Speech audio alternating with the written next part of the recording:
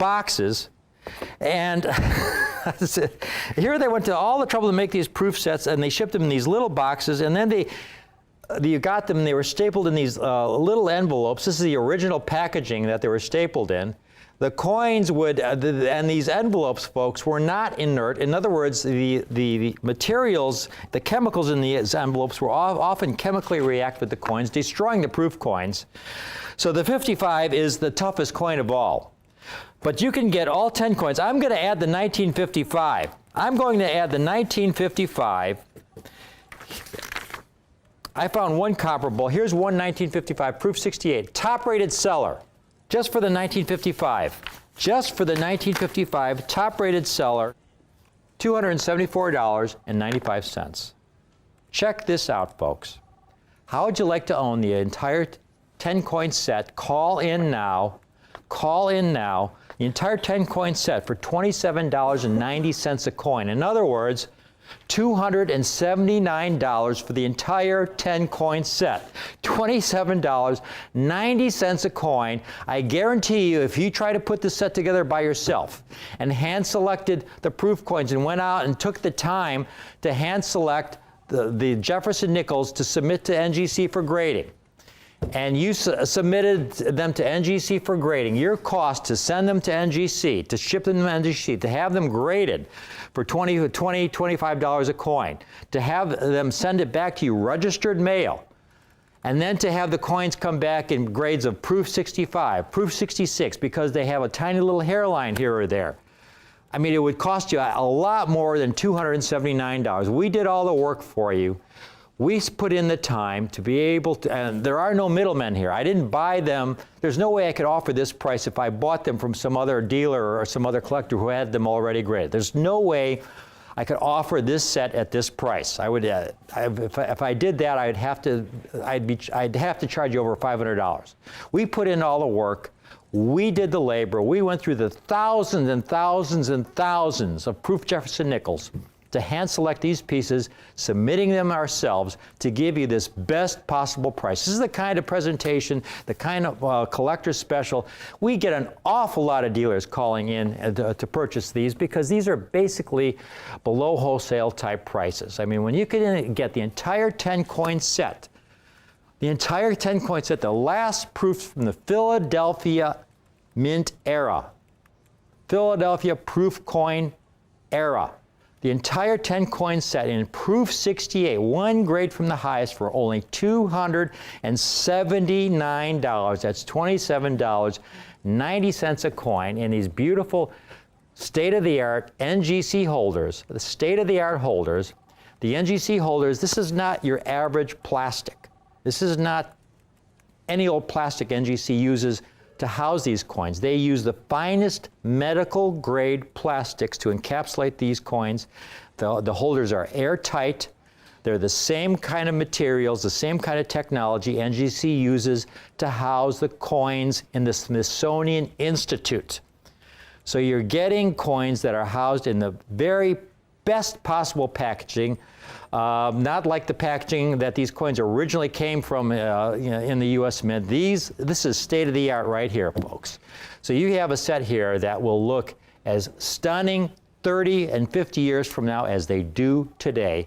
And you get them all for only $279 for the entire 10-coin set. You just want to get one coin, you can get a 1961, 62, 63, 64 for only $29. Get all four for $116. But most of you, it looks, we got a lot of folks calling in. Almost everyone is getting the entire 10-coin set. It is truly a bargain for only $279. Got a lot of folks calling in. We do have a queue on this. Just stay on the line. We will get to you as soon as possible. The limiting factor on this, the most limiting factor, again, is that 1955. Hardest to get. They're all tough, but once you get into the 50s, when the mintages drop considerably, and at 55, when they only struck 378,000, a lot of those, have not survived in gem condition. Very, very tough coin. Only 1,800 graded PCGS and NGC combined of that 1955, and the entire set for only $279. Thank you for watching this brief collector's special.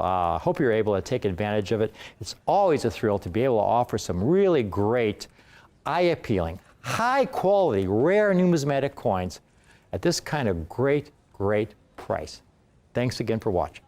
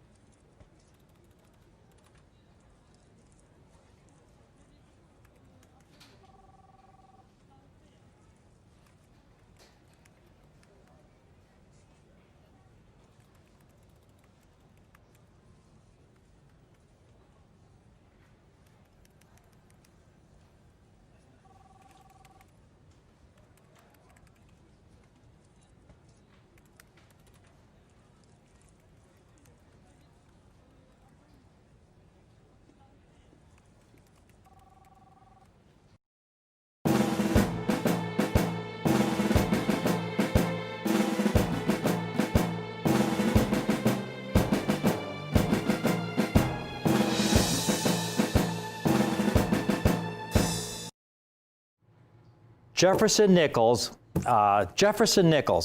again, are really hard to get, difficult to get in high grade condition because of the hardness of that nickel planchet. So to get a Jefferson nickel, a proof Jefferson nickel in proof 68 is sensational. And we just had a presentation on some proof 68s at a great, great price. I mean, we went through thousands and thousands of Jefferson nickels to get these 68s. Out of that group, we have a handful of sets in proof 69 condition. And these are so rare, folks. Take a look at the chart here where we show you the populations, and you'll see exactly what I'm talking about here. These are the combined NGC and PCGS populations for all the Jefferson nickels struck in proof from 1955 through 1964. How many have been graded in proof 68 and how many in proof 69? You can see some of those years. The 1957, only 290 examples. The 58, only 239. 59, 258. The 60, 254. The 1961, 193, because poor metal flow. Poor metal flow. They would strike the coins because the hardness of the planchet, you wouldn't get all of the metal flow into the deepest parts of the die, so you get some bits, a little bit of pitting in the high points. And so if there's any kind of pitting whatsoever, you can't get a proof 69. 64 is the best quality. They've graded about 2,500 examples. Take a look at this set that I have for you. I only have a handful of these sets in proof 69 grade. Again, if I had to buy these already graded from a dealer or a collector, our prices would be about triple of what you're going to be offered this set at. Only a handful of these sets. Every one of these, highest grade. There are no proof 70s from this here, folks. This is the highest numeric grade from NGC or PCGS, proof 69s. This is outstanding, top of the line. These are the very best from our work in the trenches, I call, looking at these under a halogen light, one coin after another. There you see the 61, fewer than 200 graded. The hardness of this nickel planchet, it's very difficult to strike one of these up. A lot of them also were mishandled. So there are very few graded in proof 68 and only a handful in proof 69. Kimberly just has a few comparables for you folks. And just to give you some idea, these are top rated sellers on eBay. There's a top rated seller with a 1955 proof 68, $274 for a proof 68, 1955. There's a 1959. Again, proof 68. $199 for a proof 68. So that's $400 or over $400 just for those two coins. $470 really. And there's a 59 and proof 69, top rated seller, over 24,000 happy customers, $316. And again, that's a tough date, but there's several tough dates, and that's not the toughest. Here's the entire set. You're going to love this opportunity. I mean, at $300 a coin, this 10 coin set would be $3,000. At $200 a coin, it would be $2,000. At $100 a coin, it would be $1,000, and that would be a great, great price. But again, if we had to buy these from somebody else who already had them certified, who did all the work, who went through the thousands and thousands of coins, this set would be priced to you at $2,000 to $3,000. But we did the work. We went through the thousands of coins to hand select these pieces for you. We cut out all the middlemen, and I'm able to offer this entire 10 coin set. I only have a handful of these. The entire set for only $79.50 a coin. $795 for the entire 10 coin set.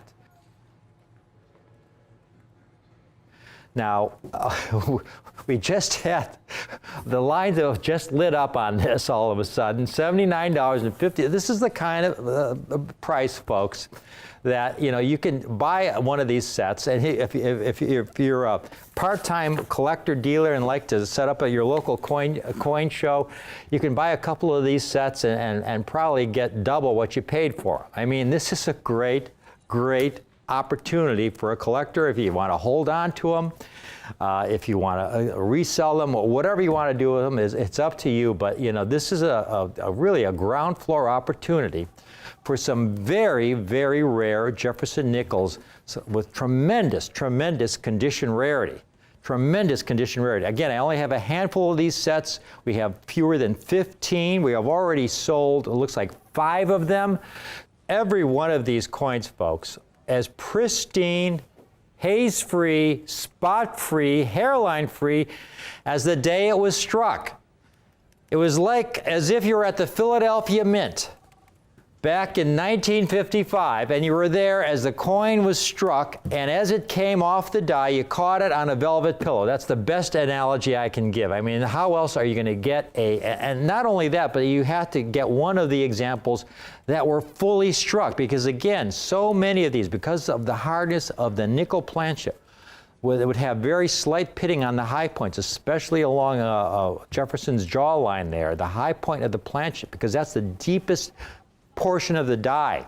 And the hardness of that nickel plancha was such that you wouldn't always get complete metal flow to the deepest portion of the die on these coins.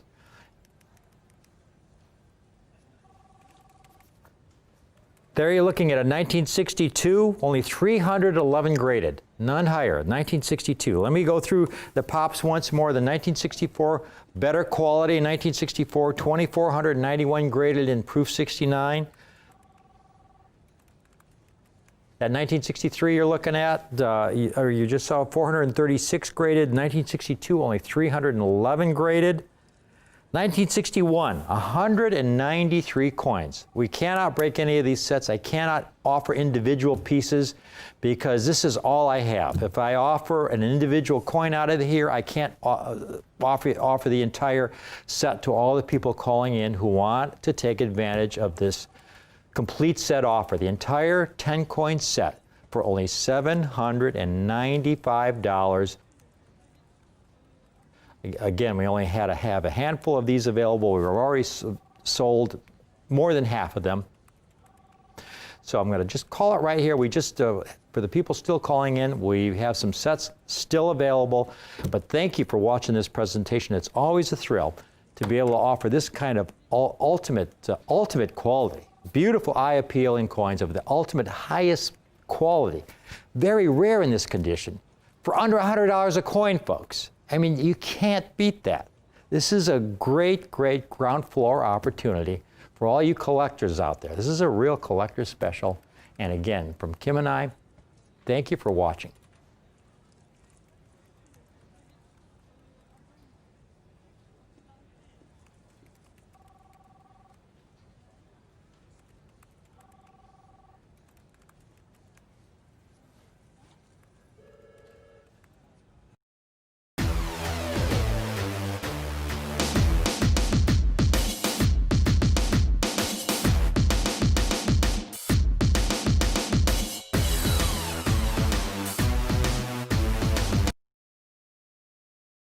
Welcome to Rare Collectibles TV. I'll be your host, James Gerstel. We have an exciting presentation here, and I got to tell you, you don't often see these presentations done anywhere else. This is really hard to put together because we're going way back in time. The last one of these coins was struck well over 100 years ago. And what I'm talking about are the works of Charles Barber, just the sixth chief engraver of the U.S. Mint, and he began his illustrious career in 1879, and he served as chief engraver all the way to 1917. Now, this is important because Charles Barber is one of the most prolific coin designers in the history of the world. Not only did he design the entire Barber series of coins, but many medals and commemoratives.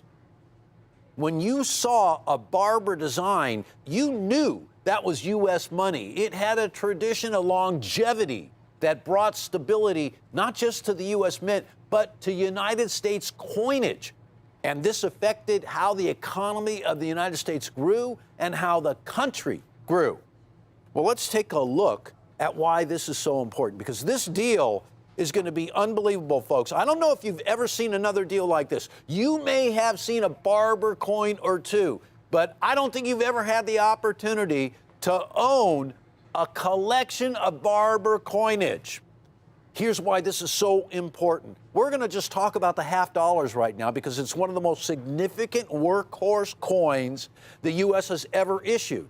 Now, your eye goes immediately to the bottom of the table here where you see in red the series of the Barber half dollar, the Barber coinage, 1892 to 1915.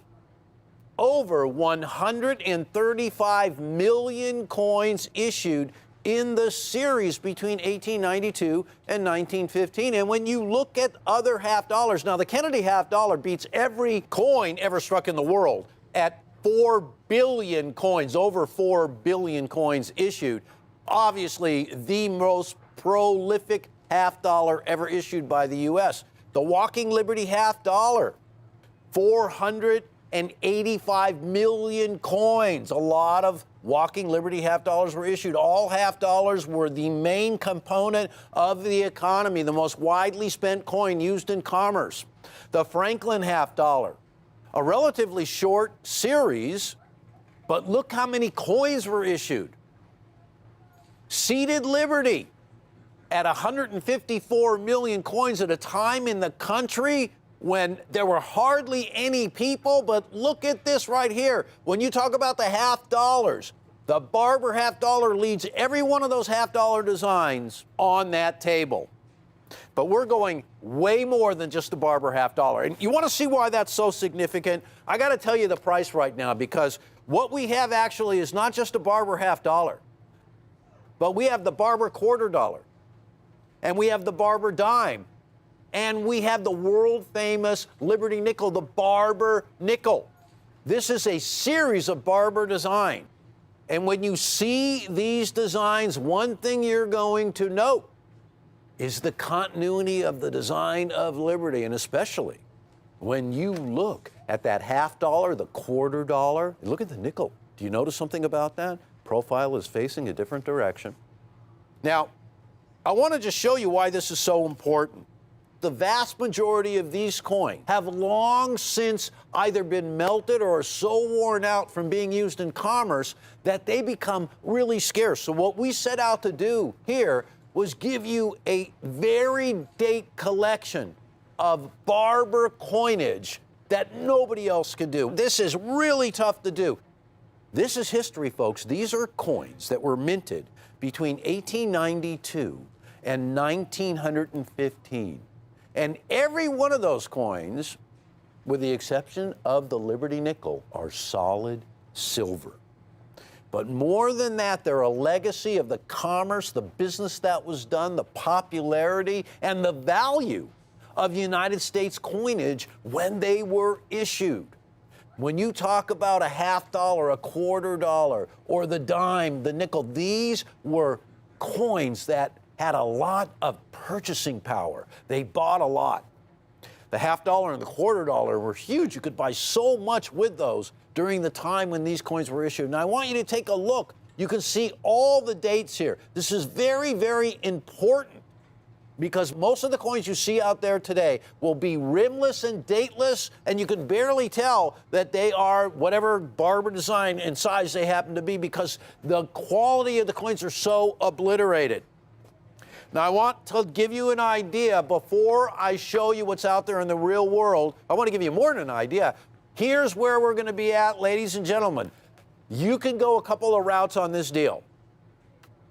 A 4-coin collection that's going to include the half dollar all the way down to the nickel. 4 coins, half dollar, quarter dollar, dime, all silver, and the Liberty nickel.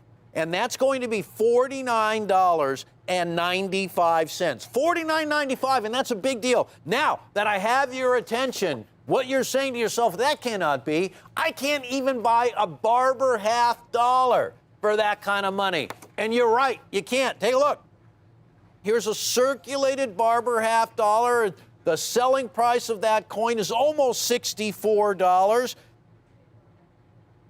Here is another one. This is a different date. I want to show you how it gets around. Almost $64 there as well. These are half dollars. Here's a coin that's considerably more worn out than the other photos that you saw, dating from 1900 and over $65. Now, just that one price out there, folks, is more than we're asking for the entire 4-coin collection. And it gets even better than that, because if you want to go quantity on this deal and you want to buy some history and you want to stock up on silver, we're going to give you the opportunity to buy 4 of the 4-coin sets. So you're going to get 4 of each of the sizes. And there is the material of which we are going to be choosing from. Now, that will be 16 coins total for each of the half dollars, quarter dollars, the dimes, and the nickels for $189.95. Very important, because look at this, folks. Well, I went to look for Barber silver quarter dollars. They're in this deal in circulated condition. There's a coin right there, almost $38. Here's an 1898, almost $46. That's well over $100 for just 2 coins out there in the real world. The set of 4 right here is $49.95. Now, this is priced right. It's got the history. It's got silver. It's got a lot of collectability. I got to tell you something. When you start doing research on coins like these, the first thing that you're going to find out is the survivability of these coins is down to a mere fraction of the mintage of every single year. Think about it. First of all, it's been over 100 years since the last one of these were struck. They were used extensively in commerce. They were struck to be released into circulation, and they circulated. People spent every single Barber design, from the half dollar all the way down to the Liberty nickel. And at the time when these coins were released in America, you could buy a lot with a nickel. My grandfather was born in 1900. And when I was a kid, he used to tell me what he would be able to buy for a nickel. Because when I would complain about how little allowance I got when I was a little kid, my grandfather would say to me, you know, at my time, when I had a nickel, I could buy a hot dog and a soda and all kinds of different things, and you would be surprised what you could buy for a dime. So the purchasing power of these early silver coins and the early Liberty nickel was so important because they were used. It's important to us collectors because what is left over is just a little tiny bit of the coinage that was struck for the whole entire series. So $189.95 for 16 of these Barber coins, 4 half dollars, quarter dollars, dimes, and nickels. Or if you're just starting out as a collector and you want to open up, well, maybe somebody else's world to have them join you in coin collecting, Maybe you want to go for the 4-coin collection at less than $50, because I got to tell you, in terms of value, in terms of rarity, in terms of history, in terms of solid silver, you're getting it all. And it really is interesting to take a look back at the history of Charles Barber. Here's a Barber dime. This one is dated 1908. Now, to land this coin, you're going to have to throw in another 20 bucks. So you're getting half dollars, in many cases over $65. You're getting quarter dollars over $45. You're getting the dime at almost $20. Now, we're going to add another coin into this deal and massacre the price on that deal that you look at right there, and we're at $49.95 for 4 of these coins. And again, I have to say, I know, but I want you to realize, you get in this deal a half dollar, a quarter dollar, a dime, all silver, and a Liberty nickel. Oh, and by the way, I know what you're saying. You're saying, well, wait a minute, those coins are circulated. I want the uncirculated version of those coins. Hey, at Rare Collectibles, we do it all. And if you are interested in Barber coinage in uncirculated condition, I really ask that you call us. We have a great group of folks here who can find you any coin. In fact, we specialize in some of the rarest coins that you can get, and we have delivered to our collectors uncirculated examples of each and every single one of these coins that you're seeing right now. Now, here is another Barber silver dime. This one is a 1905, $21. $21. Now, Liberty nickels. The Liberty nickel is one of the most famous coins in the world because of the V on the back. Many people call them V nickels. And in the very beginning, when these coins first came out, they were oftentimes plated with gold to be passed off as a $5 gold coin. So there's a lot of history in this entire series. I mean, you look at that quarter dollar right there in the shot. That is a coin that has survived the generation that was originally released into circulation. And somewhere along the line, many, many, many decades ago, it was put away to be preserved. And there is an Omint half dollar right there. And you're looking at the reverses of these coins. And the reverses of these coins were groundbreaking. They displayed the American eagle in a very bold, powerful rendition. And here is a Liberty nickel, a little after the turn of the 20th century, for over $18. So, folks, when you start adding up the value, and I'll tell you, this is what other coin dealers are selling their Barber material for. Let's see, we had 65, I'll call it 40 for the half. When you looked at the quarters, they were over 30 bucks easy. I'm understating it all. The dimes at 20 bucks, even the nickels, if I go $15, I found one here at $14.80. That's $169 for 4 coins that Rare Collectibles is doing for $49.95.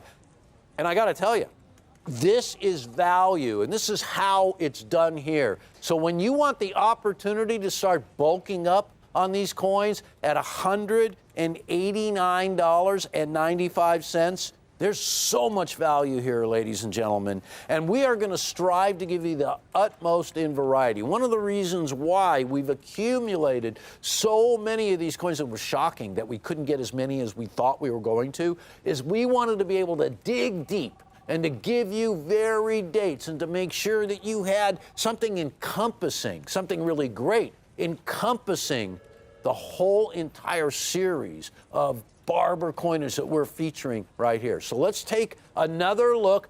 Now, you see right in front of the display there, we have a lot of the Barber half dollars. And I'll tell you, folks, that coin is so sought after. Its size, its value, its history, the fact that it was a major component of commerce makes that one of the toughest coins to find because it was worn out more than it was saved. There are so many of these that don't exist anymore. Just try to accomplish the feat that we have here. I don't think you could do it.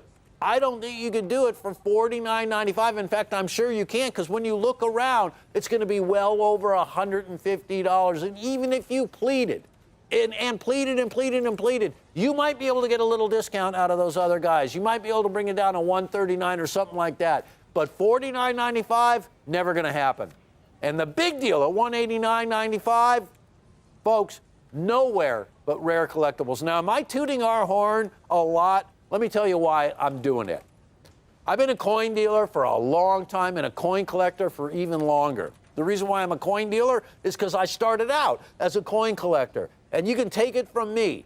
These were never easy coins to find 25 years ago. I got into business about 35 years ago. You didn't see them.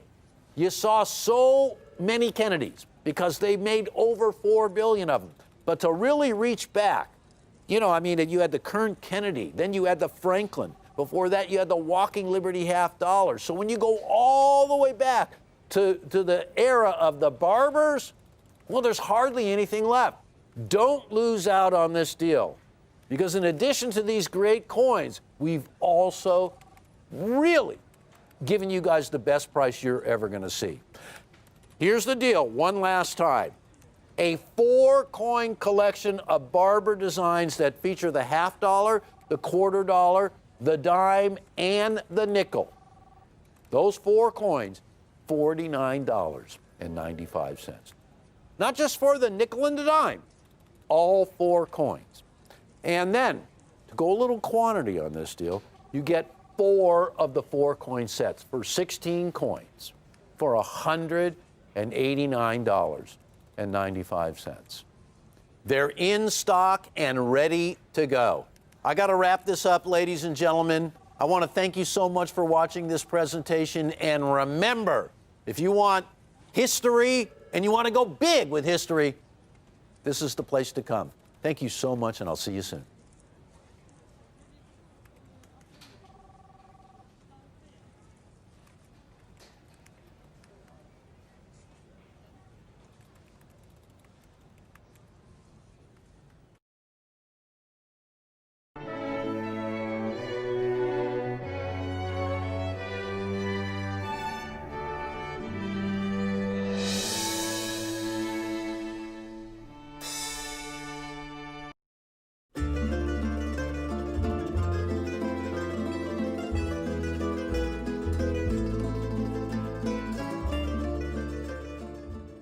April 5th, 1933. On that day, President Franklin D. Roosevelt signed Executive Order 6102. Forbid the hoarding of gold coin, gold bullion, gold certificates within the continental United States. And if you did hoard any kind of gold, you faced a penalty of up to $10,000 and or up to 5 to 10 years in prison. And folks, a lot of American citizens were prosecuted. They took this very seriously. Now, can you imagine that, not being able to own gold? Now, you could own like up to about $100 value in gold, but that was it. And so all the citizens had to turn in their gold coins. And can you imagine double eagles that had to be turned in? They, by the Treasury's account, 39% of the entire gold double eagle population, Liberty and St. Gaudens double eagles, 39% of the total mintage was turned in and melted down in the ensuing years. Melted down. Now, check the wording here, though. Said it forbidded the hoarding of gold coin, gold bullion, and gold certificates within the continental United States. Well, there were a few enterprising individuals who looked at that and said, okay, here's what I'm going to do. I'm going to get some gold coins, and I'm going to ship them across the Atlantic and have them stored in some banks in Europe. And one individual did just that, And it's, you're familiar with this hoard, folks. It's the Great European Bank Hoard.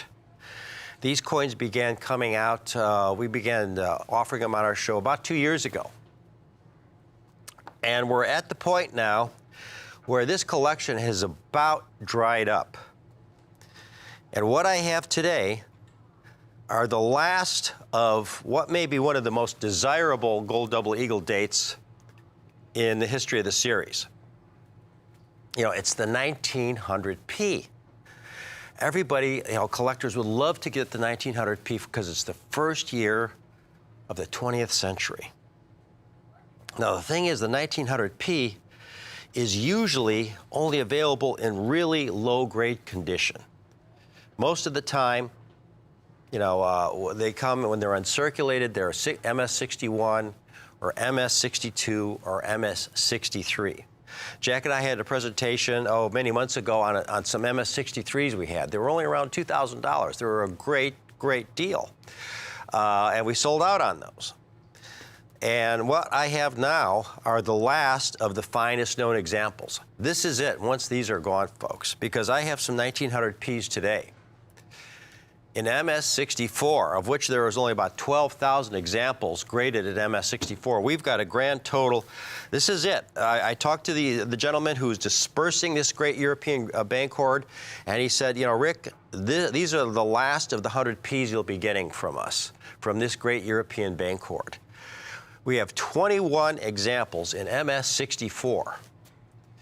And then the ultimate pieces, folks, the ultimate pieces, we have 7 examples in MS65. Now, when I say ultimate, folks, there's only 6 coins graded higher for the 1900p. There are only 6 examples graded in MS66. That's it. Think about that. In fact, if you go to the Smithsonian Institute, if you go to the Smithsonian to look at their collection of U.S. coins, they have the greatest collection of U.S. coins in the country. In fact, they have the very rarest of all the gold double eagles, the 1849. Can you see it there? Is it? It's in the corner. How about if I go off camera and get this? Here, I'm going to give this to my lovely assistant, Ilona, who's here helping me today. This is the 1849. There's only one known survivor. It's valued in the tens of millions of dollars. The coin is about a MS63 grade, even though only 2 were struck. This is the first gold double eagle ever struck. It's at the Smithsonian. You can see noticeable bag marks at 8 o'clock in the field, so it's probably an MS63. Now, as far as the 1900p goes, the example that they have in the Smithsonian, folks, is an MS63. Think about that. The Smithsonian, you go there to look at the world's finest collection of United States coins, and you look at the 100p, and the example that they have is an MS63.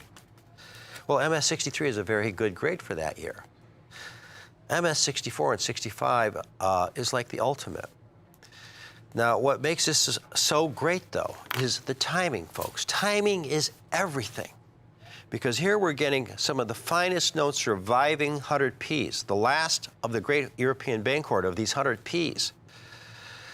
And I'm offering these coins at a price so far below where you would expect them under normal conditions. If you go back and look at the auction histories, for example, of the 1900p, I've got the auction prices realized back in 1990. I've got a chart here that shows gold, the yearly highs and lows of gold over the years.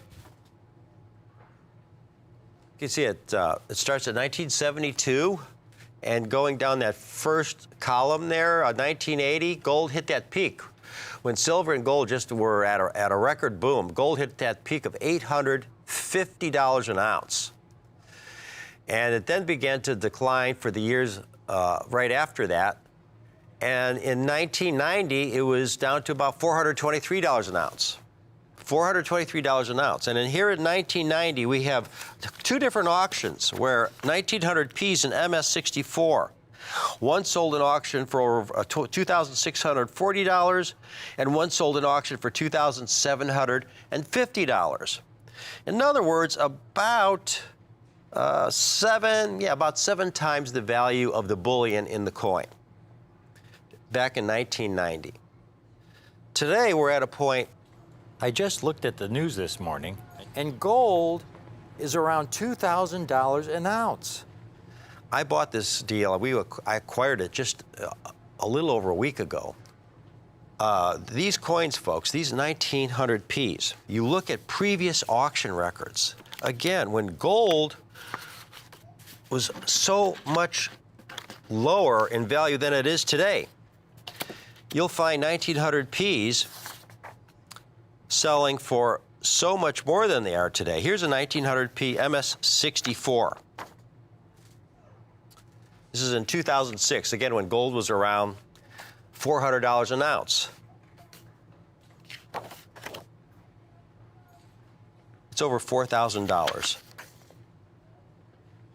Here's another one. This one is more recent, and it's $4,300. And here's one that was just a couple of years ago, $8,225. And here we have a gold hitting a certain peak. Now, the value of this coin, folks, again, this is a numismatic coin. It has nothing to do, almost nothing to do with the value of gold. It's about the numismatic rarity. Now, it's always a good thing, though, when gold goes up in value. That just helps everything. But this is a numismatic rarity, just like that 1849. Doesn't matter what the value of gold is, that thing is going to be worth in the tens of millions, if not hundreds of millions of dollars. And when you get a top quality 1900 P like this, it's extraordinary. And this is the last of these 1900 Ps in this condition that you'll be seeing from this great European bank hoard. Now, this is really important because over the last couple months, there have been so many gold double eagles that we've been able to offer that you won't see again. For example, we had some 1898 S's in MS65. They're gone. We only had 3 of them. You look on the PCGS price guide for the 1920P and MS65, the price guide says it's about $85,000. Well, one sold in auction for almost $100,000. Now, that's for an MS65, $188,000. Now, you could say, well, that's an MS65, Rick. Well, don't you think that if the value of the MS65 more than doubles, don't you think that's going to have a big effect on the value of the coins right below it in grade, the MS64s? You're darn right it will be. You know, we won't be able to sell that coin for the price we had it at. We had it for under $5,000. Those 20 Ps. I mean, that's an opportunity. If you took advantage of it, you're in such a great position. Just a few months ago, we had 1899 Ps in 6.5. If you were able to get one of those, they were under $10,000. You are in a great position. We had some 98 Ps in MS63, MS64. That is such a rare day. We just had a handful of them. They're gone now. You won't see them again. And again, at the price, if we do ever get them again, they'll be at a much, much higher price. Just recently, we placed a couple 1893 S's in MS64 with a client for $9,500 a coin. Here's one that just sold in auction last month. $17,037.50. Now, here's the reality. Here are some of the St. Gaudens and Liberty Double Eagles we've been able to offer over the past year and a half. Take a look at the bottom of the chart, that 100 Ps, the 100 Ps. Again, we had offered the MS63s in the past. They've graded about 35,000 of them. But then when you get to the 6.4s, only 12,000 examples, and the 6.5s, only 557 coins. Now, the 04P you see at the top of the Liberty chart there, 5 coins up. You know, again, a few years ago when gold was, again, around $400 or $500 an ounce, 04Ps and MS65 were going for over $10,000. Now, that's the most common Liberty Double Eagle in the series. The 100p, what is so impressive about this coin, again, there are only 6 examples graded higher. And when you've had this coin selling back in 1990, when gold was $400 an ounce, selling for $2,700 in 6/4 condition, and just several years back selling for $12,000, $13,000 when again, gold was $400 or $500 an ounce. And recently, recent sales, we've seen the 100Ps going for $7,000, $8,000. That's where the market is on these. This is an opportunity. This is the last of the great European Bancord, the finest known surviving examples of the 1900p. Take a look at one of these. We've got a few of the 6.5s on display. Again, we have a grand total of 7 coins, folks. To find a 100p this clean, this devoid of abrasion, again, only 550 some examples, only 6 higher. This is such a freak of nature to survive in this condition. Struck in 1900, you know, they fell into the bin once struck, one coin falling on top of another, or they were dumped into bags at the Philadelphia Mint, shipped on train around the country. And in this case, this coin, it was actually sent across the ocean, sitting in a bank in Europe since the 1930s. And here it surfaces today in MS-65 condition. And these are the last of the MS-65s. We have 7 examples. The best part is, originally when I had some 100Ps, we had a few of them, it was about 9, 10 months ago. We had a great price on them. They were only $5,695. I bought the entire group, the entire remaining collection of these coins, folks. These 7 coins, you can own one of these 7 coins. You can own 2 of these pieces. They're only $5,395 a coin. 7 coins, and that's it. $5,395 a coin, and it is available on the 2 payment option. Only $2,697.50 today, and the balance, the exact same amount, in 30 days of $2,697.50. And you will own one of the most undervalued U.S. coins in all of U.S. numismatics, the last of the 1900p Liberties from the great European Bancord, the finest known examples in superb MS-65 condition. Only 6 1900Ps have ever graded higher, folks. This is the time to buy extremely rare, ultra-high grade numismatic gold at these really crazy, crazy low prices.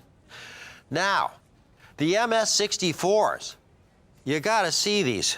I can't believe they only graded them MS-64s. They are absolutely stunning MS-64s. Back in 1990, when, again, in auction, they were going for $2,700, $2,800. The only comps we were able to find, we found one for $4,300 and we found one for $4,025 in auction for an MS-64. Take a look at one of these. Also among the finest known, you figure there's only 550 examples graded in 6.5 and 6 and 6.6. And here you've got this 100p. I should remind you, the 100p in the Smithsonian, the finest U.S. coin collection in the world. The 100p in the Smithsonian is an MS-63. And here we have a stunning MS-64. $3,895 when gold is around $2,000 an ounce. Now is the time to get these. We only have 21 examples in MS-64, $3,895 a coin.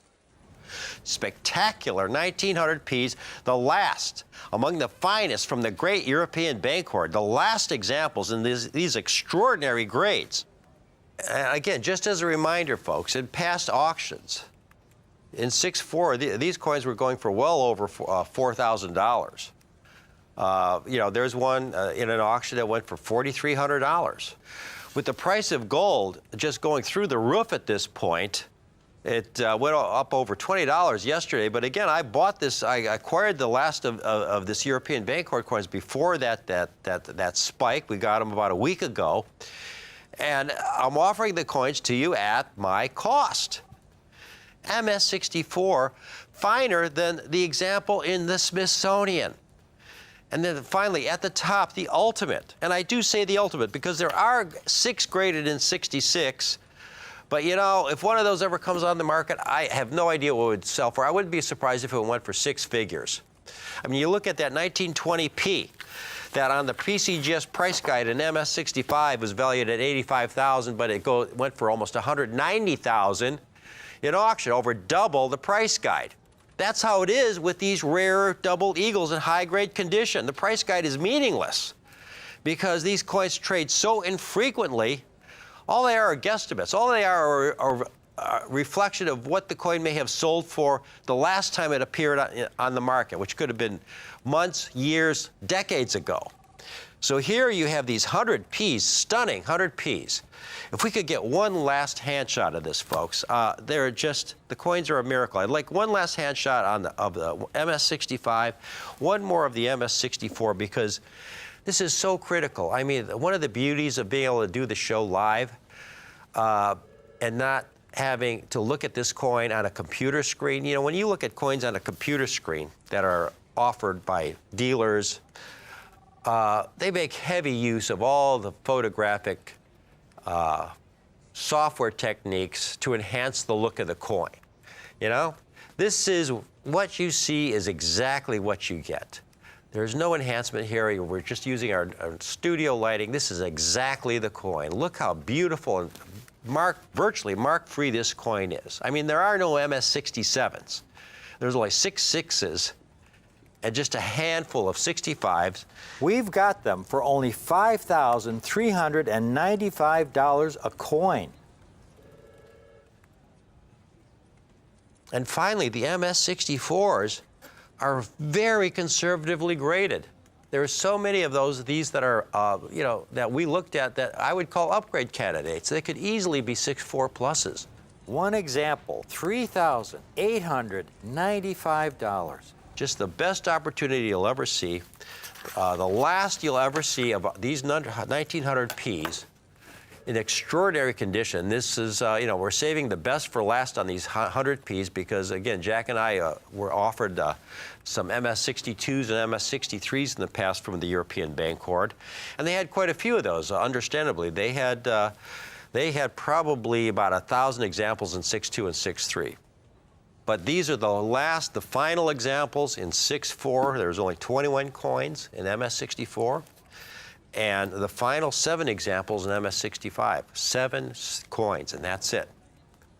I hope you can take advantage of it. This is just a thrill.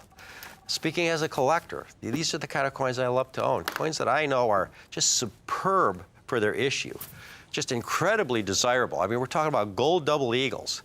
Anytime you can get a Liberty gold double eagle in MS-64 or MS-65, you know, other than the 04P, which is by far the most common Liberty double eagle. After that, they're all hard to get in high-grade condition. And here you've got the 100P, the first year of issue from the 20th century, one of the most coveted dates in the series because it's 100P in extraordinary condition.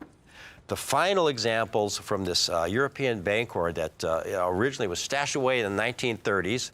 We have a lot of people calling in right now. We are going to be selling out of these very quickly. We have a limited number of these coins. Call in now. Don't wait till tomorrow morning to call our office because we might not have any left, folks. This is the time to do it. This is the last of these 100Ps. Take advantage of it. Take advantage of it. This is a home run.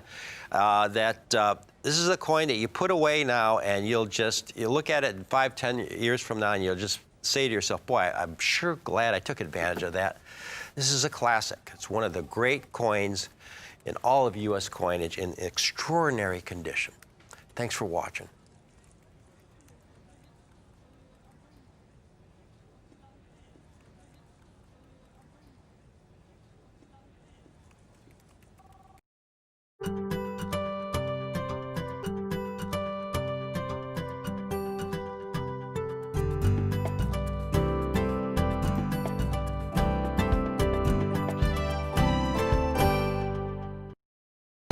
This is a special announcement for all silver enthusiasts.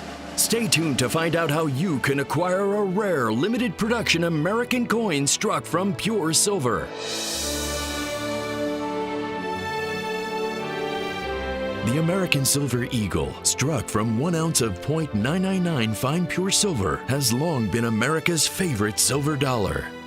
President Ronald Reagan signed the Liberty Coin Act of 1985, and the first ASE was struck on October 29, 1986. The obverse of the iconic American Silver Eagle depicts Lady Liberty wrapped in the stars and stripes of the American flag as she strides forward with an outstretched arm and an open palm, which beckon in the hopeful rising sun of a new day. This design of Lady Liberty comes from Adolph Weinman's stunning Walking Liberty half dollar, which was minted from 1916 to 1947. John Mercanti, the 12th chief engraver of the United States Mint, used modern mint technologies to strengthen many details of Weinman's legendary design. The reverse design showcases Mercanti's heroic rendition of a valiant heraldic eagle, inspired by the Great Seal of the United States. The eagle is clutching an olive branch in one talon and arrows in the other. 13 stars above the eagle represent the original 13 colonies of the United States. But Mint State ASEs do not bear the numismatic mint mark of where these coins were struck. The West Point Mint began striking American Silver Eagles in 2001. And in 2020, due to an emergency closure of the West Point Mint because of COVID-19, the production of American Silver Eagles briefly shifted to the Philadelphia Mint.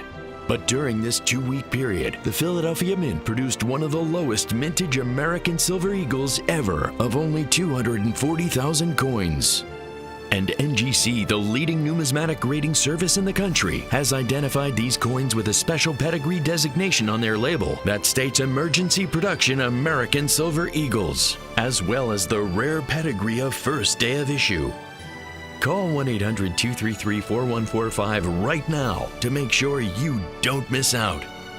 And listen to this, only 240,000 of these limited emergency production coins were struck, making this one of the rarest American Silver Eagles to ever be produced in the entire series. This limited number of coins being produced from Philadelphia is what coin enthusiasts call absolute rarity.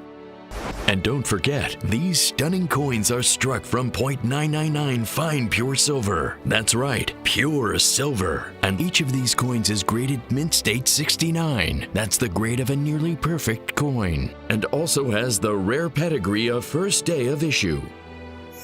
Due to the incredible scarcity of 2020 emergency production American Silver Eagles in Mint State 70 condition, prices have skyrocketed, sometimes even costing between $700 and $800 for an MS-70.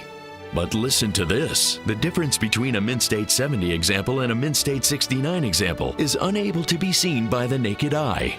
This means that unless you are looking at your 2020 emergency production American Silver Eagle under 5 times magnification, there will be virtually no difference in quality between the Mint State 69 and Mint State 70 examples. And that's not all. Each of these stunning American Silver Eagles will come with an RCTV exclusive Reagan Pop Art label inspired by a Ronald Reagan sculpture that John Mercanti designed himself.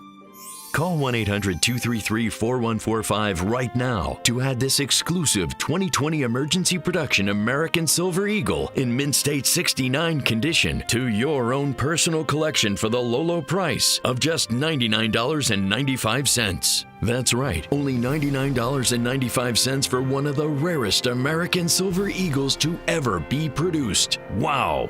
Due to the minuscule mintage and immense demand for these remarkable coins, we must limit this exclusive offer to 5 coins per household. And listen to this.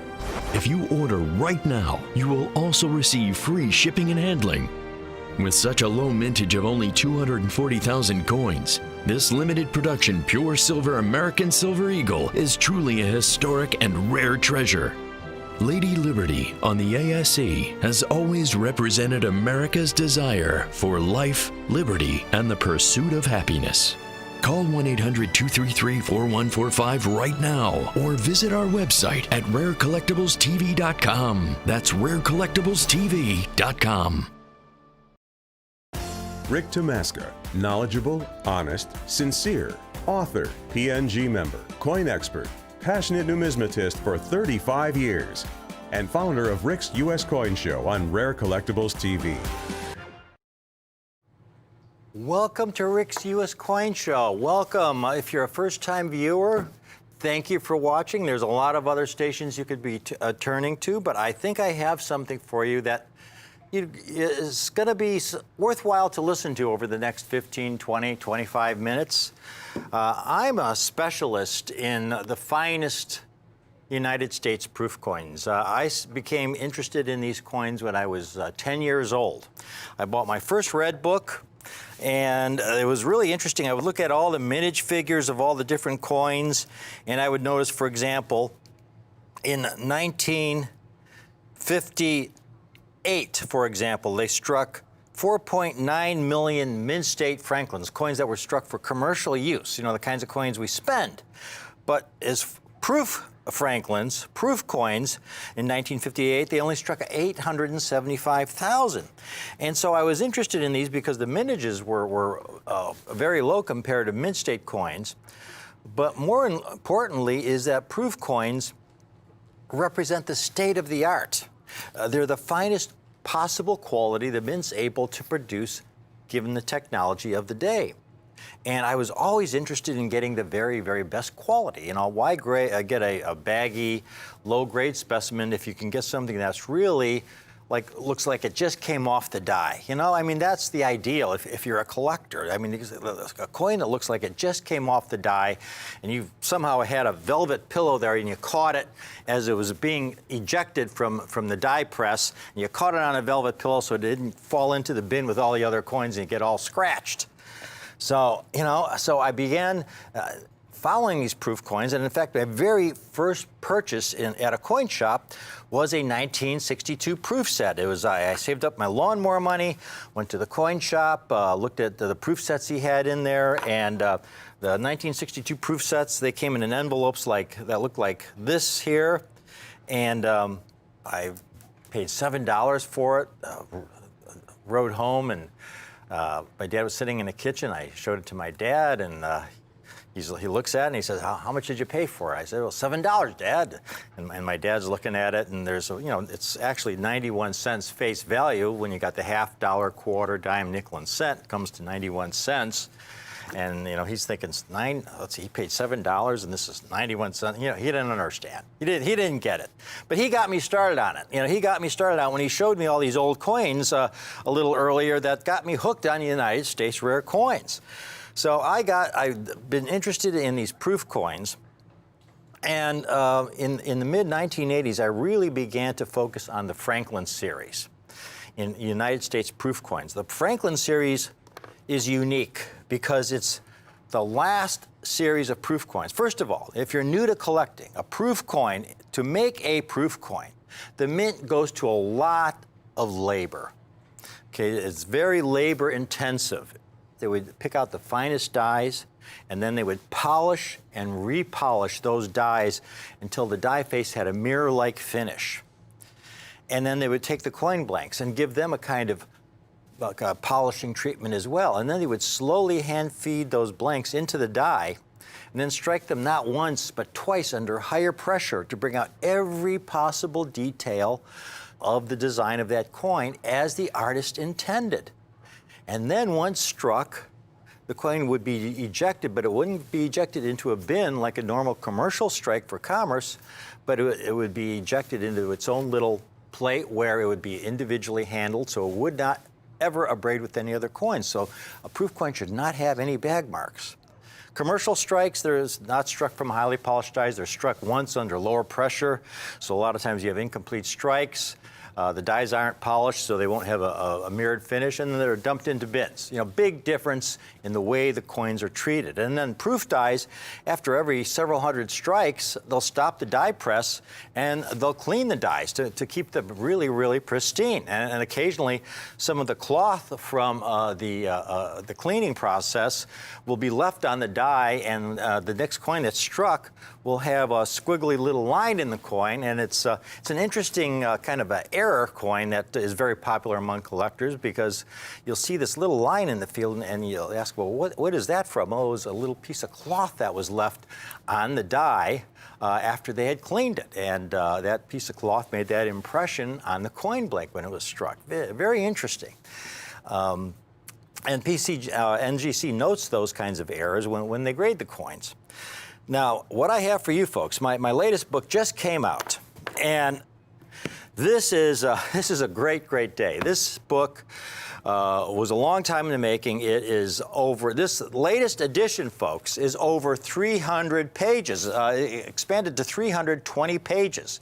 That's about 30, 35 pages more than the second edition. And actually, precisely 32 pages more than the second edition. It has the latest coin values. It's got record prices for Franklin's and Kennedy half dollars since the second edition.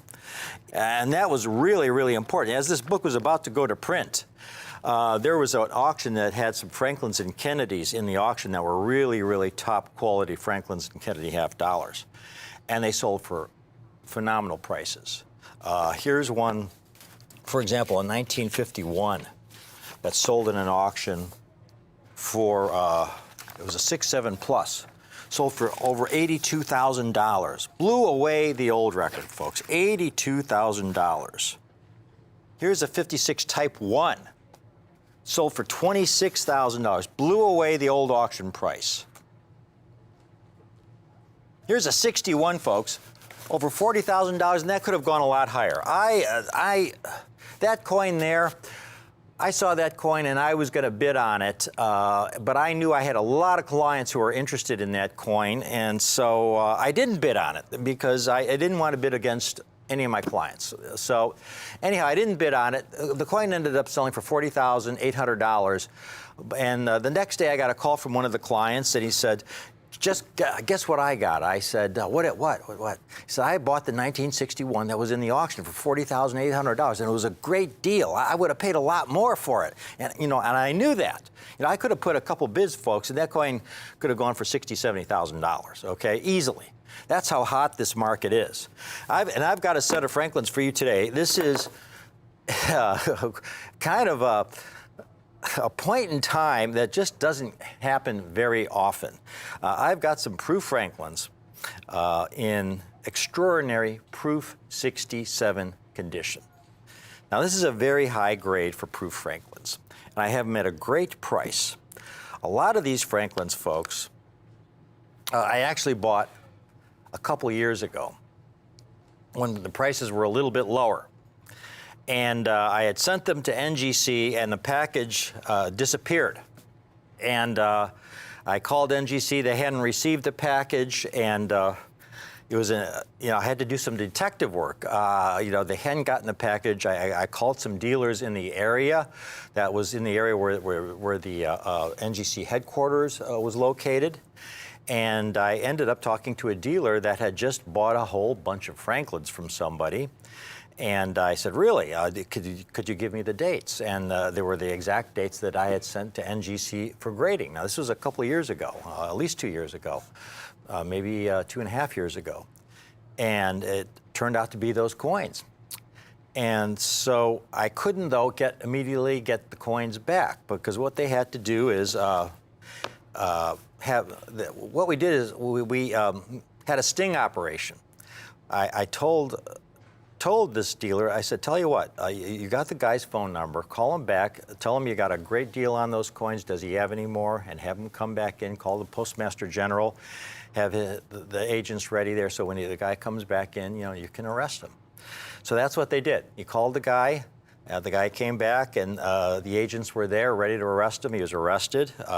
You cannot steal U.S. mail. That is a federal offense. Unfortunately, though, they had to hold the coins as evidence. All right, and so they've been holding them as evidence for a couple of years. So I finally got them back, and I got a lot of those coins in the set I have for you today. And the beauty of it is, folks, again, I bought them over 2 years ago, because I got them at a really, really good price. Because if I were to buy them now, folks, I'd be paying about 20 to 30% more.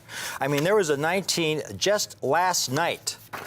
1951, Franklin, a proof 68, a coin that we've been selling for in 68 for $10,000 to $11,000. Okay, here's one that's sold in auction for $12,000.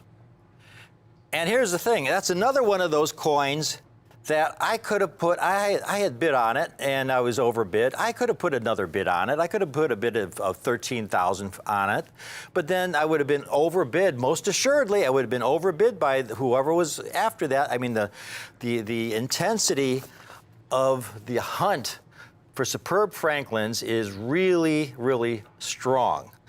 And that coin could easily have gone for $15,000 or more. Here's another coin here, 1950 in proof 67. Now, the last one that sold in this particular auction, this beat the old record for this date in this particular auction house by about 20%. And that was another coin I just gave up on. I just gave up. I couldn't bid any higher, but that is another coin that could have gone for $7,000 to $9,000. The key date, the 1950 proof 67. Take a look at what I have for you folks. The Franklins were struck in proof from 1950 to 1963. This is the perfect time to buy proof Franklin half dollars. We've got several things going on here. First of all, these were struck at the old Philadelphia Mint. Franklin half dollars were the last series struck on 90% silver planchets. And they were using the old proof-making technologies when they were being struck at the Philadelphia Mint.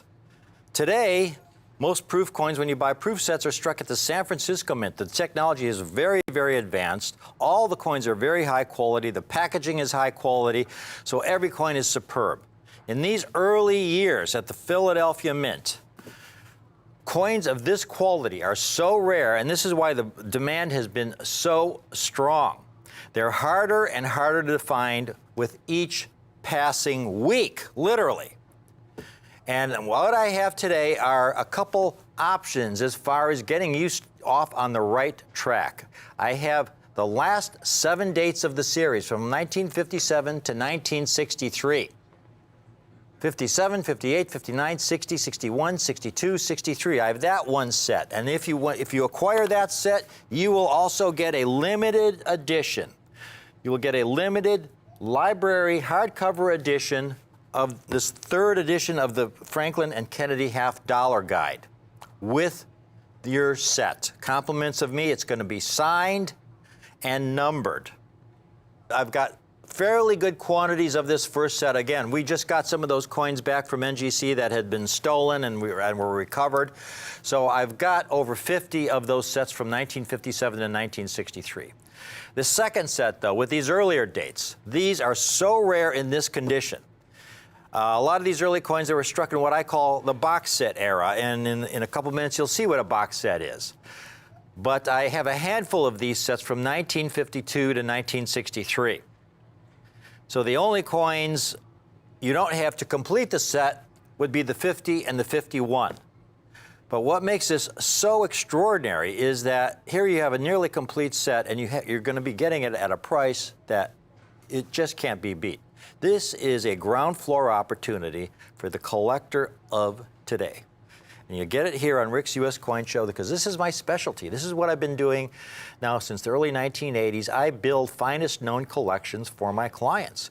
You can find many of my clients' collections featured on the NGC and PCGS registries with the #1 finest known collections of Franklin half dollars, Morgan dollars, Walking Liberty half dollars. The list goes on. Barber half dollars. This is what I do for my clients. Washington quarters. Now, first of all, the 1957 to 1963 Franklins. A couple minutes ago, I talked about how the technology, the proof-making process, was not very advanced. And it was kind of the prehistoric era. They were making proof at the Philadelphia Mint in the 1950s, early 60s. They were using the same basic technology they had been using since the 1800s. Here's a great example of the kind of quality you would typically get from the U.S. Mint. This was a deal of 100 sealed 1958 proof sets that I acquired, about over a year ago.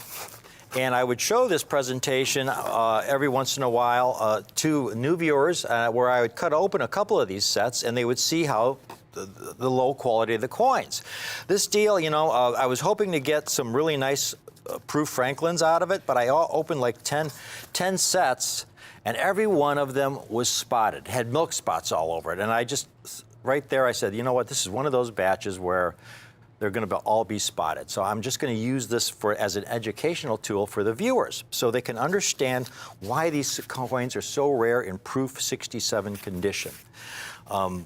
Here's a couple I randomly took out. I can pick out, here's Sasha. Let's see, I'll take this one here. This is all, folks, this is all going to be random, okay? We're going to pick two. I have no idea what they're going to look like. This could be the first flawless 58, Sasha, right here in front of the viewers. You never know. This is what makes it so much fun. You never know what you're going to get. But I'm going to play a hunch, and I'm going to surmise it's probably going to be spotted like all the others. Now, this one is actually far superior. I mean, this is one of the best ones I've ever seen. This 1958. Take a look at it. This is how it comes out. Okay, this is the original cellophane envelope as it came from the mint. You see how they're in their individual compartments. And that 58 does look pretty good, right? That's a nice looking coin. However, what we're going to do now, I'm going to cut out both the half and the quarter because they both have the problem that I referred to earlier of milk spots.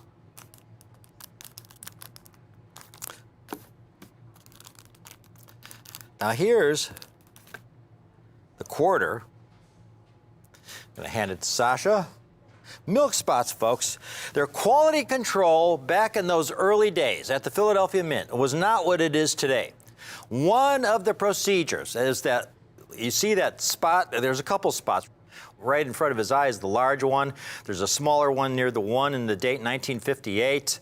I don't know if there's any on the back. Those don't come off, folks. One of the procedures, you can see a small spot under the eagle's wing there on the left. One of the procedures was to take the silver coin blanks and wash them in a soap solution. And then they were supposed to wash all that soap solution off the blank before it went into the die. Unfortunately, such was usually not the case. Usually, some of that soap residue would be left on the coin blank. And so when that coin went into the die, you had 200 tons of pressure that was used for the $50 to come down to strike that coin. And once that 200 tons of pressure came down, that residue was struck into the coin. It became part of the coin. Now, this is a nicer example, but there are numerous spots there. You can see the one at 3 o'clock that's very obvious. There's one below his chin. There's one right in the back of his eye there, right, Sasha? And one right to the left of the E in Liberty. So I'm seeing, 3, 4 very obvious spots right there, even though this is one of the best ones I've seen from this group so far. Is there anything on the back? The back looks pretty good. There is the one spot right above the Liberty Bell.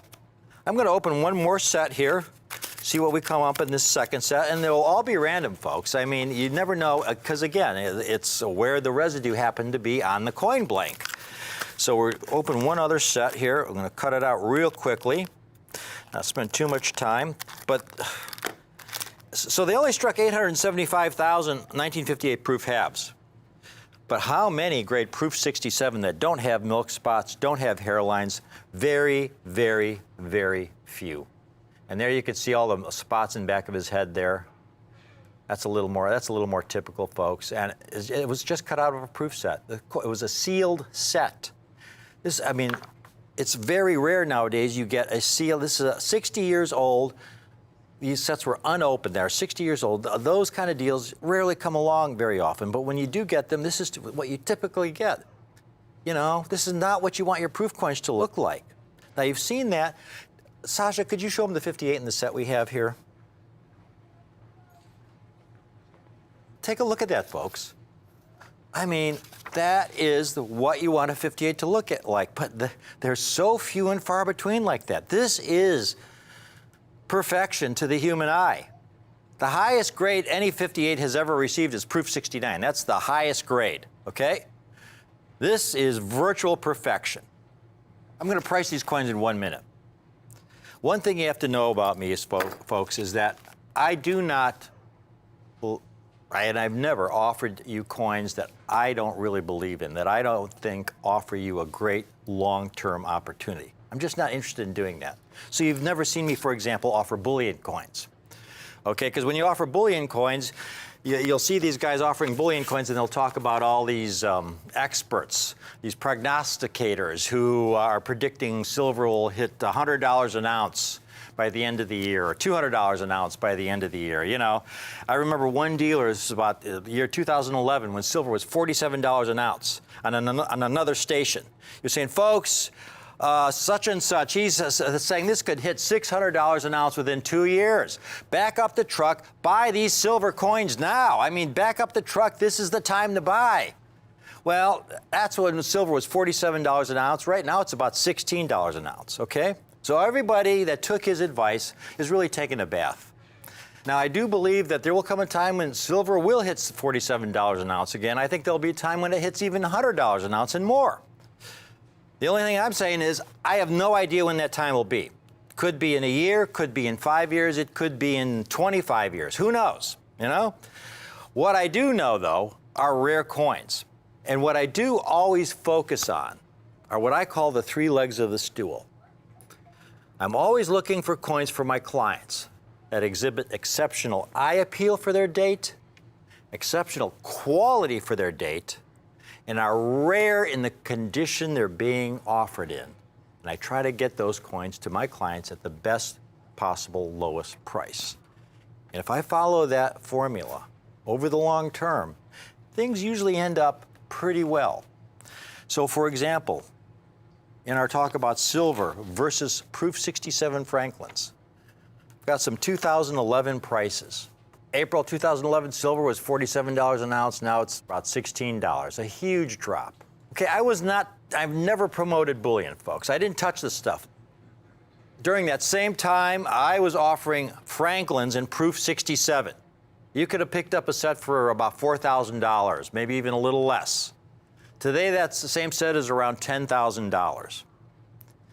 Now, I would say that pricing is a little old, folks, because over the last several weeks, again, with my book coming out and everything, I mean, there was a Franklin I was trying to bid on that I couldn't get for $6,000, just for the 1950. Okay, so when they make their price guide changes on the NGC price guide, it's probably going to be 10 to 20% revised higher. The beauty of these sets is that many of these coins that I have, again, I bought several years ago, so my cost in them is well below what I'm paying currently for nice high-grade Proof 67 Franklins. If you go shop around, let's take them date by date. Here's a 1958 Proof 67. I've just got a few here. $400 for a Proof 67. Again, tough coin. It's a tough coin. $400. Here's a 1959. $450. So that's $850 for those two. $850. Here's a 57. $200. That's $1,050. Here's a 61. $350. So we're at $1,400 there. Here's a 62 Proof 67. $195. So we're at, what, $1,600? Now here's a 57 and Proof 67. This dealer is asking $10,000 for. This is what I would call an outlier, folks. Sometimes you get some prices that are just, you know, wacky, like from the planet Mongo or something. You know, who knows where he got that number from? But that's, it's a $200 coin. It's not a $10,000 coin. So we're at $1,600. Did I ever get a 60 in here? Here's a 60. Oh, this is another crazy price of $10,000. Here's a 63. I don't think I did a 63. $350. So we're around a couple $1,000s. We're around a couple $1,000s. That's where the market is at for really nice Proof 67 Franklins. Okay, take a look at this set. You're going to get all of these pieces. 1957 to 1963. I used to be able to offer this set from 1956 to 63, But again, these are getting harder and harder to find. I have a limited number of these sets because there are so many dates that are so hard to get in Proof 67. I'm even having a hard time getting a whole, well, the 58 has always been difficult, but so is the 59, the 60, the 61, the 62, all really difficult. And so this is why you're seeing dealers asking $300, $400, $500 a coin for some of these. I've got these coins, folks, all 7 of these dates. I'm going to do the math right here, and you're going to get a free copy hand signed of my hardcover library limited edition, okay? That's compliments of me. I really want to get you started off on the right foot, and with this set, you certainly are. This set comes out to $85 a coin, $599 for the set. $599 for the complete set, 1957 to 1963 in Proof 67 condition. Now, if you really want to go big, I've got the next set over. And this is the biggest set I have in Proof 67 condition. I have a half a dozen of these sets that go from 1952 to 1963. And when you get into these early years, folks, they get incredibly rare. Take a look at that 1952. It's extraordinary. Hairline free, no heavy toning. They are so rare like this. You got 2 things going. Number one is they have really low mintages, and these early Franklins were struck during their box set era. Here's one dealer with 1952 to 1963 set in Proof 67. $6,400. Now here is one of the reasons these earlier dates get so rare. When they first started striking Proof Franklins, folks, they didn't issue many sets. They weren't getting that many orders. We were just coming out as a country, just coming out of World War II. A lot of young families. Most people could not afford to collect coins. You know, I mean, we were in a depression for a while after World War II. Think about it. We had to return to a regular, normal peace economy. So all the industries that were making tanks and jeeps and battleships all of a sudden had to retool back to making cars and toasters and all those things that you need during peacetime. And so there was a lot of unemployment, and we didn't really begin to start rebuilding ourselves until the mid-50s, when you saw a lot of people getting established in their work. You saw home ownership begin to rise. People could own TVs. They could own their own car. And so when you saw that increase in wealth, that growing middle class, you saw a huge jump in proof set orders as more and more people, collectors, were able to pursue their passions. And so in 1950, only 51,000 sets were issued. 51, only 57,000. 52, 82,000. But a decade later, 1962, 3.2 million. So it's those early years. But then you had the quality issues. You know, the quality, again, you may have had 3.2 million in 1962, but most of the coins were spotted and hairlined. And you look at the latest population totals, 1952, only 612 graded in proof 67 condition. 1954, only 2,300 coins. I've got, folks, these early sets, not only do they have the low mintage, but this was the box set era.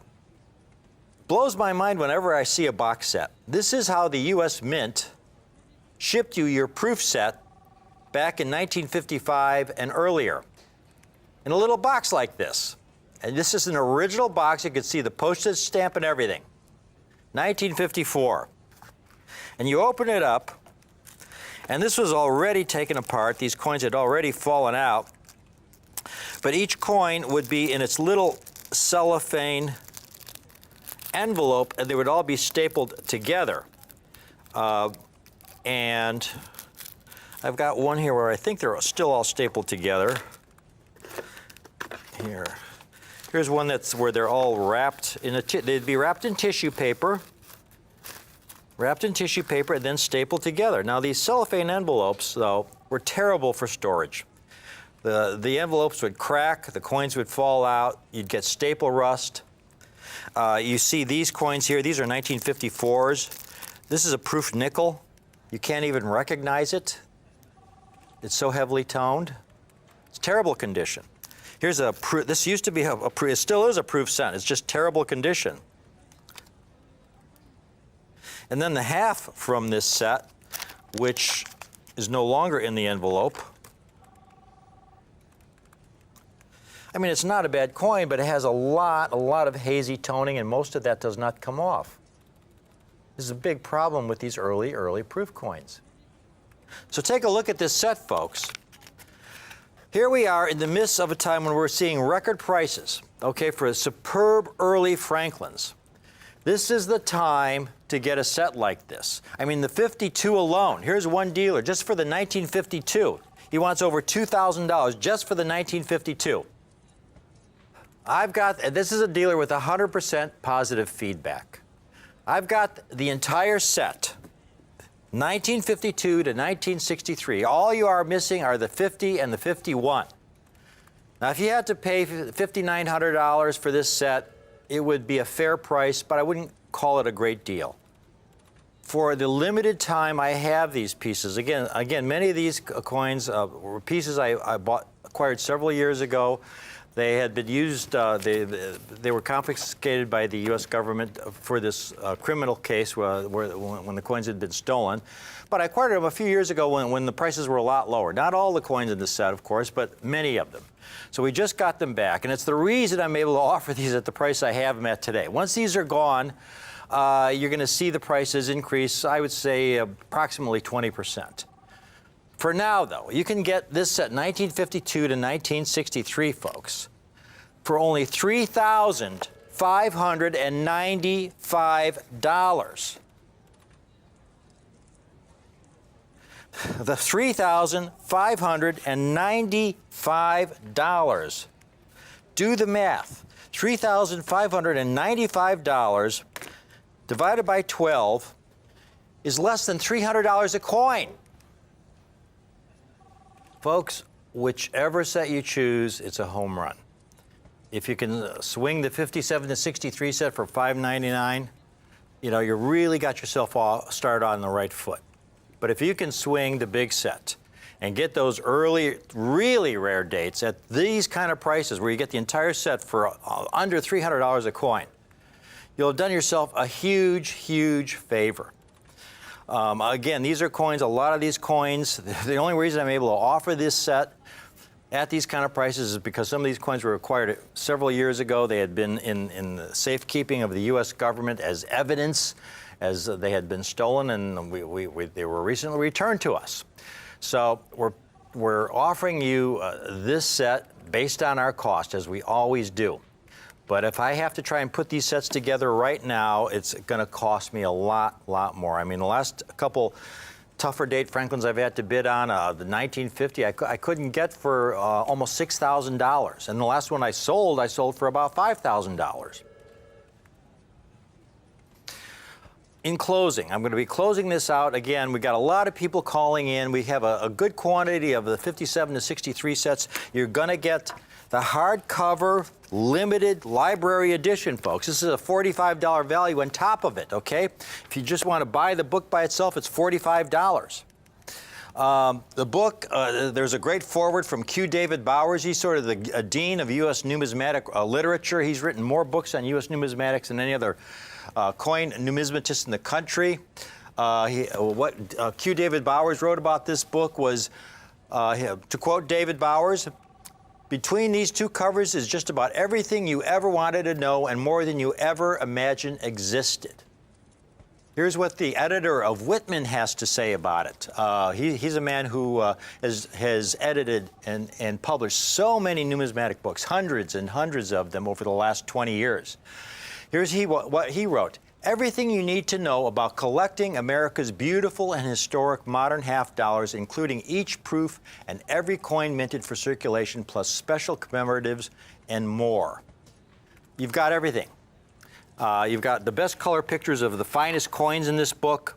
There's over, I think there's about 500 pictures of the finest Franklin and Kennedy half dollars in existence. It's kind of like having the Smithsonian right here in your little library. And that's thrown in, folks. I'm throwing that in. Get one of the sets.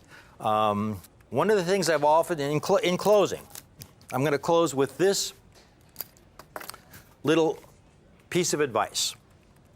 There is a really important question to ask yourself when it comes to buying a rare coin. What most dealers and collectors do is ask the question, well, how much is this coin worth today? And what they'll do then is they'll look on, say, a price guide, and if the price guide says the coin is $3,000 and they can get the coin for, say, $2,000, then they buy it because they're getting it for below price guide. They think they're getting a great deal. But what happens if 10 years from now, that coin, which was on the price guide at $3,000 10 years earlier, now on the price guide it's at $1,800, and they paid $2,000 for it 10 years ago? Well, they're behind. The question I always ask, and I want you to ask yourself, is not what is it worth today, but what might it be worth 10 years, 20 years down the road? What is the future potential? And that's what the Franklin set offers. Because here you have a set, the last series struck in 90% silver, proof coins, minted the old-fashioned way, using old-fashioned technology, old-fashioned packaging. These coins are getting harder and harder to find. They were struck in limited quantities. Most of the sets have been picked through at this point. Finding a fresh set with a nice Franklin in it is almost impossible. I mean, I've got all these 58s, they're all spotted. See, that's the kind of coin you will not get. That's the typical Franklin, all spotted as it came out of the proof set. Finding a nice proof 67 Franklin of any date, folks, is getting to be impossible. That's what makes this such an extraordinary deal. I would want you to get involved now. Do it while you can. At these kind of prices, you will not find a better deal anywhere on these superb, fabulous, gorgeous Franklin half dollars. Look at the 58 we have in that set. And this set is only $599, well under $100 a coin. Look at that coin. And it includes the special signed, hand-numbered library edition. $599. And then for those of you who can swing for the monster set, this is the biggest set I've ever offered in proof 67 condition. I have a limited number of these. Those early dates are especially rare. Sasha will show you again. We showed him the 52 earlier, Sasha. Let's show him the 53 this time. And this is an amazing set, 12-coin set, and it's under $300 a coin, folks. It's just a truly, truly phenomenal buying opportunity. Do yourself a favor. Get yourself one of these sets. You will be glad you did. This is something you want to put away for yourself, for your kids, your grandkids. This is a set for the future. The superb proof Franklin half dollars. This has been my specialty for just about 35 years, and I've written several books on them. I mean, Whitman is already asking me about a 4th edition because there are so many record prices for these coins, I mean, with each passing month. Because, again, of the limited supply of nice examples. They're getting harder and harder to find as collectors put the finest examples away in their collections. Once it's in a collection, it's generally gone. So take advantage of it now. I'm very, very proud to be able to offer this, this group. Please stay tuned for the presentation I have coming right up that is a follow-up to this really spectacular set you see here.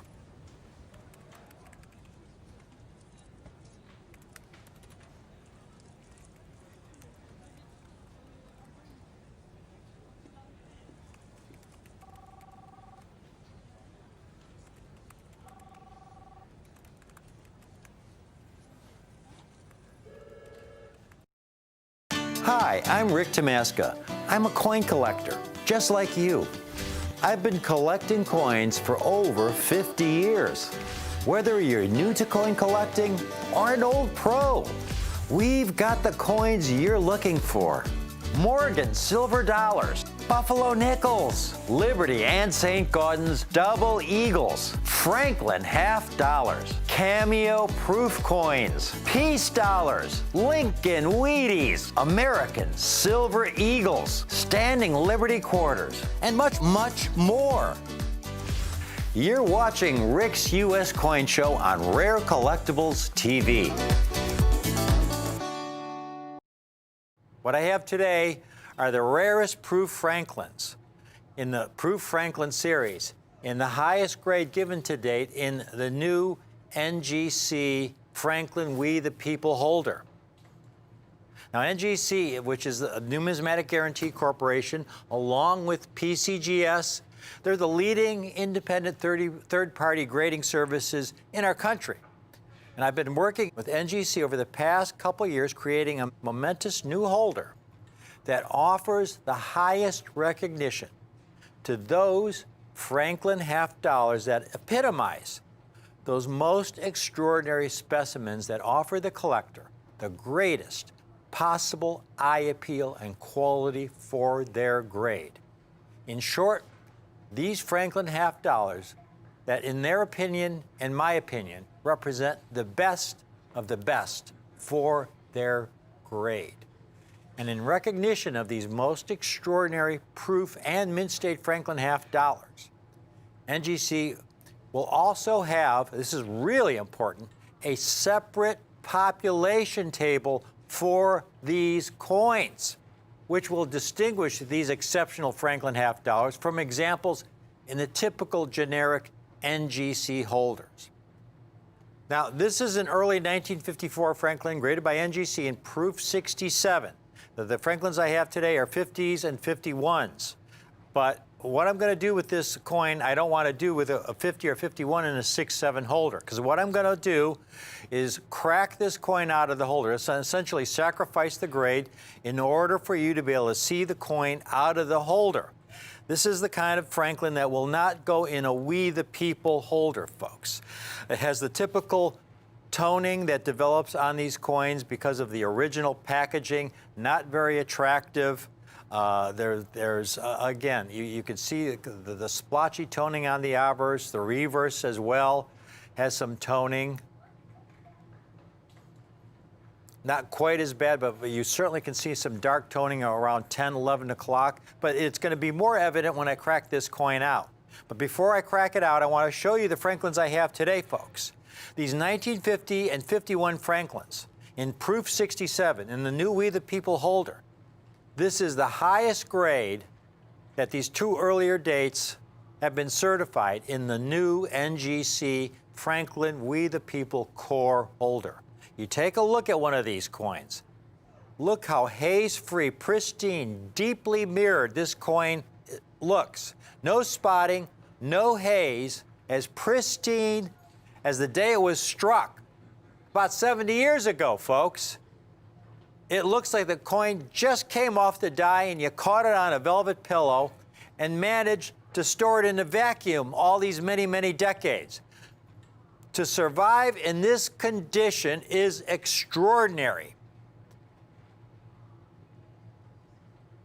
Now, what I want to do, though, as part of the educational process, I'm going to take that 1954 and come around here. We're going to crack it out. I'm going to sacrifice this 1954. Again, I wouldn't do this with a 1950 or 51 because of the value of those coins, but this is a 54. It's about a $400 coin. And I can always send it in to get it regraded. Now, these NGC holders, folks, are state-of-the-art. They're made from medical-grade plastics. The holders are sealed, so the two halves are actually like one unit. They don't just come apart. We always have a little fun with this. I enjoy it. You know, coin collecting is meant to be enjoyed. It's really a passion. It's a great hobby. It's meant to be shared with your friends. It's a great, you know, it's not just about coins, too. It's about our country, and it's about our heritage. It's about our history. So here we got this coin cracked open, and I'm going to pop this out. And you could see that toning over the surface of the coin, typically from the original packaging. And then on the reverse, it's a lot more obvious as well as I tilt it around.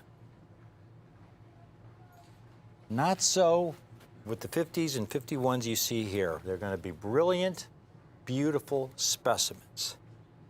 Now the people holder also applies to the Mint State Franklins. Only those Mint State Franklins that have exceptional eye appeal for their date and grade. So they have to be either fully brilliant with a beautiful eye appeal or with exceptional color toning. That's really important. I've got a couple Mint State Franklins as, you know, Exhibit A and Exhibit B here as perfect examples. Now, the 1958D here in MS66 FBL. It's MS66 FBL, folks. This is typical mint set toning. It's not what I consider attractive toning. This would not go in a We the People holder. On the other hand, here's an example, and I wouldn't even pay $100 for this, frankly, even though it's in a 6.6 FBL holder. On the other hand, here's a coin I paid well over $2,000 for, and it's in a 6.5 plus holder. It's a lower grade, but far superior eye appeal. This coin is going to be resubmitted to NGC, and I believe they will put it in a We the People holder, folks, with its own population. Look at the eye appeal of this coin. It is breathtaking, and obverse and reverse. It's sensational, absolutely sensational eye appeal. And that's what it's all about. As I said from day one, the three legs of the stool. Rare coins are all about getting coins with exceptional eye appeal for their date, exceptional quality, and exceptional rarity for the condition we find them in at a great price, the best possible price. Now, the 50 and 51 are the key dates of the series. The Franklin Half Dollar series was actually first struck in 1948. But in 1948 and 1949, they just struck the coins for commerce, for spending money. As you can see there, they struck 7 million examples in 48, 13 million in 49. It wasn't until 1950 that they began striking proof coins. Proof coins are meant to represent the state of the art. The Mint goes to a lot of trouble to make a proof coin. They have to take the finest dyes, they polish them to a very high degree until the dies have a mirror-like finish, and then they slowly feed the coin blanks into the die, and they strike them twice under higher pressure to bring out every possible detail of the design. And then most importantly, while Mint State coins are only struck once on high-speed presses and then dumped into bins where they are braided with other coins, where they collect an abundance of bag marks along the way, proof coins are individually handled. So it's a painstaking process. It's really more of a craft than anything else. And back in the 50s, folks, 50s and 60s, these people had to be craftsmen. Nowadays, when you buy a proof set from the Mint, everything is mechanized, and the coins you get truly are state-of-the-art. Here's a 1991 I have in original government packaging. You know, this is where in the era of technology, when machines have really taken over the proof-making process. They don't have to be craftsmen like they did 30, 40 years earlier. Every coin is going to be state-of-the-art, and it's housed in a hard plastic inert holder that protects the coins so they're preserved, and these 91s are as pristine as the day they were struck 30 years ago. This is so very, very important. You see those earliest issues, not only were they struck in very limited quantities, only 51,000 struck in 1950 and 57,000 in 1951. Those are minuscule populations. I mean, compare that to one of the rarest coins of the 20th century, the 1916p Standing Liberty Quarter, where they struck just over 50,000 examples. You find one in just good condition, folks, with a date that's barely readable. Heavily worn, a 1916p is going to cost you $5,000, $6,000, $7,000. And an XF is going to be $15,000. A nice BU and MS-63 might be $25,000. These are rare coins in any condition. Once you get into the later 50s and early 60s, you see an incredible phenomenon taking place. And tremendous growth in the mintages of proof coins. Why? Because of collector demand. Why all of a sudden was this tremendous collector demand? 1961, 10 years after the 1951. 1951, they struck 57,000 proof coins. 1961, over 3 million. What changed? Well, it was our economy. 1951, 50 and 51, we were just coming out of the World War II. We were just entering a prosperous era in our country's history. We were the leading industrial power of the world. We had all these young GIs who were really just getting established in the working world. And during the decade of the 1950s, you saw a tremendous growth in the middle class, tremendous growth in home ownership. People were able to own their own cars, own TVs. This was the real beginning of the middle class in our country. And so you saw all these individuals who were all of a sudden able to afford their passions, like coin collecting. So collecting really exploded in the late 50s, early 60s. But in these early years, people simply couldn't afford it. So these coins were struck in limited numbers. Most importantly, what makes the 50 and 51 most valuable and most rare is the fact that even with these low mintages, the technology and the packaging was really primitive by modern standards. Here's what I write about the 1950 in my first book. This came out in late 1991, early 1992. Here's what I say about it. It is astonishing that one can look at U.S. proof coins made in the mid and late 1800s, when the Industrial Revolution was in its infancy, and find them with lovely deep mirrors, full strikes, and gorgeous frosted cameo devices, and then look at proof Franklins made in the early 1950s, when U.S. technology was leading the world, and find them with shallow mirrors, pitted devices, and every form of horrendous die polishing imaginable. Now, the fact that the Mint did not produce proofs from 1943 to 49 probably was a contributing factor to the generally poor quality of these early proof Franklins. In other words, the craftsmen they had back in 1942 to make proof coins probably weren't around 7, 8 years later when they resumed proof production in 1950. They didn't strike proof coins from 43 to 49.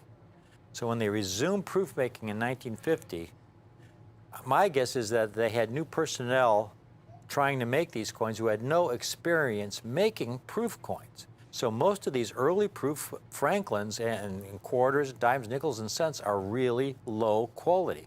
And I'm going to show you some population numbers that really illustrate this fact. Now, I go on to say one more thing. Compounding the production problem were further problems in the packaging used to house these early proofs.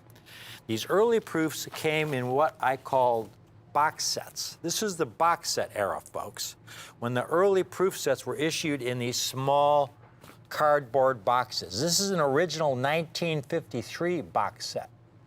This is how they shipped them. Third-class insured mail, folks. Really, it's amazing when you think about it. They went to all this work to make proof coins, and then they ship them in this really cheap packaging, which did a poor job of protecting the coin. So you get your box set, you open it up, and they're wrapped in tissue paper. Now here's the biggest problem of all, and what I write about in the book. Each coin then was encased in its own cellophane envelope. The cent had its own little envelope, the nickel, dime, quarter, and half dollar, and the envelopes were stapled together. The problem is these cellophane envelopes were very brittle, and they would usually crack open, and the coins would usually come out of the envelopes, and they would get hairlined. Here's an example. This is a 1953 set. We unwrapped it. Here's the original packaging. 3 of the coins, the 3 heaviest coins, have cracked out of the envelope.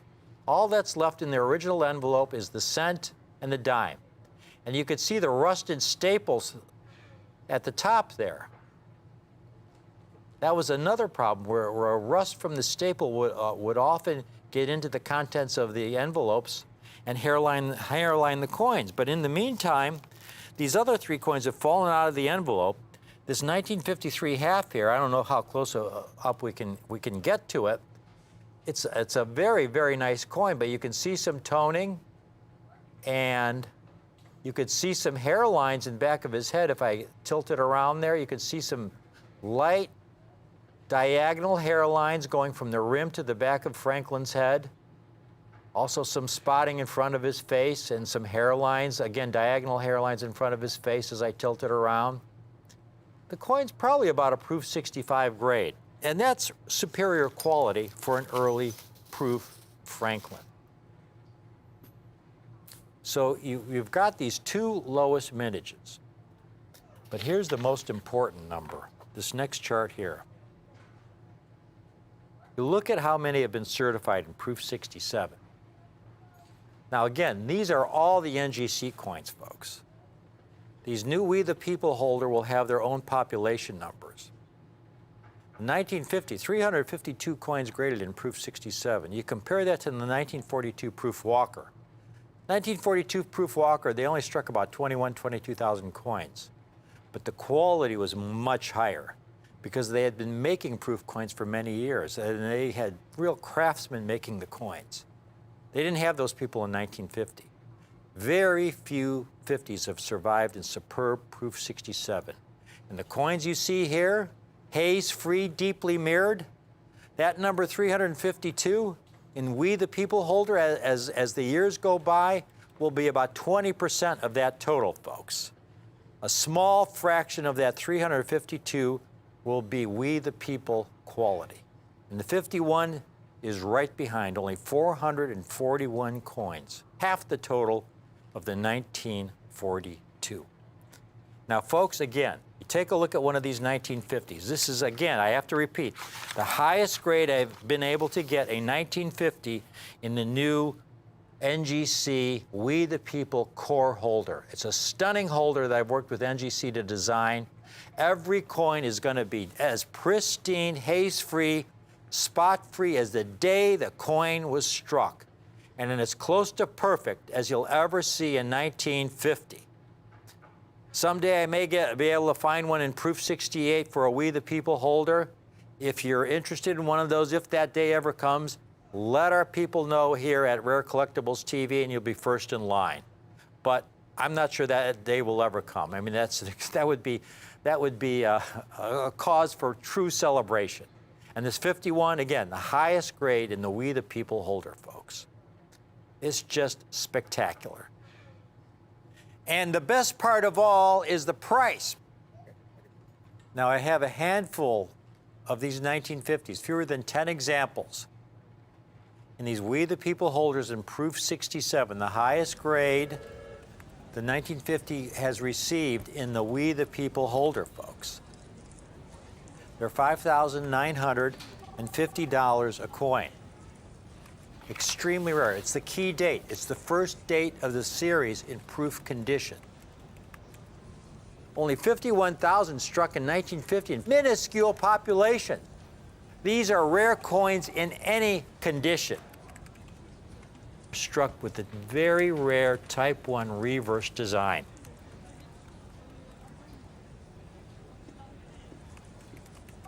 The 1951 is the second rarest date. This also is the highest grade in the state-of-the-art We the People holder, the pinnacle of eye appeal and quality for the grade. And these 1951s, almost as rare as the 1950s, are only $2,900 a coin. Again, I only have a handful of these. Extremely difficult to come by in this condition. It's a great, great price. Better yet, folks, if you get the pair, you can save $255. That's my rock bottom price if you get the pair. $8,595 for both examples. $8,595 for the rarest key dates in this highest grade in the new Franklin We the People holder, folks. And it's available again on the 2-payment option. Put half down today, $4,297.50 down today, and we'll hold one of these sets for you. Here you've got these 2 key dates, the toughest dates in the series. Extraordinary condition. We're getting a lot of people calling in. Most importantly, for those people, if you're building a registry set, in other words, if you want to list your coin on the NGC set registry, you look at the value of these coins on the NGC registry when you get a 1950 or a 51. These are, again, the most valuable coins in the set. You get a 1963 or a 1962 or a 1961 in Proof 67, it's a couple hundred points. Even in Proof 69, a 1963 or 62 or 61 is maybe, maybe 1,000 points, even in Proof 69 in that highest grade. But a 50 in Proof 67, over 3,700 points, because again, it's the rarest key date. 51, right behind, over 2,700 points. These are the big kahunas, folks. These are the 800-pound gorillas in the set. And to get it in the We the People holder, highest grade like this, again, these are going to have their own population numbers in the NGC population reports, distinguishing them from the more generic Franklins of that same grade as the finest examples in terms of their eye appeal for that grade. You look at just regular generic Franklins, early Franklins. Here's a 1950, Proof 67, with some typical unattractive toning that a dealer wants $6,000 for. Not an attractive example. $6,000. It wasn't too long ago, the first time a Franklin half dollar was featured on page 1 in Coin World, and in Coinage there was a 2-page spread. The 1953 S. Franklin that sold for $69,000. I was quoted in that article of talking about this coin. That was a record price at the time, folks. $69,000 for a Franklin half dollar. More recently, there was a 1958 P. It's something I've been predicting for years. The first Franklin to ever sell for over 6 figures in an auction. A 58P in 6.7 plus FBL. You see the price realized $110,000. That doesn't include the auction house fee. With the auction house fee, the price paid was $129,250. $129,250. And that's for a 1958P. Here you've got these 2 key dates, the toughest dates in the series, extraordinary condition. Again, $5,950 for the 1950. It's available on the 2-payment option. You could put half down today and we'll hold one for you for the 1950. $2,975 down today and we'll hold that 1950 for you, pay the balance in 30 days. The 51, the same thing. It's only $2,900. Put half down today of $1,450, the balance 30 days, and you'll own this spectacular 1951. If you get the pair, you can save $255. $8,595 for both examples, for the rarest key dates in this highest grade in the new Franklin We the People holder, folks. $4,297.50 down today, and we'll hold one of these sets for you. Whether you get a 1950 or a 1951 in Proof 67 or the pair, you will get a copy of my 3rd edition Guidebook of Franklin and Kennedy half dollars. This is the special Collector's Library Edition hardcover. The regular edition is soft cover. This is the hardcover edition. I should also note, really importantly, folks, again, this series is growing in popularity by leaps and bounds with every passing month. We are working on an encyclopedia of Franklin and Kennedy half dollars by Whitman. This series has gotten so popular, we're beyond the guidebook series. We are now into the encyclopedia series, folks. It's going to be of this dimension. It's going to be 350 to 400 pages, color throughout. We've already done a couple, just kind of mock-ups of what the color cover might be. We will certainly end up with something a lot more flashy than what you see here, but it'll give you some idea of what's ahead. What my show is all about, folks. It's a roadmap to help guide you to the future of what's going on in the United States numismatics today. It wasn't many years ago when silver was at almost $50 an ounce. And there were so many dealers out there on TV promoting silver, telling their clients to back the truck up. Now's the time to buy silver. I did not touch this stuff. I have never promoted bullion because I have always said, I have no idea what bullion is going to do from one month to the next. I'm sure there will come a time when silver is going to be worth $50 an ounce or $100 an ounce. But when that time comes, I have no idea. Now, all those clients who bought silver from those other shows many years ago, when silver is now around $15 an ounce or less, has seen a substantial drop in the value of their holdings. At that same time, folks, I was talking about Franklin's in Proof 67, which at the time you could acquire a set from me for around $4,000. That same set today is over $10,000. And that's just a generic set. Those are not Franklin's in the We the People holder. That's just a generic set. Why? Because of the limited supply.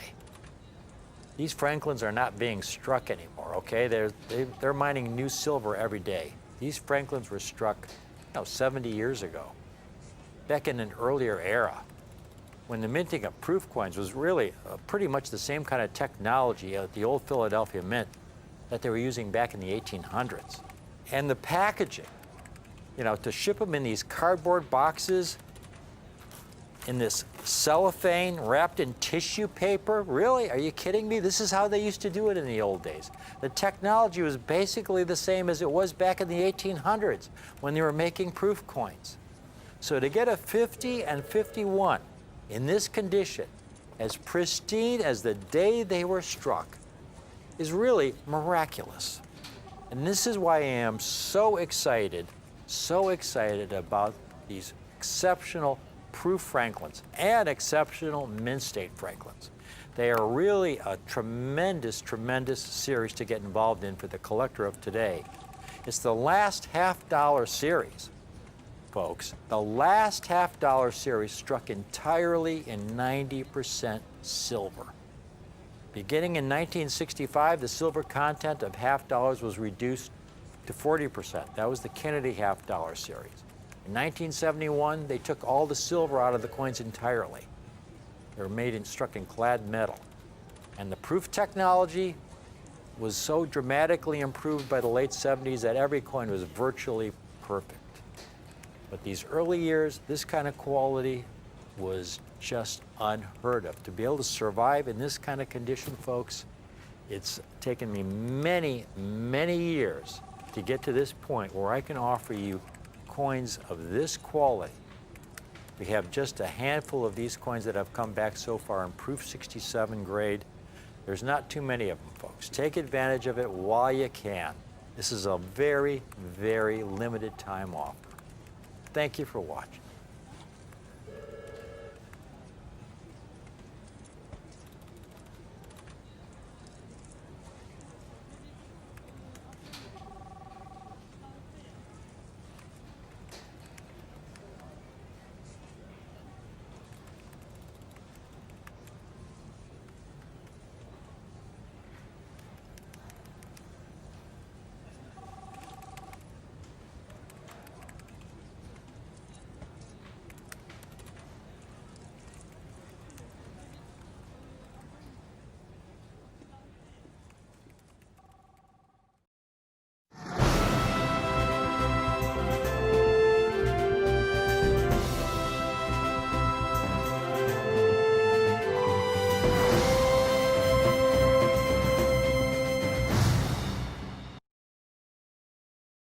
ago, we had a truly historic event here at Rare Collectibles TV.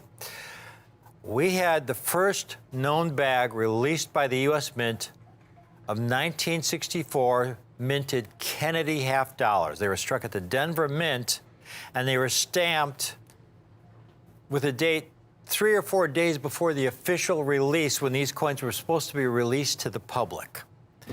And so we had this original bag of Kennedy half dollars from the Denver Mint.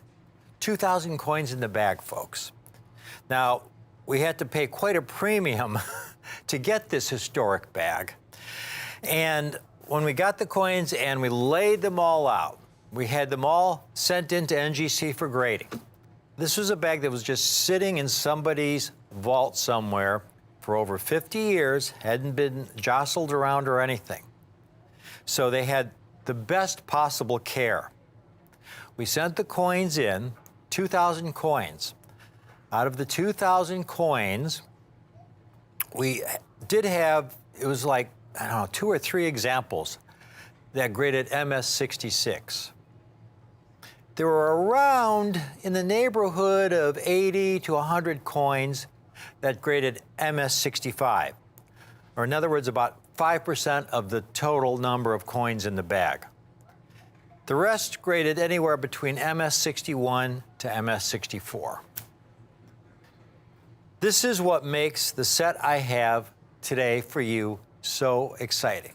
What I have are absolutely the most beautiful mint state Kennedy half dollars, the first 8 years of the series.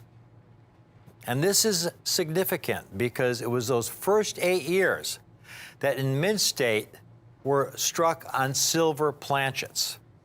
1964, the first year of the Kennedy half dollar was struck on a 90% silver planchet. And then from 1965 to 1970, it was struck on a silver planchet that was 40% silver. And then in 1971, they removed the silver out of the coin entirely, and all the coins struck for commerce from that point on were on clad planchets with 0 silver content. Now, this 8-coin set I have for you today, I have a fabulous set in MS65 condition.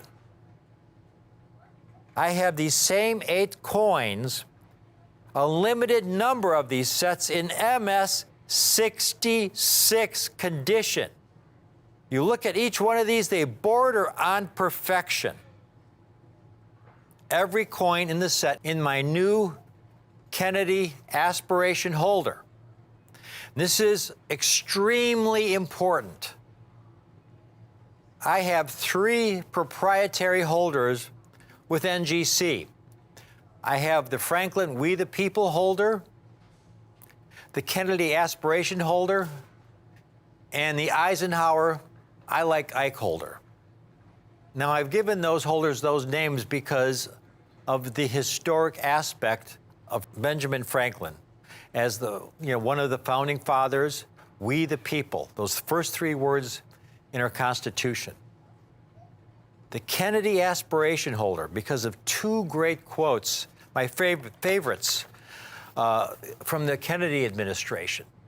The first quote, when he was inaugurated, "Ask not what your country can do for you, ask what you can do for your country." And then about a year later, he gave a speech at Rice University.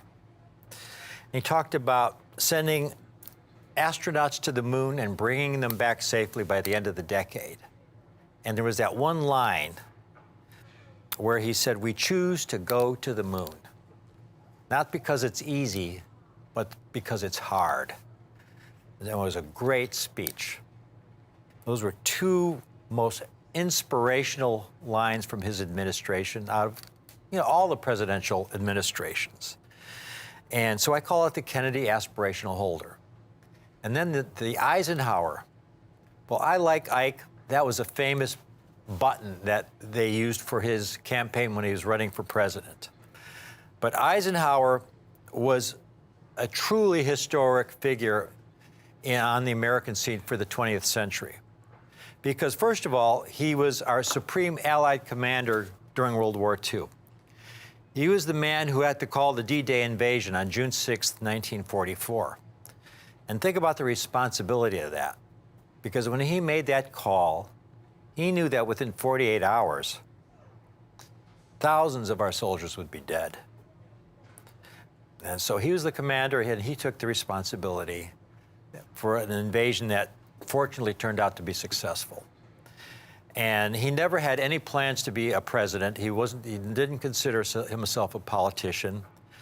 But in the early 1950s, both the political parties, the Democrats and Republicans, wanted him to run for president for their party. Now, he ended up choosing the Republican Party because he felt he had more in common with the Republican values than the Democratic values.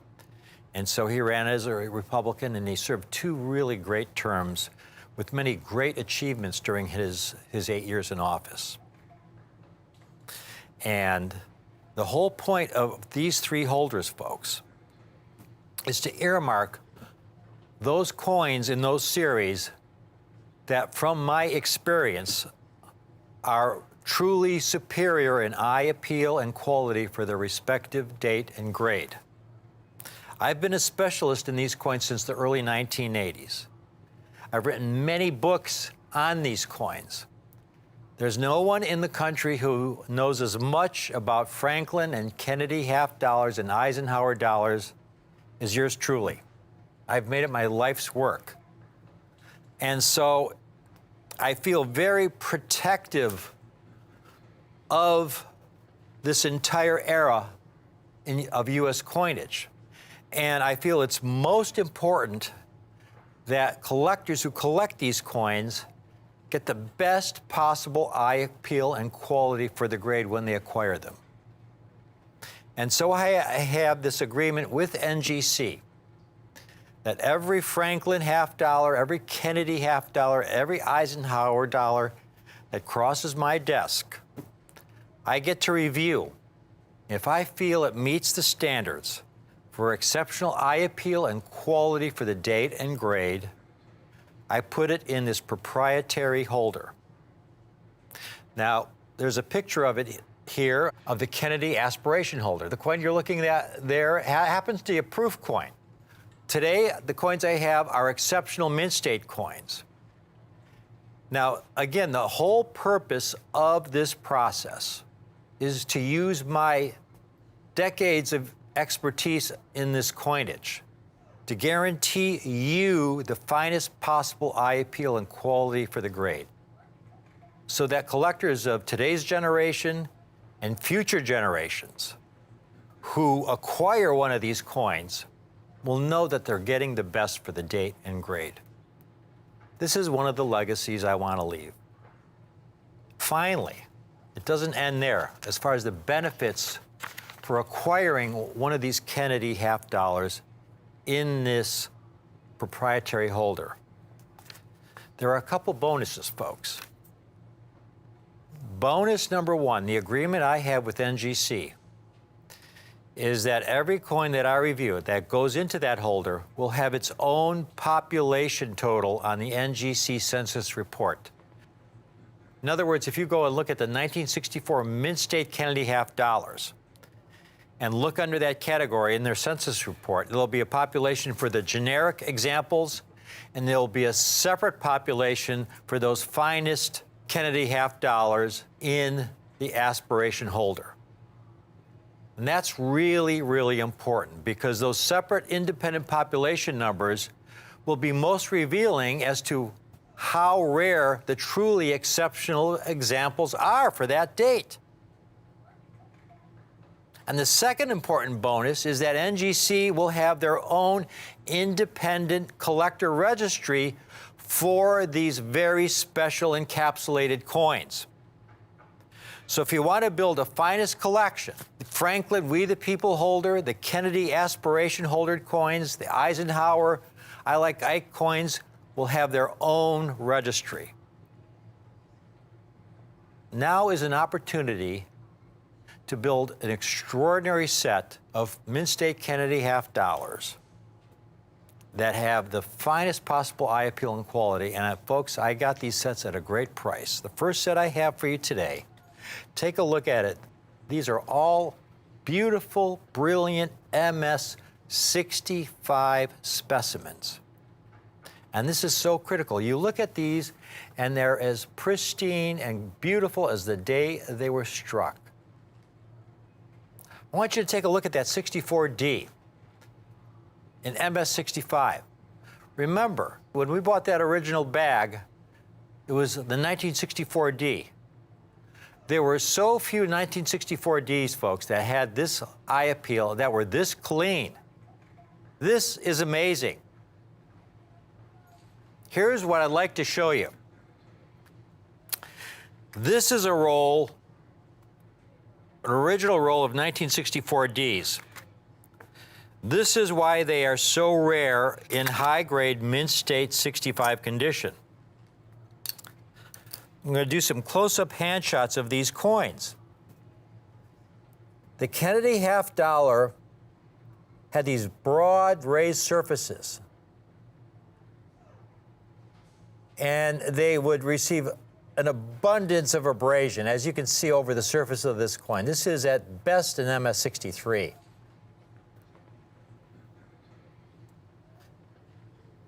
And on the reverse, you can see the Denver Mint mark at about 8 o'clock. The reverses would usually be a little bit better quality. The obverses are almost always a mess on these coins, folks. And you can see the serious abrasion. I mean, this is how they come. And you look at every coin in these sets, an MS-65 is extraordinary, but more importantly, is not just the quality, but it's the eye appeal. Everyone is a superb, beautiful, brilliant specimen. Remember, it's the finest possible eye appeal and quality for the date and grade. And that's what you're getting in this set, folks. And I have it at a great, great price. And in just a couple minutes, I'm going to give you some prices on this set, and then I'm going to show you the MS-66 set. But first, before I do that, take a look at the typical Kennedy half dollars when you find them in MS-65, MS-66 condition. These are the kinds of coins that I review and I say, well, no, this is not the quality that's going to go in one of my aspiration holders.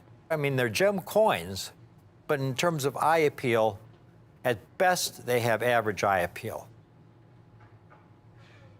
There's some 64Ps. There's a 1965, extremely difficult date. The 1965, the 1966, the 1967, the 69D, and the 70D are the rarest key dates in this series, folks. They're extremely rare. Those coins are rarer than a 1941S Walking Liberty half dollar in MS-65 that might sell for $1,000 to $1,500. I'd like you to take a look at this chart I made that is most instructive and will help you appreciate the rarity and the quality of the sets I have for you today. This is a comparison of what we refer to as the short set of Walking Liberty half dollars. The Walking Liberty half dollar struck from 1941 to the last year of the series, 1947.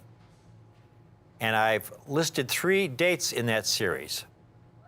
The rarest date is the 1941S. The most common date is the 1946D. That rarest date, that 1941S, PCGS and NGC combined, only around 3,700 coins graded in 6.5, 934 in 6.6, and 41 in 6.7.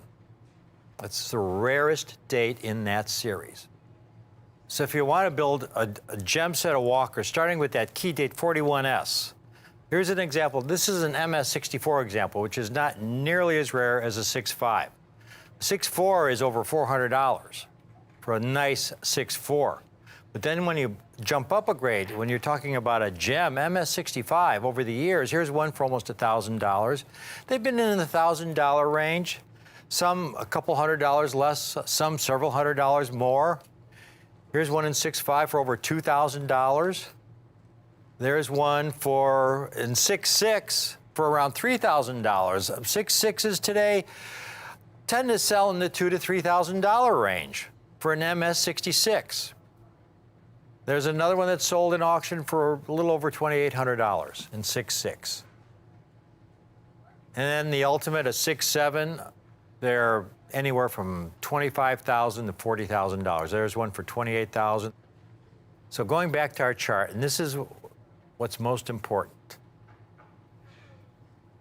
This is really a ground floor opportunity. This is the perfect time to begin building a beautiful set of Mint State Kennedy half dollars. You look at the populations of the Mint State Kennedy half dollars at the bottom, folks. The 1964 P and D are what we'll refer to as the most common dates. That was the year, again, that was the first year of issue, and there were so many people, so many citizens who saved those coins. They struck about 400 million examples of the 64 P and D, and you have these survivors that have been certified in GEM 6566 condition. 64P is the most common date in the series, but it's still an elusive coin in 6.5 condition, only 11,000 certified in 6.5. The 64D, much tougher. The Denver Mint issues tend to be extremely baggy. Only 5,600 certified in 6.5 and 1,600 in 6.6. But then when you get to the next three dates, 1965, people didn't bother saving 1965 Kennedy half dollars. They only, focused on that first year of issue. Almost all the 65 and later Kennedy half dollars went into circulation. They are extremely difficult to find in gem condition. When you do find an original roll, again, these coins tend to be extremely baggy or have really unattractive toning. Only 2,100 examples certified in 6.5 of the 65P. You can see those three dates, 65, 6, and 7, all about of equal rarity, extremely rare, much tougher than the 41S Walker. And then the 6090, also extremely rare in 6.5 condition. In the last year of issue, the 70D, a higher population, but the 70D was only issued in mint sets. They only struck 2.1 million examples. And you acquired them in mint sets, and the coins, again, were generally very, very baggy. 70Ds go for huge premiums. We've got just a few comps I want to show you real quickly, folks.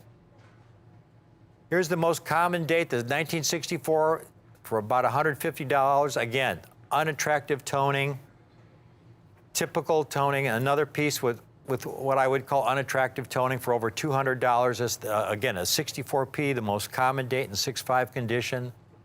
Well, look at the toning on that coin. Not an attractive piece. The dealer with 100% positive feedback, it's over $200 for that 64D. There's a 1965, one of the key dates. That coin alone is $600. Extremely rare. Again, rarer than a 41S Walker, especially with beautiful, brilliant surfaces. 1967, a $300 coin. The 68D, sold in auction, $126. Of all the Kennedy half dollars in this set, the 68D along with the 64 P and D are easier to find than these other issues you're looking at now. The 6090 that I mentioned earlier, another really tough date. There's one for $250. I didn't even show you a comp for 1966, which is a key date, or the 70D. I've got this 8-coin set today for $995. That's about $125 a coin. These are all beautiful, brilliant MS-65 specimens. The first 8 years of the series in mint state were struck on silver planchets. 1964, the first year of the Kennedy half dollar, the Kennedy half dollar was struck on a 90% silver planchet. And then from 1965 to 1970, it was struck on a silver planchet that was 40% silver. Folks, this is one of the great Mint-State half-dollar bargains of our generation. The silver Mint-State Franklin half-dollars and these early Kennedy half-dollars that you see here, these first 8 years of the Kennedy half-dollar series in gem condition, are among the great numismatic values of our lifetime. To get these 8 coins for only $995, you get so much eye appeal, quality, and rarity in the proprietary Kennedy holder. Again, every coin is reviewed by yours truly for eye appeal and quality for its respective issue. The finest possible eye appeal and quality for the date and grade. All for only $995. And now the ultimate set. This is the highest grade set I can put together. I have these same 8 coins, a limited number of these sets in MS 66 condition.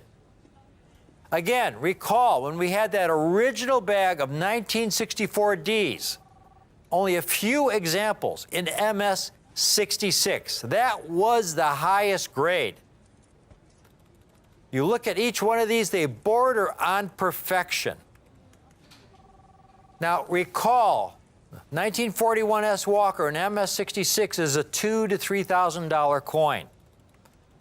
Let's go back to our chart one last time so you can appreciate the rarity of these coins. I'm not going to bother showing you comps on these MS 66s because there's a lot of these coins are going for individual examples going for $1,000 or more in MS 66 condition. But in that chart, you can see there, okay, the 1964P is the one date. It's scarce, but it doesn't have the rarity of those dates that follow. The 65P, the 66P, the 67P, the 69D, the 70D, all considerably rarer than a 1941 S. Walker.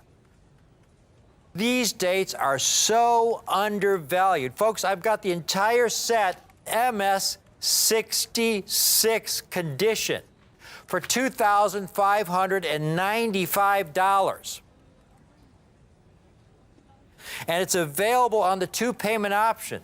If you can swing this set, this is the perfect grade, the perfect price point, folks. Because if you try and put this same 8-coin set together in MS 67 grade, it'll cost you $20,000 to $30,000. When you see these coins, there's a 64D. We've got this set for $25.95. The next coin, the 65P, is so rare. Only 496 examples certified in 6.6. In 1966, 579 examples. And again, the majority of those have unattractive toning. To get a brilliant specimen like this, just super rare, folks. And again, the evolving population numbers in this proprietary holder.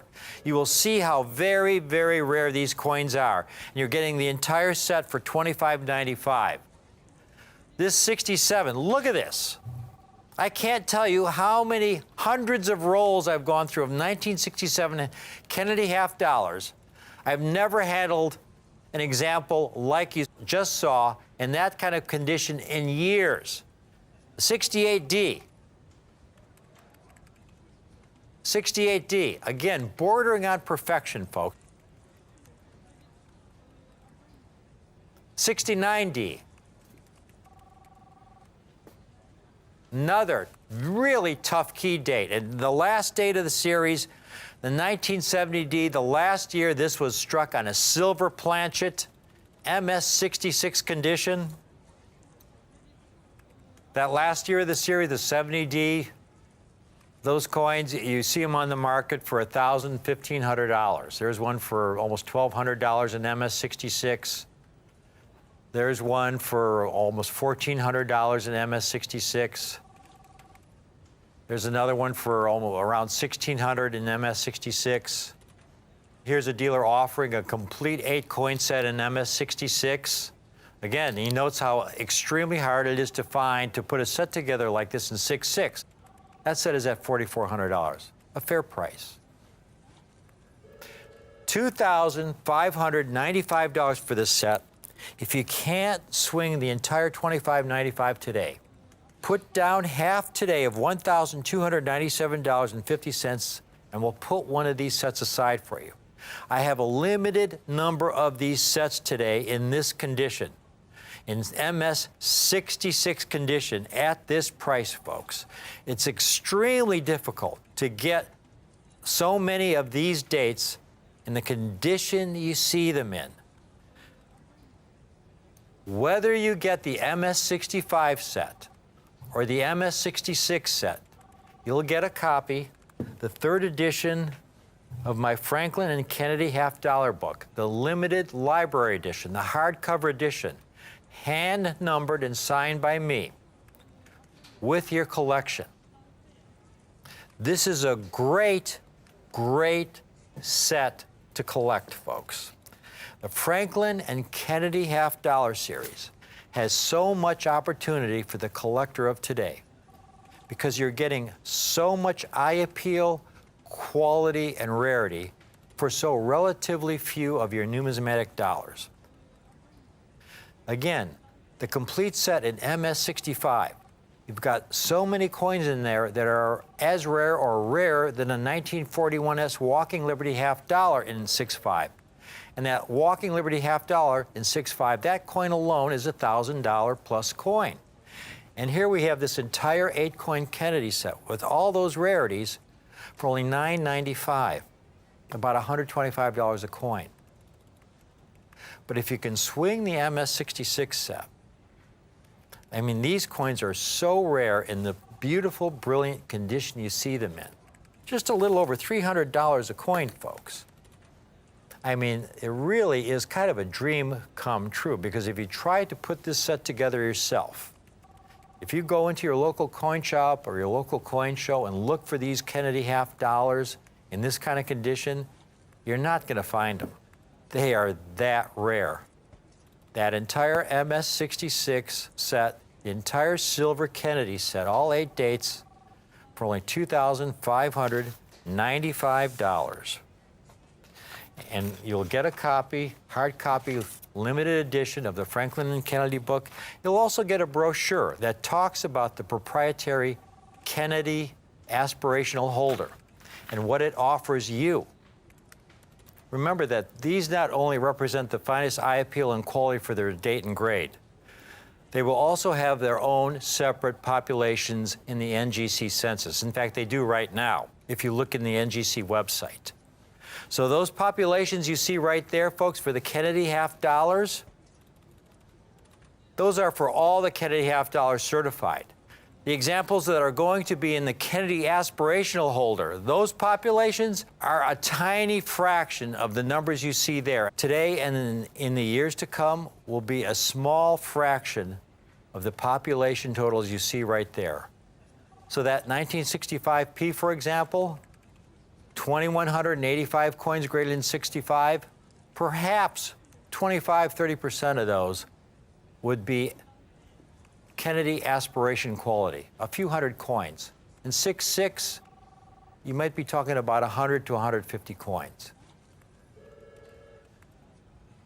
And you're getting it all for only $2,595 for the 6.6 set, $995 for the 6.5 set, folks. You're getting the very best possible eye appeal and quality for the date and grade at the very best price. And that's what it's all about, something really, really special. I hope you can take advantage of it. Thanks for watching.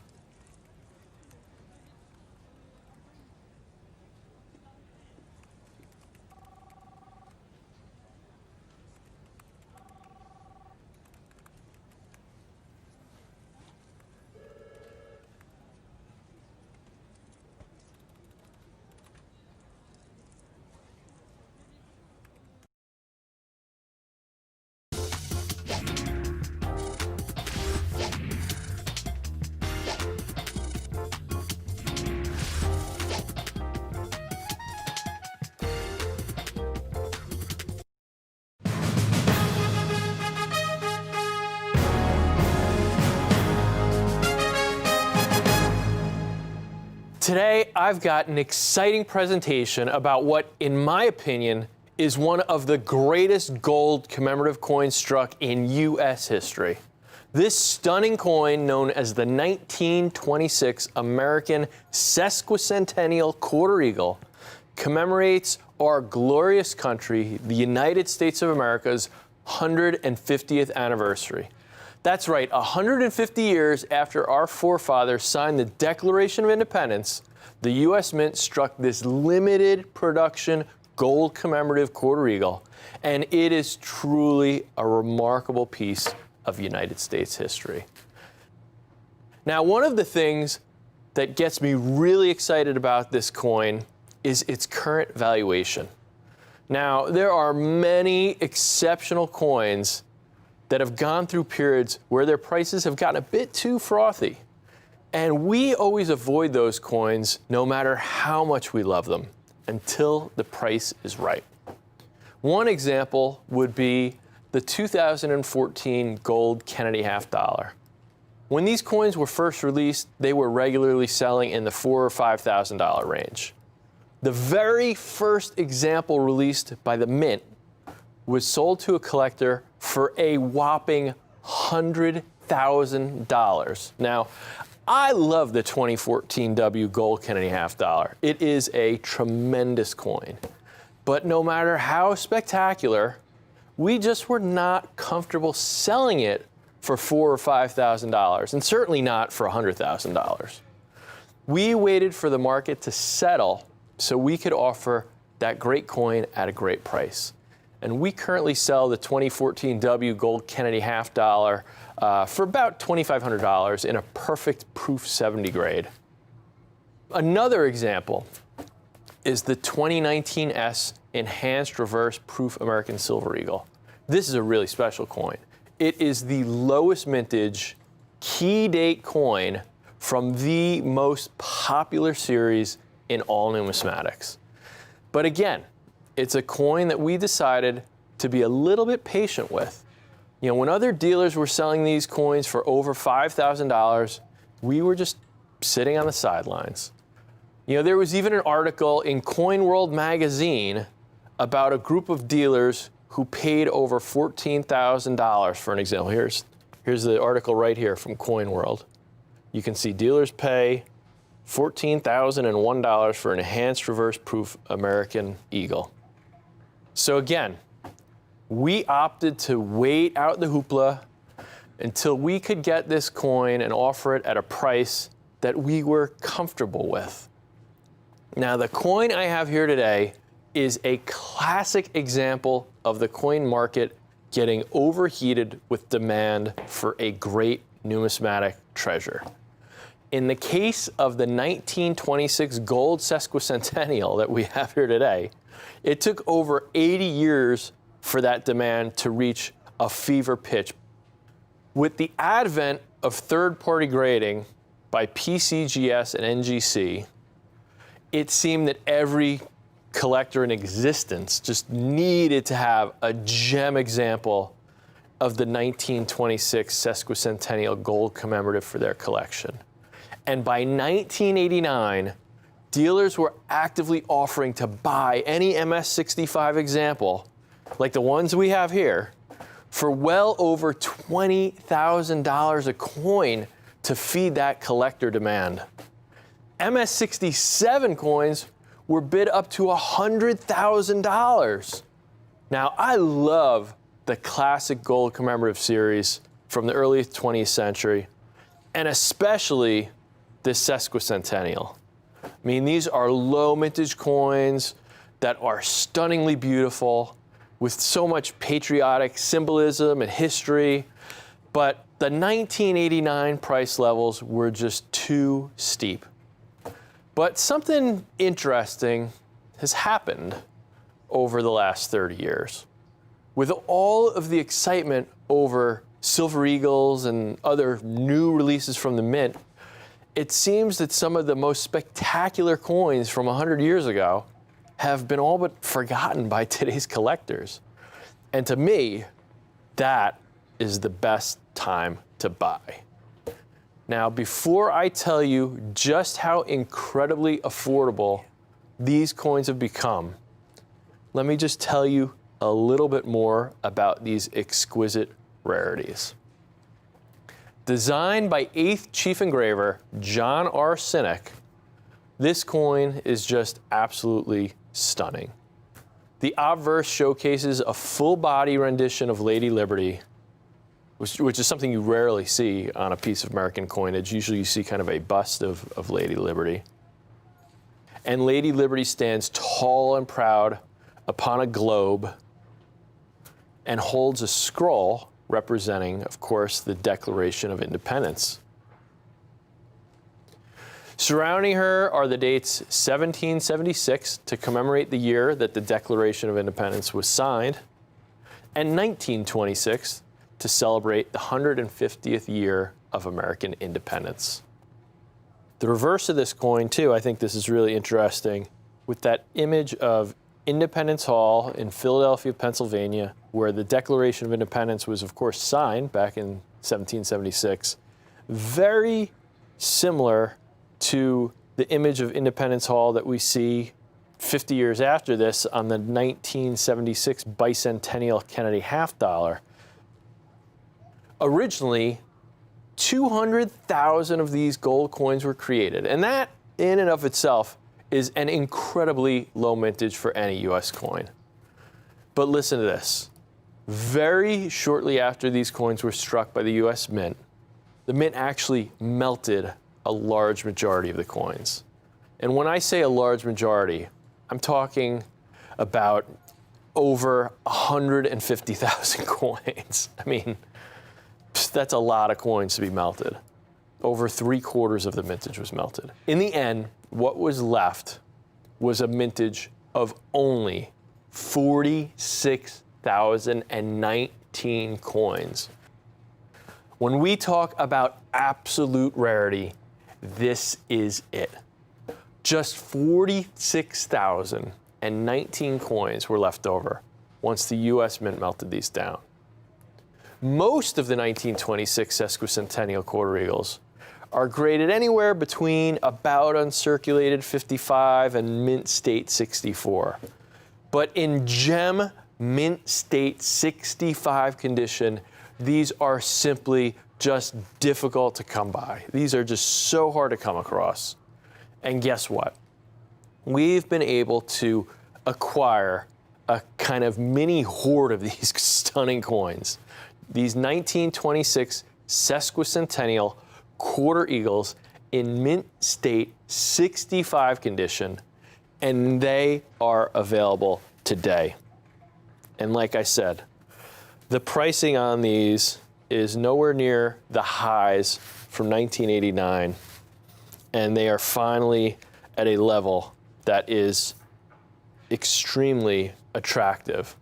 Extremely attractive. When you compare the history and the rarity and the beauty, this coin has all of it, and now it also has a price that more than makes sense. Let me show you some comparisons of some other kind of low mintage coins, key date coins, coins with kind of similar absolute rarity, similar low mintages, just to give you an idea of what we're talking about here. Here's a chart we put together here, some other famous coins that you're probably familiar with. We've got the 1893 S Morgan dollar, key date Morgan dollar. Tough date, in mint state, close to right around $200,000. 1916 D Mercury dime, famous key date, key to the Mercury dime series, mintage of 264,000, obviously much higher than our sesquicentennial here. 11D quarter eagle, the key Indian head quarter eagle to the series. Again, these are all, if you're collecting any of these series, you know these are always the hardest coin to find.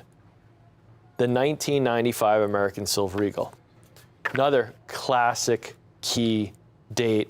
Every Silver Eagle and collector there is needs this coin, is looking for this coin. The 95W is a coin that at one point there was an example in Proof 70 that sold for over $100,000.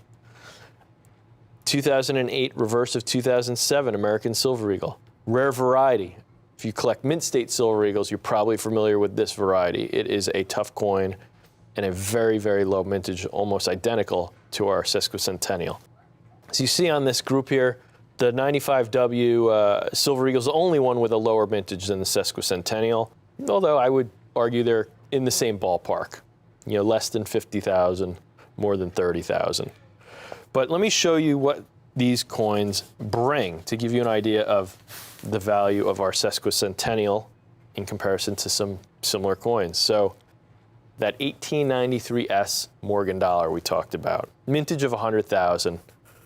Even in low grade, these bring big money. Here's one that's very fine, 30 details. Altered surfaces means this coin had been, you know, I don't know, buffed or re-engraved or some kind of damage to the surfaces. This coin also obviously not even mint state. You know, mint state begins at a 60 grade. This coin is a VF30, just under $5,000 for that coin. There's another one, even lower grade, VG8 grade. Again, details this coin had been cleaned at one point. Still a $3,500 coin. Coin with a mintage of 100,000 in a damaged low grade. It's still a $3,000 to $4,000 coin kind of to start. The next coin we have here is that 16D Mercury dime. Mintage of 264,000. More than 5 times as many of these coins were produced as the sesquicentennial. Much rarer by a factor of 5. Here we show, again, genuine, cleaned VF detail. So, you know, a coin that's maybe a very fine 25 grade, but they won't even give it a numeric grade because it's damaged. $3,300 for that coin. Here's another one. Similar condition, similar quality, damaged coin, not really something that's in high demand among collectors. Still, because it's that key date and there are so many collectors looking to fill the hole in their collection, they're willing to pay $3,000 or so for a damaged coin just to have any coin in their collection. You know, mint state coin is going to be tens of thousands of dollars. Same thing with the 2.5 Indian, the 1911D. Especially the weak D. Most coins, when they say weak D on this 1911D that I've seen, you can't even see that D. You have to look under extremely high magnification, and even then you can barely see it. Here is a coin that's been tooled, it's been worked on, it's not something a collector wants, it's damaged. It's about uncirculated, it's not even a mint state coin. That one's $4,900. This is actually a nice collector grade coin, AU58. It's not a mint state, but it's right on the cusp of mint state. This is the kind of coin, I love these coins in this kind of condition. But again, it's not even a mint state coin. We're comparing this to sesquicentennial with a lower mintage that is an MS65 coin. But this coin here is about $4,000. Here's that 95W I was talking about. Again, a perfect example, like the coins I was talking about in the beginning of the presentation here, of a coin that got a bit too frothy. Here's one that sold for over $78,000 in Proof 70. Currently, I love this coin. We sell them in Proof 69 for between $5,000 and $6,000. Proof 70 is still a coin that's above $20,000. But at those levels, it makes sense because the number of collectors that demand the scarcity in Proof 70. But at this $70,000, $80,000 level, this is a bit steep. Here's an example today, more what you'd see these coins bring, $26,000. But again, this is a coin just a little bit lower mintage than our sesquicentennial, and you can see how much money this is bringing today. Now here's that mint state, that special variety I talked about, 2008 reverse of 2007, almost identical mintage to the sesquicentennial. This Silver Eagle has a mintage of 47,000, the sesquicentennial 46,000. You see this coin here bringing just under $6,000. Here's an example. This is a great price, closer to where I'd feel comfortable with this coin. But again, it's still almost a $3,000 coin because it's a low mintage coin with a ton of collecting demand. Very popular coin. And now to our sesquicentennial. Here's our coin in mint state 65. like you see, a lower mintage than most of the coins on this list, a higher grade than most of the examples I've shown you of these other coins. Gem 65. These are the coins I have here today. Here's an example. Again, nowhere near that $23,000 wholesale level that these coins were bringing in 1989. They've come back to reality. They come back in line with what similar coins are bringing.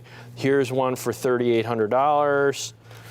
Here's an example, still a little slightly frothy, but not anywhere near what it was 30 years ago, $7,600. This is an auction price that sold a few years back.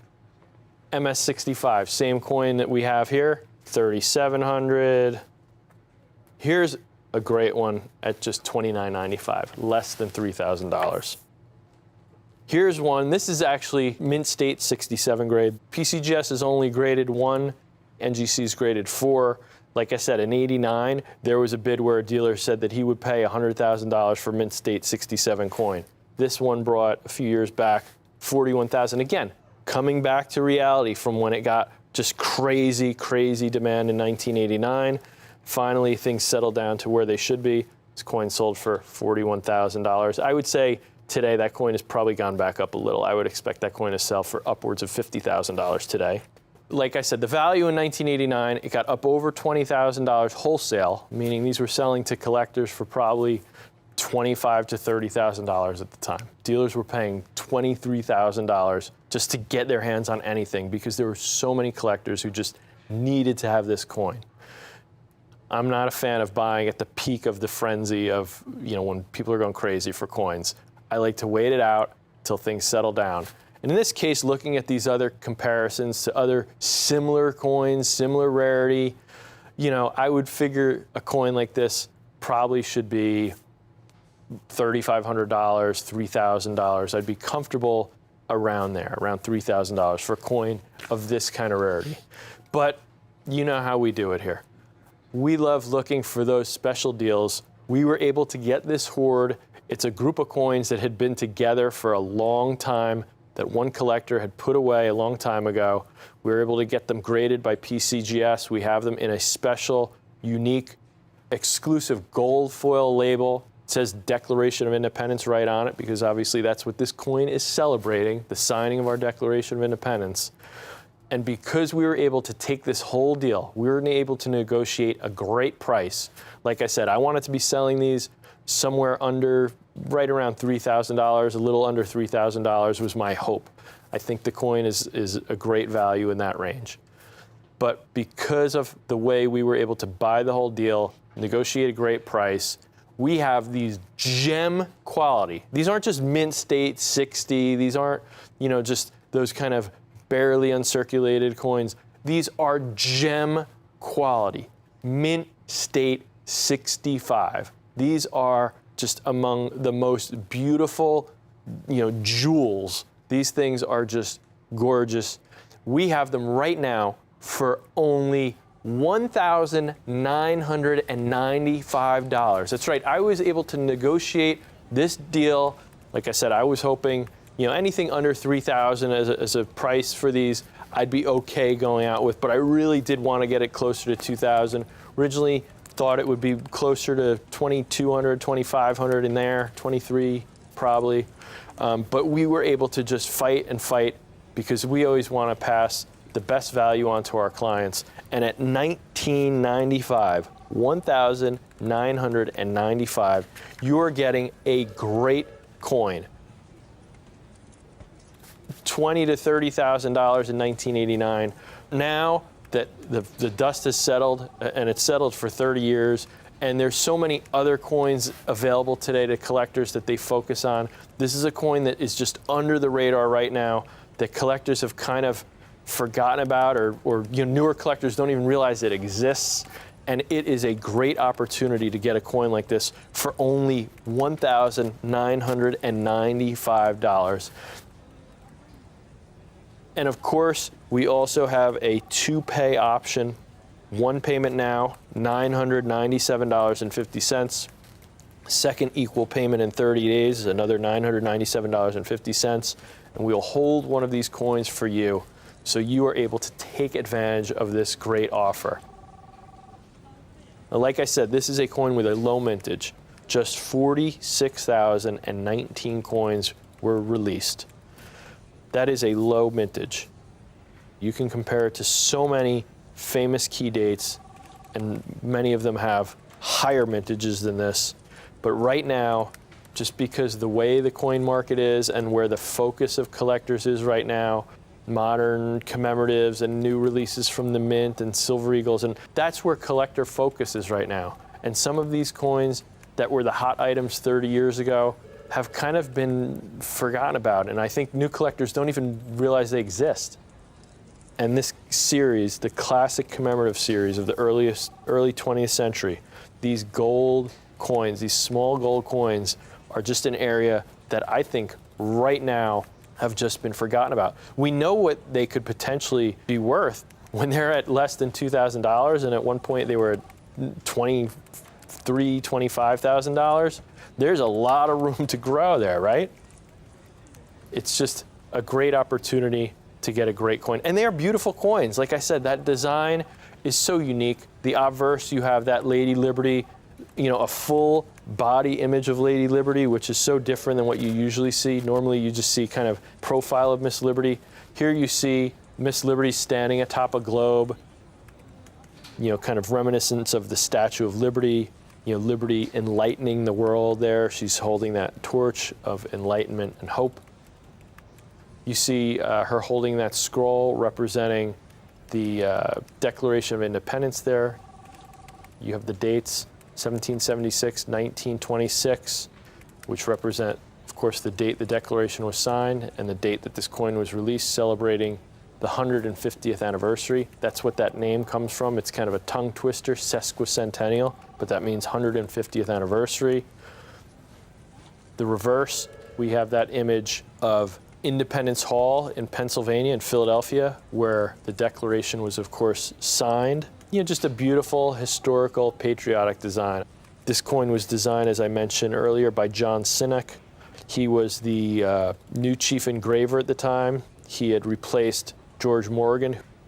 Sinek is also famous for his designs of the Roosevelt dime, and more importantly, especially for us around here who are big fans of the Franklin half dollar. Just a beautiful coin. And of course it's a gold coin. And I mean, I didn't even mention, you know, I didn't really talk about gold, but right now there's so many collectors of gold coins. Gold is just such a hot area of numismatics right now. Anytime there's any uncertainty about things, it just drives people to gold. I mean, gold has been money for thousands of years. Some of the earliest coins struck in 600 BC or so were gold coins. Gold has been a form of trade, a form of money, a form of wealth for thousands of years. So whenever there's times of uncertainty, people get nervous about their wealth, their savings, they tend to gravitate towards gold. So as much as this is a small coin, it's a gold coin, and for that reason, just makes it even more attractive, on top of just the fact that it's a low mintage coin. It's a coin that is currently undervalued, the greatest price level for these coins in, you know, several decades. Just a great opportunity. It's a great coin. Like I said, it's a beautiful coin. Only $1,995, just $19.95, 2 payments, equal payments, $997.50. And I hope you're able to add one of these coins to your collection, because now is the time for this coin. I really believe that. It is a great time to revisit these early 20th century coins that have been forgotten about. So thanks so much for joining me here. You're watching Rare Collectibles TV. Stay tuned for more great coins.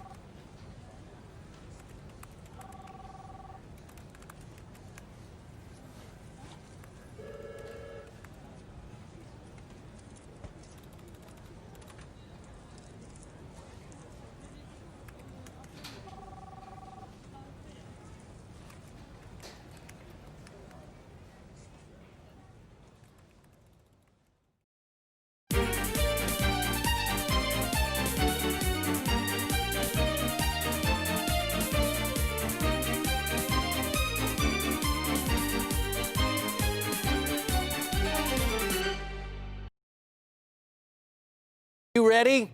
I'm James Gerstel. You guys are watching Rare Collectibles TV. Do you remember one of the most popular presentations we've ever had on Rare Collectibles TV. Do you remember the Great Depository Hoard?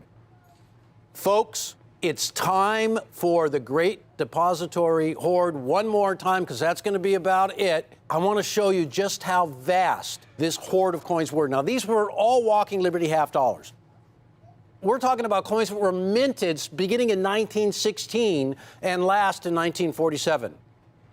You know the Walking Liberty half dollar, the present day American Silver Eagle obverse, that big, beautiful allegorical of liberty striding forward, welcoming in the new century, the 20th century, brought back in 1986 on the Silver Eagle. We've done something that no other show has ever done before. We purchased 150,000 Walking Liberty half dollars.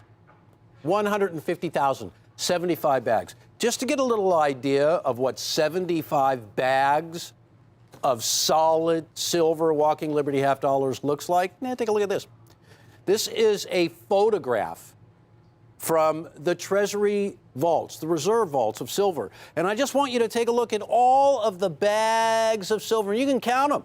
They're twos, just right. I mean, 75 bags with 2,000 coins in each bag, 150,000 coins in all Walking Liberty half dollars. You'll never see anything like that, ever again. The Walking Liberty half dollar was one of the true American Renaissance coins. If you don't know the story of the American Renaissance, the redesign of American coinage began in the early 1900s. Two main proponents of the Renaissance were Teddy Roosevelt, President of the United States, and Augustus St. Gaudens, the world's preeminent sculptor and the designer of the St. Gaudens Double Eagle and the $10 gold St. Gaudens Indian. And more importantly, he began the Renaissance, the great redesign of American coinage. Now, here's the thing. We have an unbelievable opportunity to own these original coins. This is like a treasure hunt. These are unsearched. I got to tell you, folks, if there are overdates in this deal, if there's the rarest Walking Liberty half dollars, not a single coin has been removed out of this deal. We didn't cherry pick it, is what I'm trying to say. Every single goodie, every single great date, every single original coin was left in this deal of 100,000 coins, 150,000 for you guys. But here's the thing. We're getting low. We're not going to be, well, we're almost out. It has been one of the most popular presentations ever on Rare Collectibles. We've gone through nearly 150,000 Walking Liberty half dollars.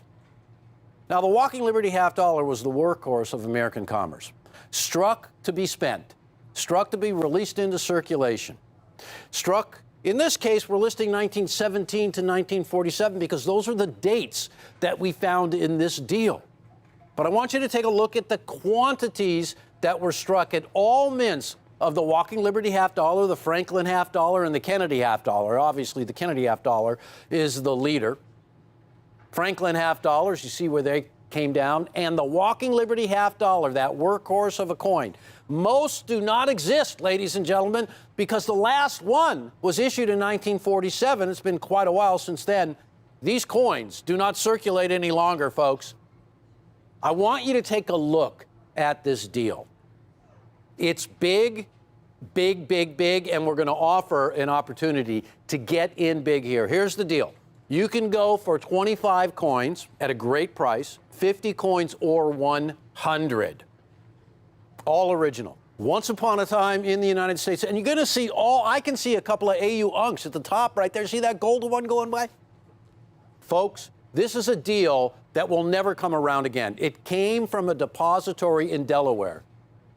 Now, you'll note when you get the bags that there is the state seal of Delaware on our tags because this depository was located in the state of Delaware. 150,000 Walking Liberty half dollars were packed away in a vault. They had been there for generations.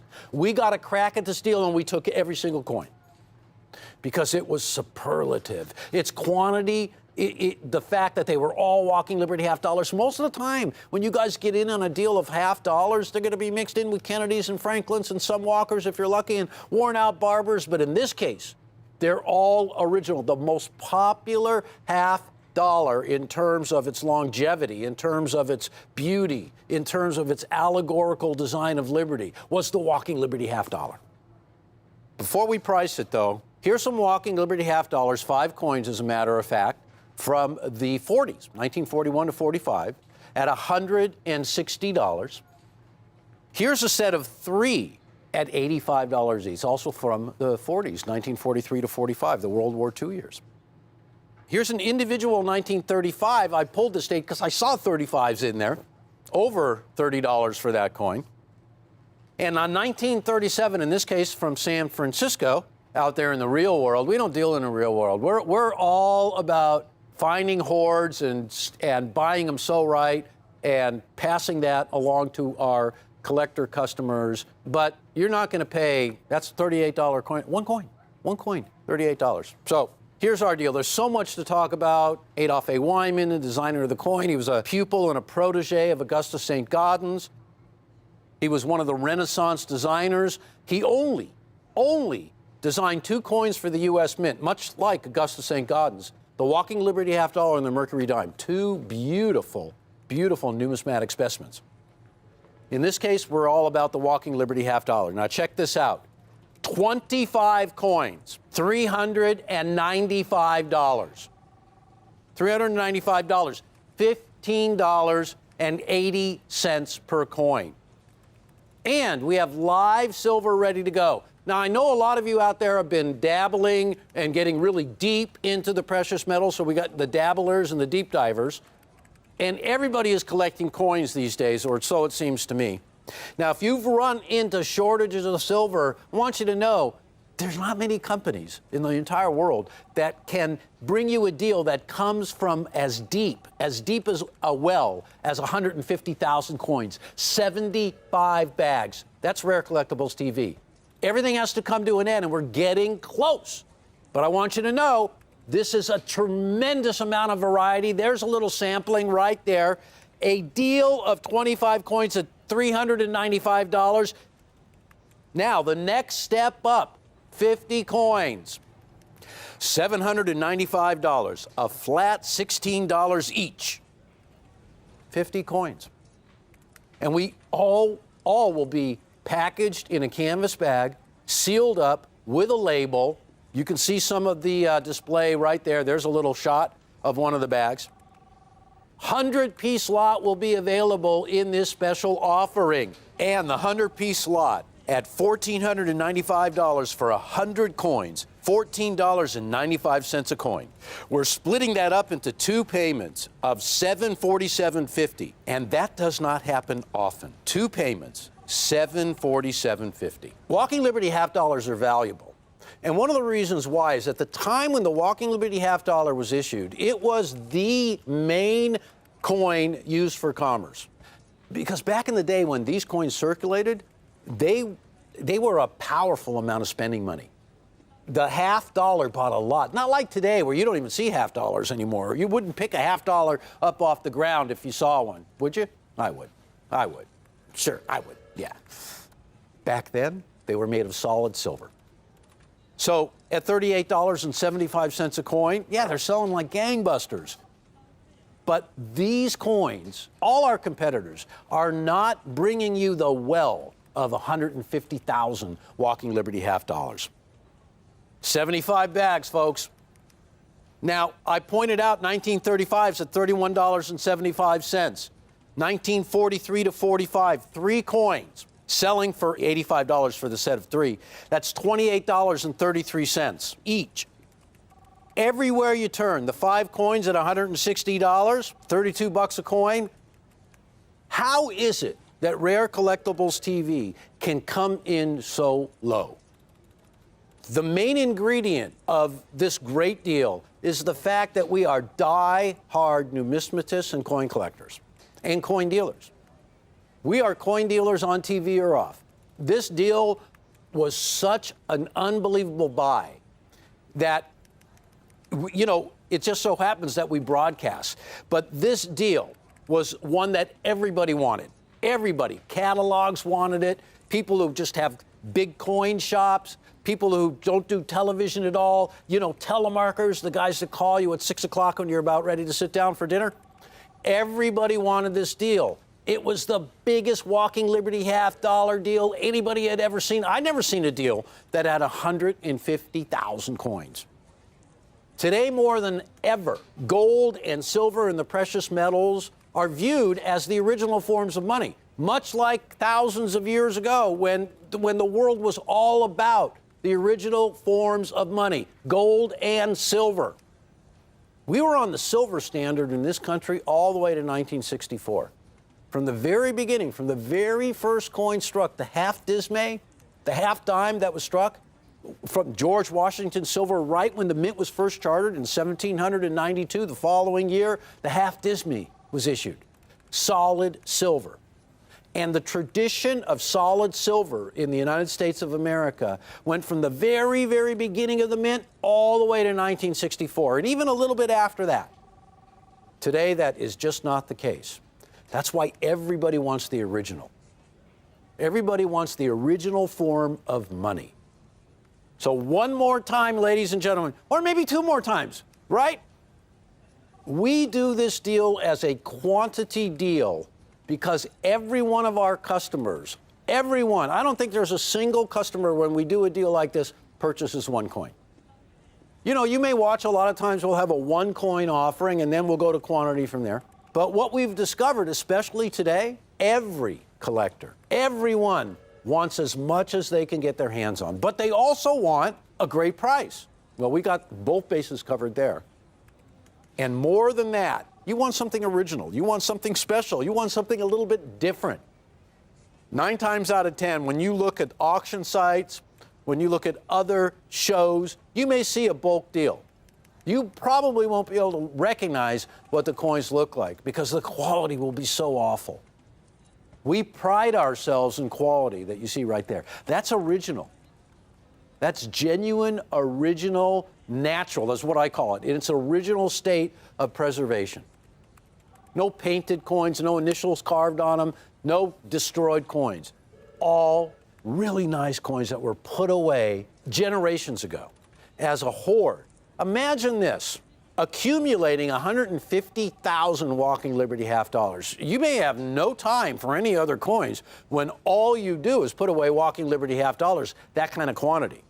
And this deal came from a true treasure hunter, somebody who was only after the Walking Liberty half dollar, something that actually began with his father and carried on. That's what coin collecting's all about. We know it. Because us coin collectors, really, it's a family thing. It's passed on to your kids, or your kids can even sometimes pass it on to you when they get a desire to collect coins that becomes rekindled or kindled by all the news of today and all the demand for silver. It's not easy to get a deal like this. First of all, we have a couple of amazing buyers at this company, and you see them all the time. Rick Damaska, Jack McNamara, those guys are on the prowl 24/7. There is no off hours for the two of them. They'll go anywhere during any kind of circumstances to find a deal like this. And that's how this deal came about. So the Walking Liberty half dollar, designed by Adolph A. Weinman in 1916. And it's one of those coins, the last of its kind, because the Walking Liberty half dollar, the coin that came afterwards, was the Franklin. And that, of course, portrayed a real human being, Benjamin Franklin. But this is an allegorical of liberty, a conceptual design by the artist of the figure of liberty. Well, you'll note that her right hand is outstretched, and that was to symbolize the welcoming of the new century, because in 1916, it wasn't that long that the 20th century had started. It was a welcoming coin.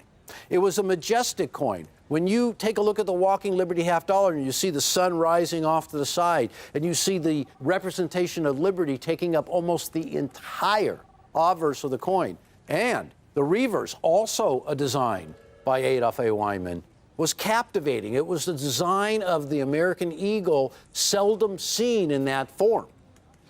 Even though the eagle was not flying, it portrayed a lot of power and a lot of majesty.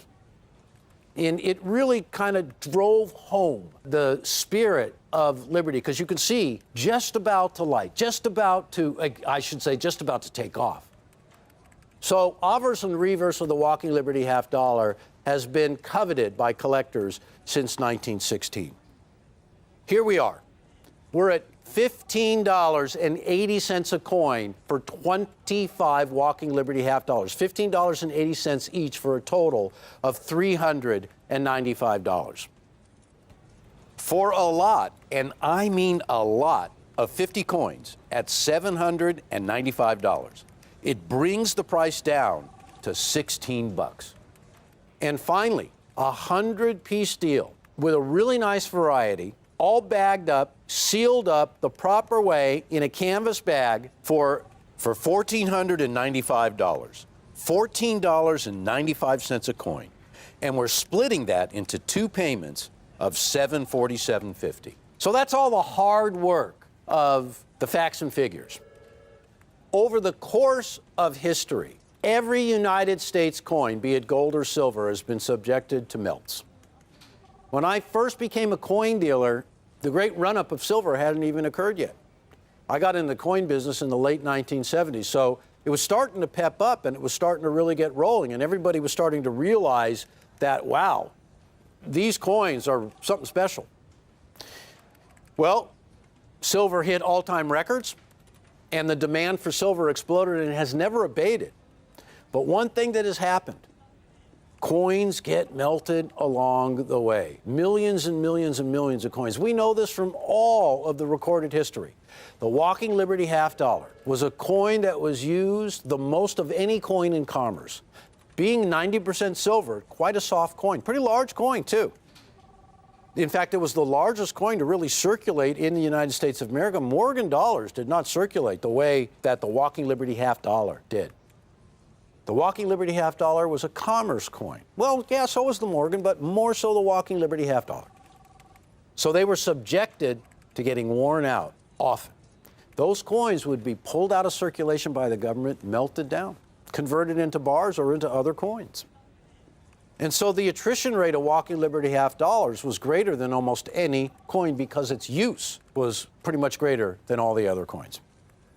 So today, when you fast forward generations, this is where we're at, where if you're lucky enough to get your hand on a hoard of half dollars, never will they all be Walking Liberties. It just doesn't happen. They are the most preferred way to get into old silver, to get into the history, to get into the numismatics, to get into those variety of dates. Now, in looking through this deal, we were looking, right? I think it was yesterday. We saw coins from the 20s in there, from the 30s, and from the 40s, of course, the last decade. And one of the things that is so important here is that you don't get coins that are worn to the bone. Is that you get not just full date, but full detail on these coins. And that is one of the most important criteria for bringing a deal like this. And it seems, and we were really lucky in this, it seems that when this deal was put away, the finest of the Walking Liberty half dollars that could be accumulated the way this one collector did it were in this deal. So one last time, folks, Walking Liberty half dollars from the Great Depository Hoard in Delaware, 150,000 coins strong, 75 bags of 2,000 coins in each bag, offered to you in lots of 25, 50, and 100.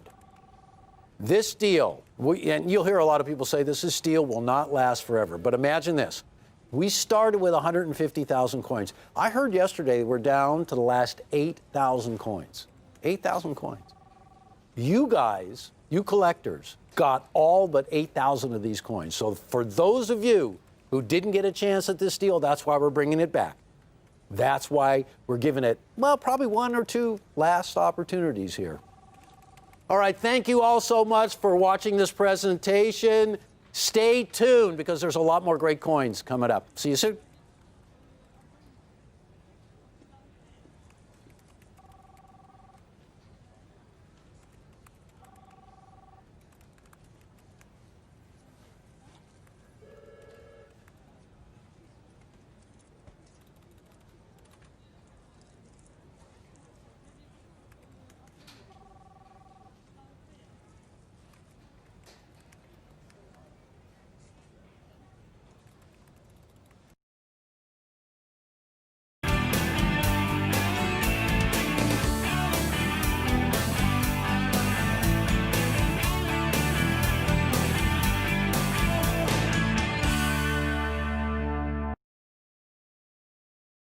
Silver Eagle is the undisputed king of collectible coins right now. Every time a new Silver Eagle is released, millions of collectors rush out to get one. It's why low mintage coins like the 1995W Proof or the 2019 S Enhanced Reverse Proof command such incredible premiums, because the demand is so high and the supply is so small. Now in 2020, we have this special edition American Silver Eagle struck to commemorate the 75th anniversary of the end of World War II.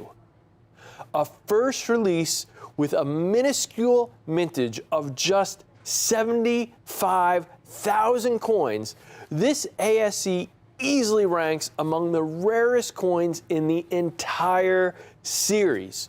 So many people were trying to get this stunning coin that it actually crashed the US Mint's website from the sheer number of people visiting it. In just a couple hours, the Mint completely sold out of these coins. And let me tell you, these are not easy to find. Now, one of the main reasons this coin is so popular right now is its special commemorative nature.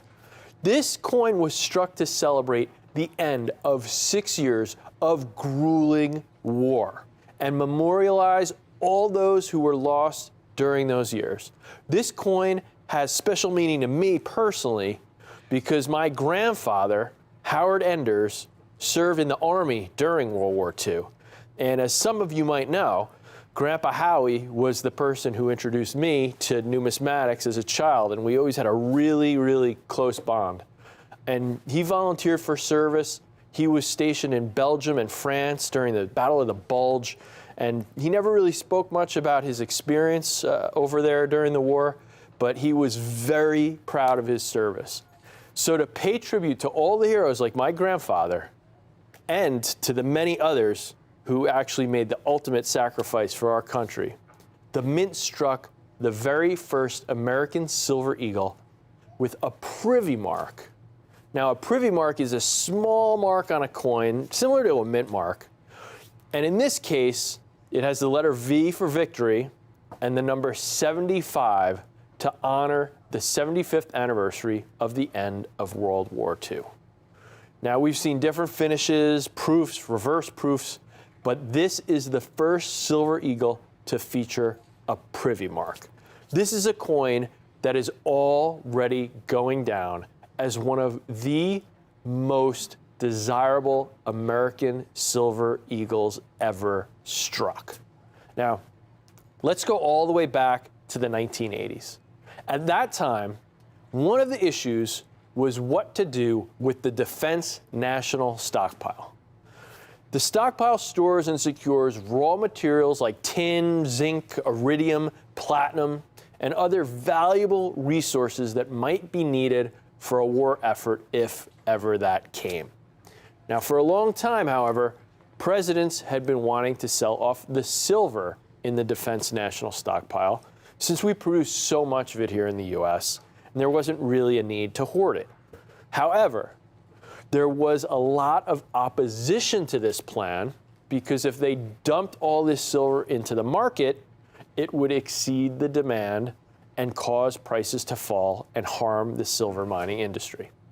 Eventually, it was decided that if they sold the silver in the form of bullion coinage, which people could use as investments, it wouldn't impact the silver industry. Now, at the time, they weren't even considering the collectible value of this coin. So we're pretty lucky as collectors that they decided to use such a beautiful design. On July 9th, 1985, President Ronald Reagan signed the Liberty Coin Act into law, beginning the American Silver Eagle series the very next year. The first Silver Eagle was struck in San Francisco on October 29th, 1986. And since then, it has become one of the most popular coins ever. For over 34 years, The Silver Eagle has been one of the best ways for Americans to safely purchase silver mined here in the United States, as well as giving collectors like us an incredible coin to pursue. When you get into all the different strikes and finishes they've added to the Silver Eagle, the proofs, the reverse proofs, burnished, enhanced finishes, you've got a coin series with so many options, makes it really fun and really challenging to collect. Now today, the American Silver Eagle is easily the most popular coin in America and around the world, even exceeding the famous Morgan dollar. I mean, that's how popular this coin is today. With everything that's happened in 2020, it's almost easy to forget that it was the 75th anniversary of the end of World War II. Now, after 6 years of conflict, the war finally came to an official conclusion on the deck of the USS Missouri battleship on September 2nd, 1945. Since then, we've done everything we can to remember that conflict and make sure that war on that scale never occurs again. We also want to memorialize and celebrate those who fought and sacrificed for our safety and our freedom. And the Mint did it perfectly with these gorgeous proof Silver Eagles. These Silver Eagles are proof issues. So they're struck using the state-of-the-art technology for coin production. The Mint strikes these coins individually, and there is just so much effort and cost that goes into making them. The blanks that these coins are struck from have to be polished by hand and chemically treated to ensure that they're clean and ready for minting. Every coin is struck twice during the minting process to make sure that the devices are just razor sharp. Now, all this effort pays off because you get these stunning coins with every little detail of the coin's design fully struck. You can see all of the details in the pattern of Lady Liberty's dress on the obverse. I mean, proof coins are extremely popular among collectors because of their rarity and incredible eye appeal that comes with their ultra cameo surfaces with these mirrored fields and those gorgeous frosted devices. This coin takes it to a whole nother level. It's the first Silver Eagle to ever have a privy mark, and it's one of the rarest. I mean, this is actually one of the first U.S. coins with a privy mark. It's only been used on a very small handful of coins before this. It was used on some platinum coins and a couple of quarters. It's never been used on a Silver Eagle. It's never been used on a silver coin. I mean, this is a big, big deal, but especially on a Silver Eagle, the most popular coin in the world. Now, of course, a big part of why the Silver Eagle is so popular among collectors is because of the artistic beauty of its design. On the obverse, you have that classic walking Liberty, which was originally used on the half dollar starting all the way back from 1916 up until 1947. This design was created by Adolph Weinman. Weinman was a protege of Augustus St. Gaudens. You know, these guys are some of the greatest artists in American history. So Adolph Weinman created this design on the obverse, and it's remembered as being a coin ahead of its time. The obverse showcases a glorious full-body rendition of Lady Liberty wrapped in the stars and stripes of the American flag. She strides forward toward the rising sun of a new day with an outstretched arm that beckons in hope and freedom. It's just a truly stunning coin design, an inspiration, a guiding light. It's almost as if this design was struck specifically to help us through difficult times, much like the times right now that we're going through. Remember, this coin was used originally on the half dollar during World War I, during the Great Depression, and World War II. Some of the most challenging ordeals our country has ever endured. But when you look at this design of Lady Liberty, striding towards the new day, you just can't help but feel a little uplifted. You know, it's as if it's just reminding us that a new day will come. Unfortunately, due to the limitations of the day, the Mint had a hard time striking this Walking Liberty design on the half dollar, and most issues were weakly struck, lacking a lot of the detail.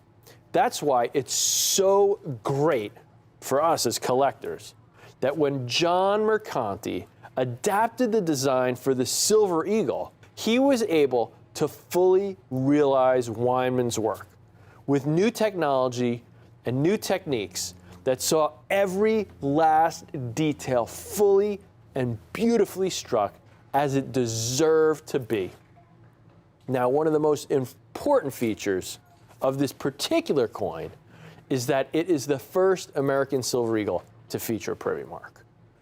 Now, a privy mark is a small mark or a symbol that was traditionally used to identify the mint or some other aspect of the coin's origin. You know, the mint master, or like almost like a maker's mark on antique silverware. And this was done to prevent counterfeiting. Here in the US, we usually don't use privy marks, and we rely on other elements to prevent counterfeits, but they are popular in other countries like Great Britain and Australia. Now, if you look at the obverse, you can see this oval with the inscription V75 inside of it for the 75th anniversary of our victory in World War II. This oval, you can see it's not exactly oval, has a little indentation to it there, is actually directly modeled after the Rainbow Pool in West Potomac Park in Washington, D.C., which is part of the World War II Memorial in the District of Columbia, which is dedicated to every American that made the ultimate sacrifice. This is the very first American Silver Eagle to feature a privy mark, which is why this particular coin is so incredibly popular among collectors. When we turn this coin over, you get to see that gorgeous reverse designed by John Mercanti. As the 12th chief engraver of the U.S. Mint, Mercanti produced over 100 different coin and metal designs, and his work is considered some of the best ever produced. The reverse he designed here captures all of the classic elements of American coinage. You've got that majestic bald eagle with its wings outstretched, the olive branch and arrows in its talons, the shield protecting its chest, and of course our motto, E pluribus unum, out of many, one. When you look at the reverse, you can see every tiny little detail, from the patterns in the eagle's feathers to the creases in the leaves on the olive branch. It is a testament, not just to Mercanti's craftsmanship, but to the precision and the engineering of the technology used to strike these coins. This is a piece of art that could go in a museum, but it fits in your pocket. One reason why the coins we have for you today are so great is that these coins have John Mercanti's signature on the label. And this isn't a facsimile, it's not a reproduction. And every single one of these coins that you see with me here has his signature. You look at that label and you see this piece of art depicting Ronald Reagan. Now, Reagan, as I said earlier, was the one who signed the Liberty Coin Act into law and initiated the American Eagle program. And the piece of art that we have here is a way to pay tribute to him. This pop art label is actually based off of a bas-relief sculpture of Reagan that was created by none other than John Mercanti himself, meaning that even the label for this coin is a work of art. Now, when I have a nice work of art, I want a nice frame that accentuates it, and I want it signed by the artist. And for me, there's no better way to do this for the American Silver Eagle than with one of our Rare Collectibles TV exclusive Reagan Mercanti label, signed by John Mercanti himself. If you look at that label, you also see the first release pedigree that NGC has given this coin. This coin comes from the very first release. It's only given this designation if it's received by NGC in the first 30 days of issue. And don't forget, this coin has one of the lowest mintages in the entire series. Just 75,000 of these coins were struck by the U.S. Mint, making it the third lowest in history. That is remarkable when you consider there's over 90 coins in this series.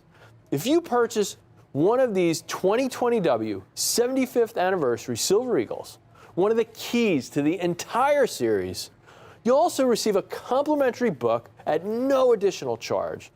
This is American Silver Eagles, a guide to the U.S. bullion coin program. It's written by John Mercanti himself, with Miles Standish, the renowned coin expert and vice president of NGC.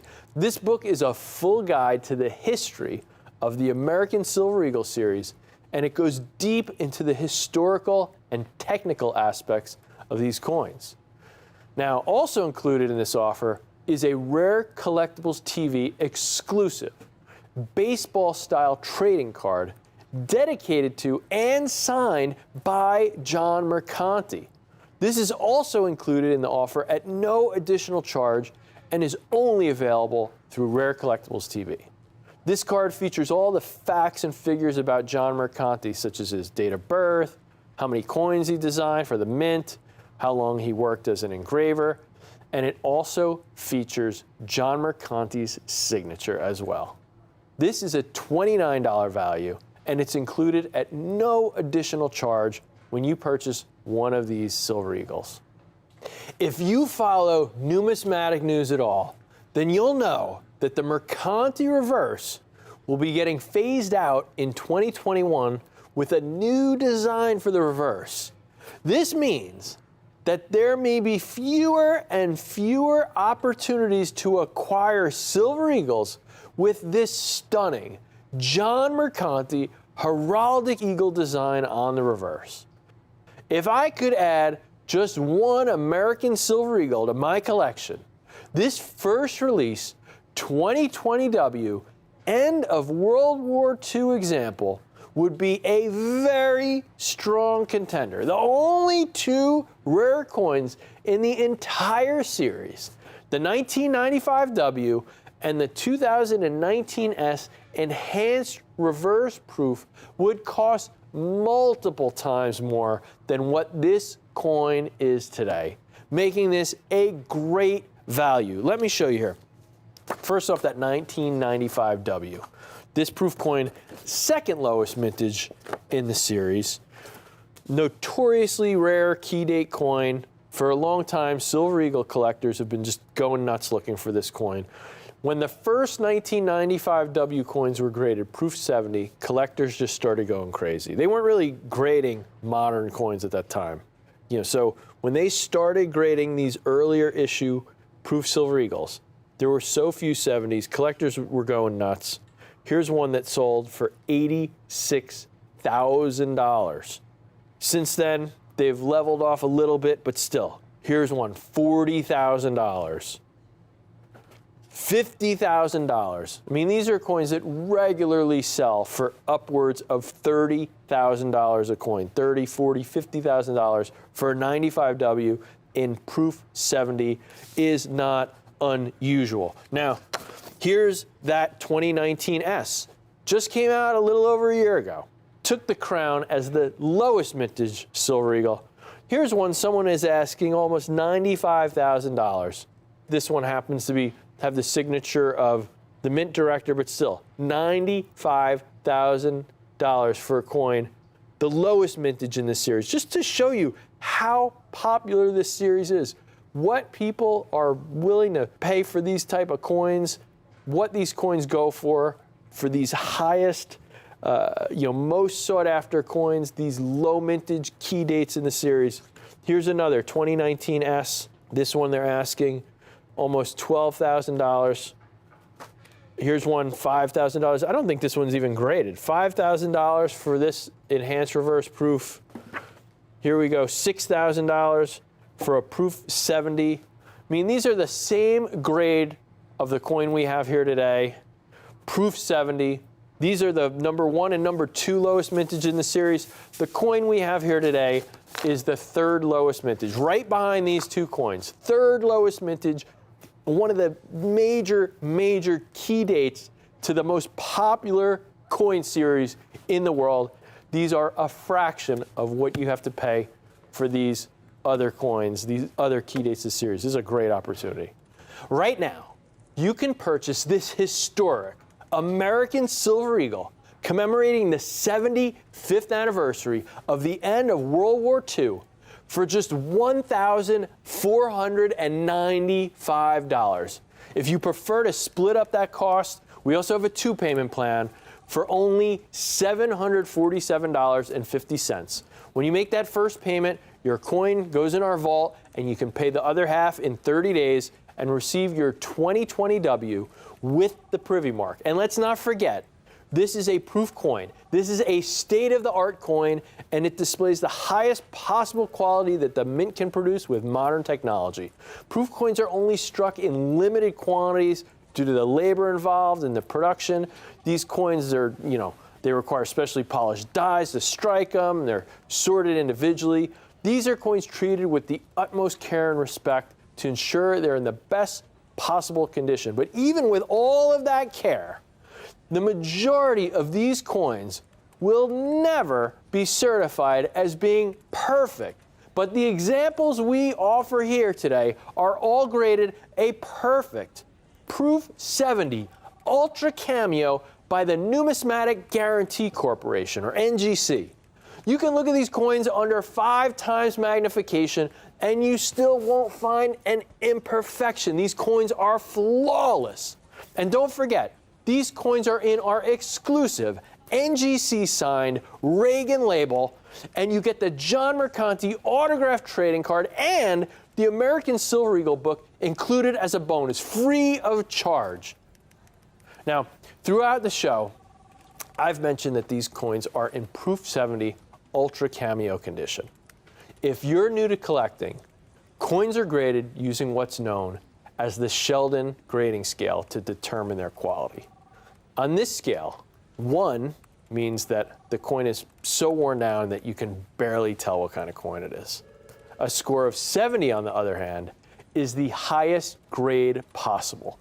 And that means that the coin is absolutely perfect, flawless. Now, one of the great things about collecting American Silver Eagles, unlike classic era coins like Morgan dollars, is that in the modern era, you can actually build a collection of coins graded in a perfect Proof 70, if you have the patience and the desire to do so. It's still a lot of work, but it can be done. If you look back to classic coins like the Morgan dollar or the St. Gaudens Double Eagle, mint state 70 examples don't even exist. The technology just wasn't there yet to produce flawless coins back in those days.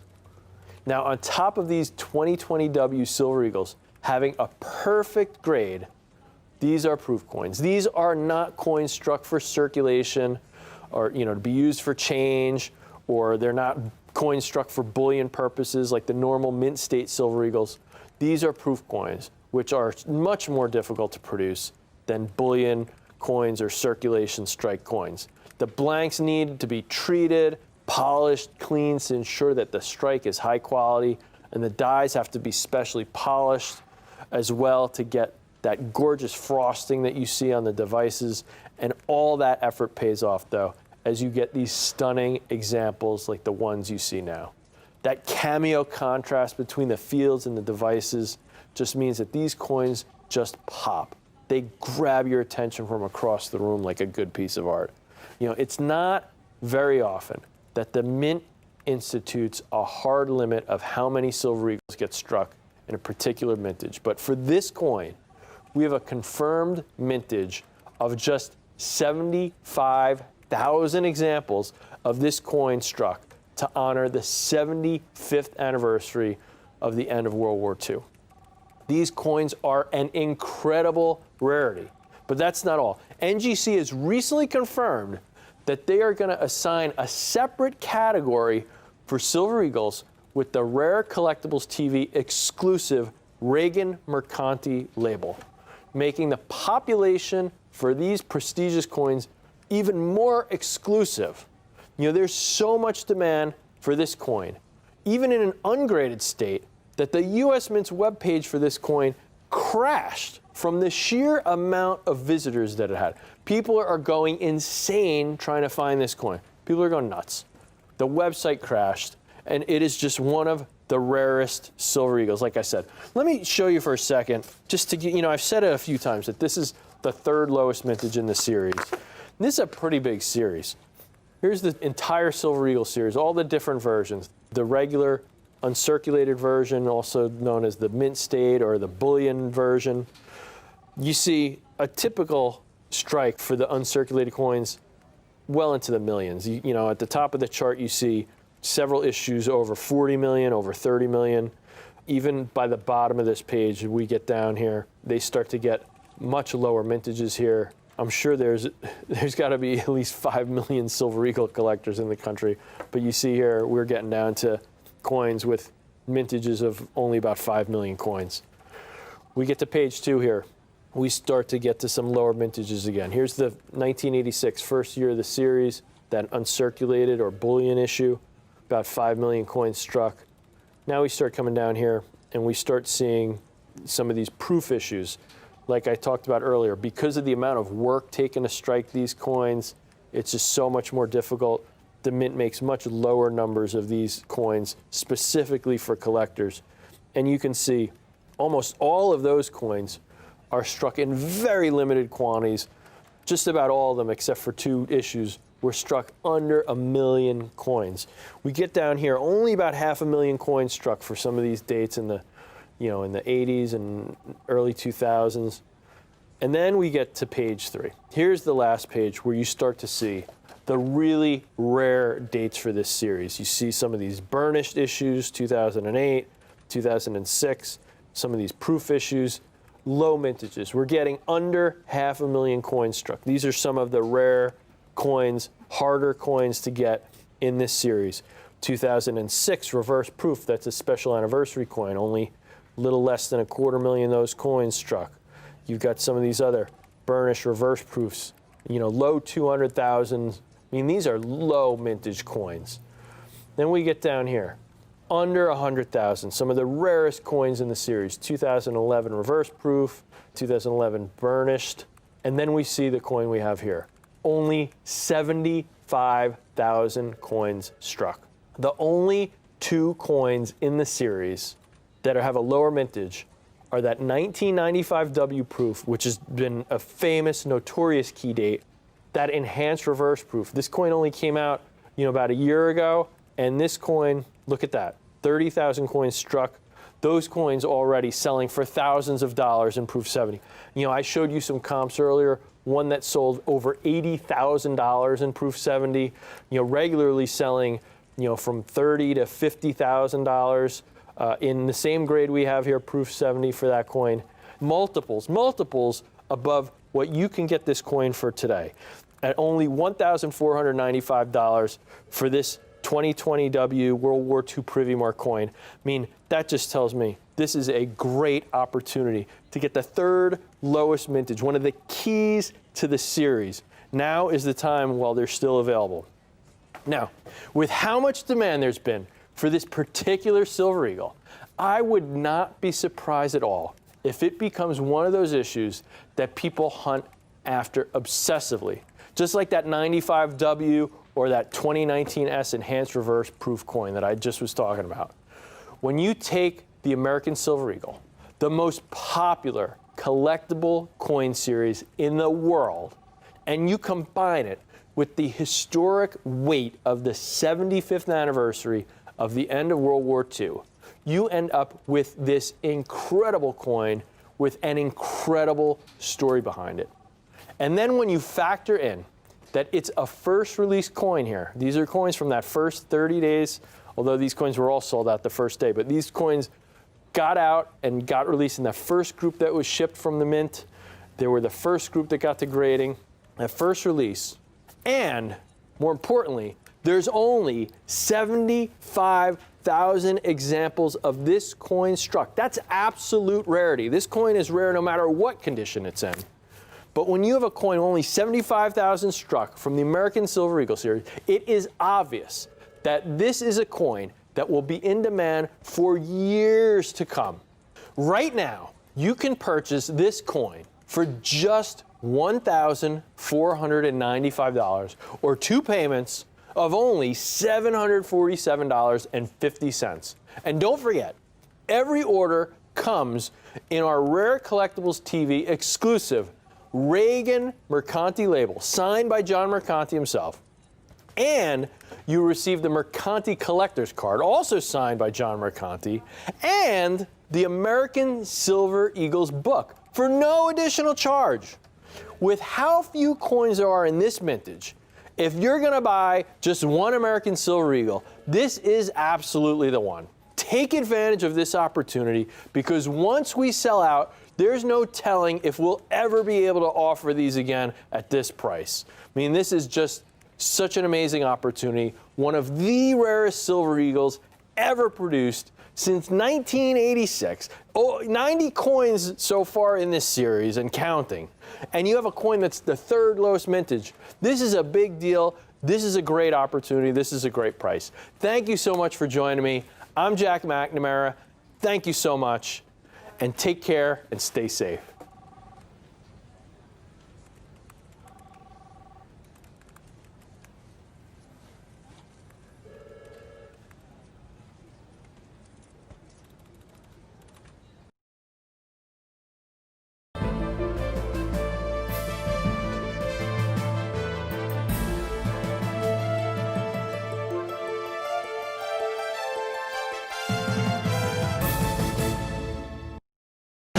This is a special announcement for all silver enthusiasts. Stay tuned to find out how you can acquire a rare, limited production American coin struck from pure silver.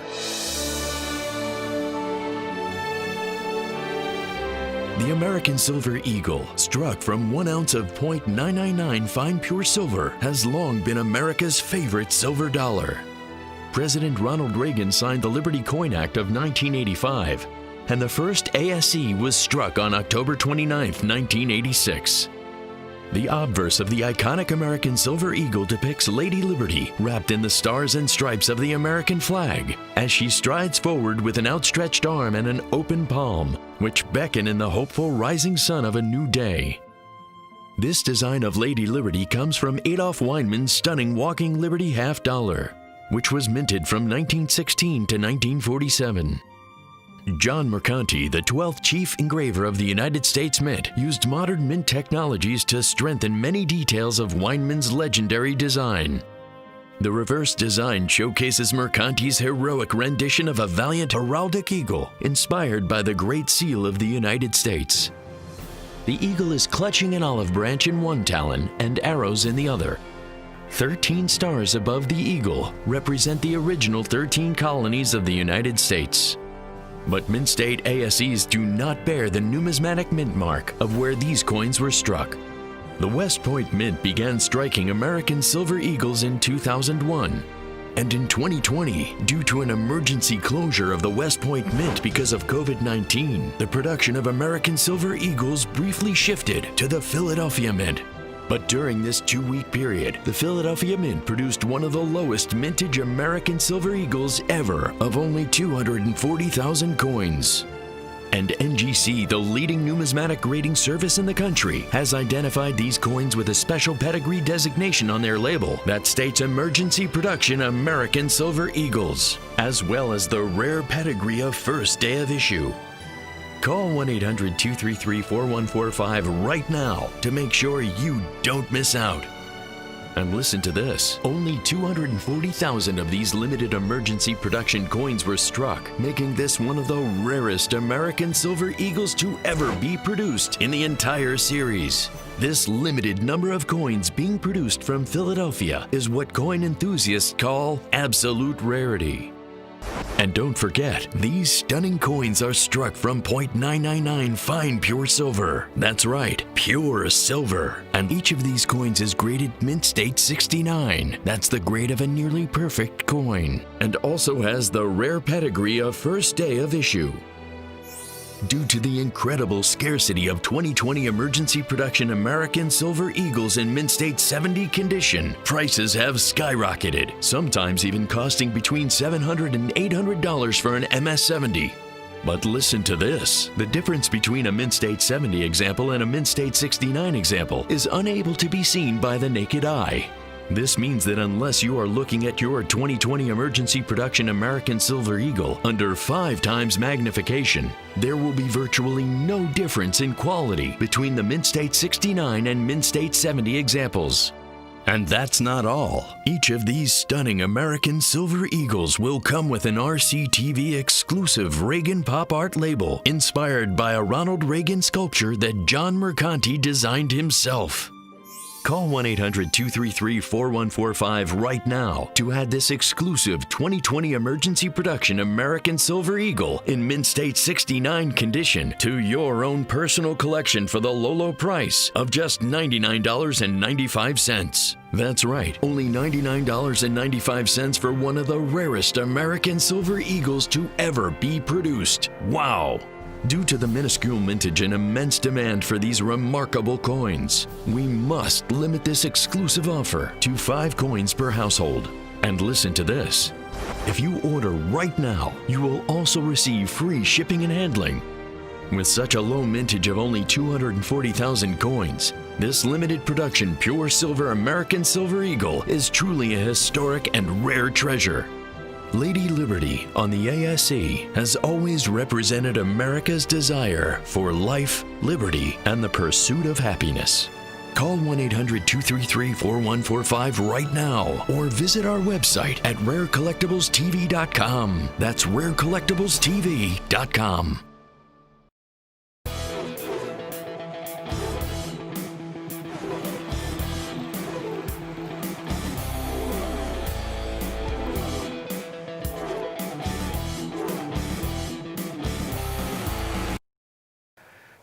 Jack, how long have we been partners? What, 30 years? I mean, Feels like it, right? Just about. You started when you were around 15?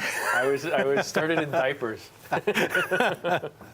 We've been partners a long time, but this is the first time, Jack, we've ever had something like this for our viewers. This is a $5 gold piece of a date struck. I say it's the 19th century, the last date of the 19th century. It is. Technically, the last date is 1900. Oh, yeah, I guess you're right. But I don't get that. To me, the last date should be start with a 1-8. It's definitely the last date of the 1800s. We can say that. Yeah, exactly. Folks, we sometimes I like to close a presentation by saying, please stay tuned to our show because you never know what we'll come up with next. Mm-hmm. And this is one of those times. We've come up with something that you'll never see again once these are gone. Right. In fact, these coins shouldn't even exist. Right, exactly. But for the great European bank hoard. Right. They're extremely rare. And now is the perfect time to acquire a coin of this greatness. Right. In fact, the examples we have, and we have almost 300 examples. Yeah, which is for this coin. There's never been anything like this in the history of U.S. coins for this particular date. Yeah, well, this is a first. Yeah, we're just saying this is almost 10% of this population for this grade. Exactly, yeah. And we're so grateful to be able to offer this coin at such a great collector-friendly price. And now, again, is the perfect time to acquire something like this. Let's take a look at the coins, Jack. Yeah, they're great coins. They're beautiful. The last year of the 1800s, the $5 gold piece, 1899, struck at the Philadelphia Mint. They're graded Mint State 63, Jack. Now, if you go to the Smithsonian, The Smithsonian has the finest collection of United States coins in the world. Amazing collection. Including Unbelievable collection. including the single most valuable coin, Right. the 1849 Double Eagle, which is valued in, who knows? The only one that exists. Yeah. The first double eagle I that, mean- that struck, there were two made. The other one was, who knows, melted probably 100 and something years ago. Right. The only one of the first, and then $1804. I mean, a coin, there's like 16 known. They have like 5 of them or something. Like the coins, 1933 Double Eagle. There's only one legally owned in private hands. They have like 8 of them or something. Like, Yeah, right, you know. exactly. Yeah. So you look at their $5 gold collection, their $18.99 in their gold collection, in the Smithsonian, folks, is an MS-63. Right. In other words, this is a Smithsonian quality coin that we have for you today, because Exactly. these are in mint state 63 condition. Right. Now, for our new viewers who may not be familiar with numismatic grading, Right. Jack, if you could explain the Sure. Sheldon grading scale. Sure. So coins are graded using a 70-point scale. It's called the Sheldon grading scale. There was a large cent collector back in the 1940s or 50s named William Sheldon who came up with this system.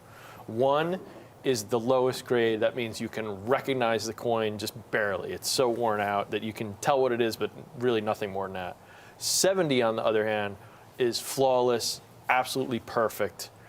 For coins in the 1800s, there's no such thing. They didn't have the Right. technology. Coins They in just- the mid-1900s and they don't earlier. exist. They don't exist. Right. And then what we talk about, you hear us talk about brilliant uncirculated or mint state coins on this 70-point scale. Anything 60 or higher is considered mint state. This is a coin that has no wear, but a 60 coin is a coin that may have a lot of bag marks and abrasions and things just by way that these coins are made. They strike them, they go into bags and counting machines, and they get marks on them, but they still have no technical wear. So that would be a coin that's a 60.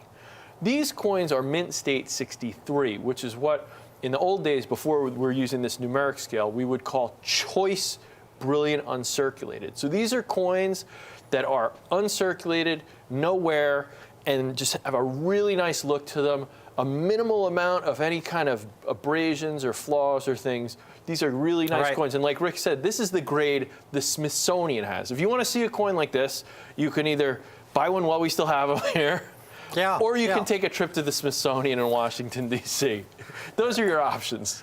Hey, Jack, that was perfect. That was perfect. The point we're trying to make is that sometimes, if something seems too good to be true when you see it on TV, well, sometimes it really is true. There was an incident just over a year ago. There was a gentleman who found an 1854S $5 gold piece. Right, same size as this, same denomination, Same denomination. same design, we have everything. a picture of it. He said that he found it in a garage sale or something. It was.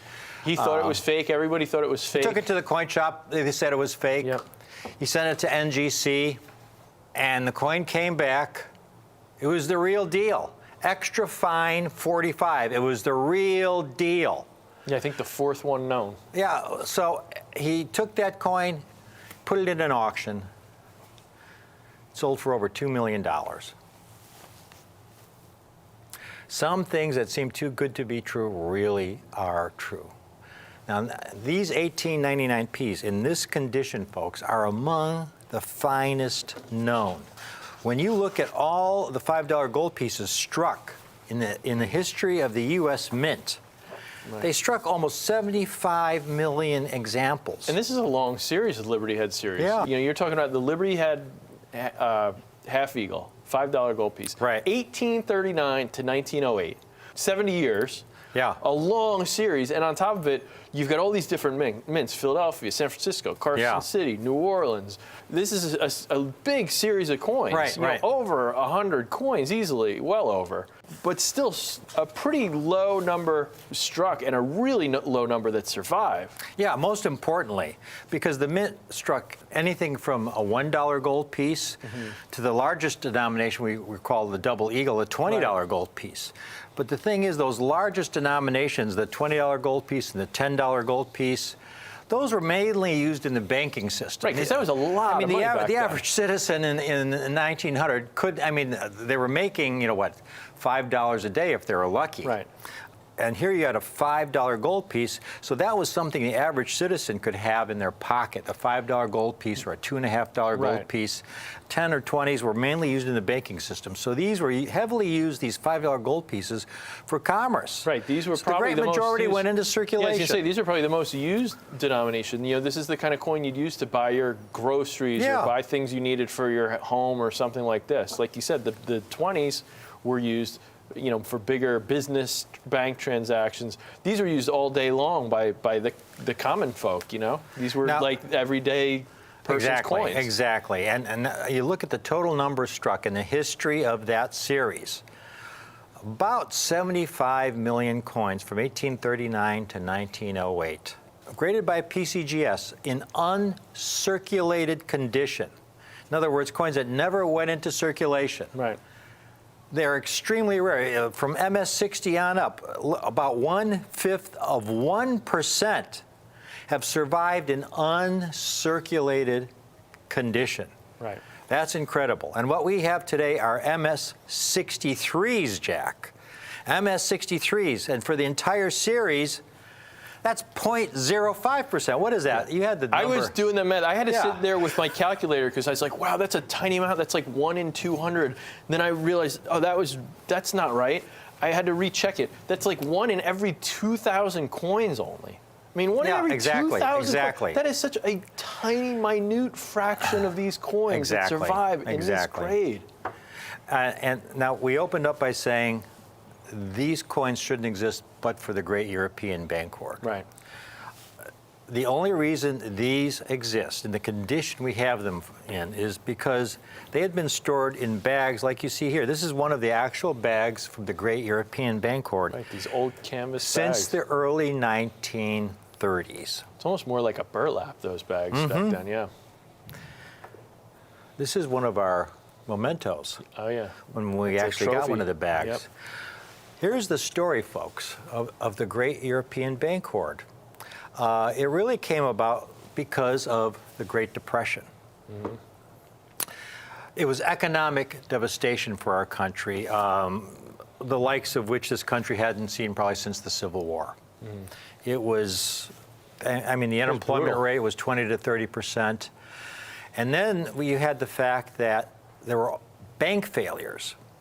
In 1933 alone, it was estimated that there were approximately 4,000 bank failures. Yeah, and there's no FDIC yet. Exactly. There's no federal deposit insurance. Your money wasn't guaranteed. Right. So you could have your life savings, 20, 30 years of your life savings, your nest egg for your retirement.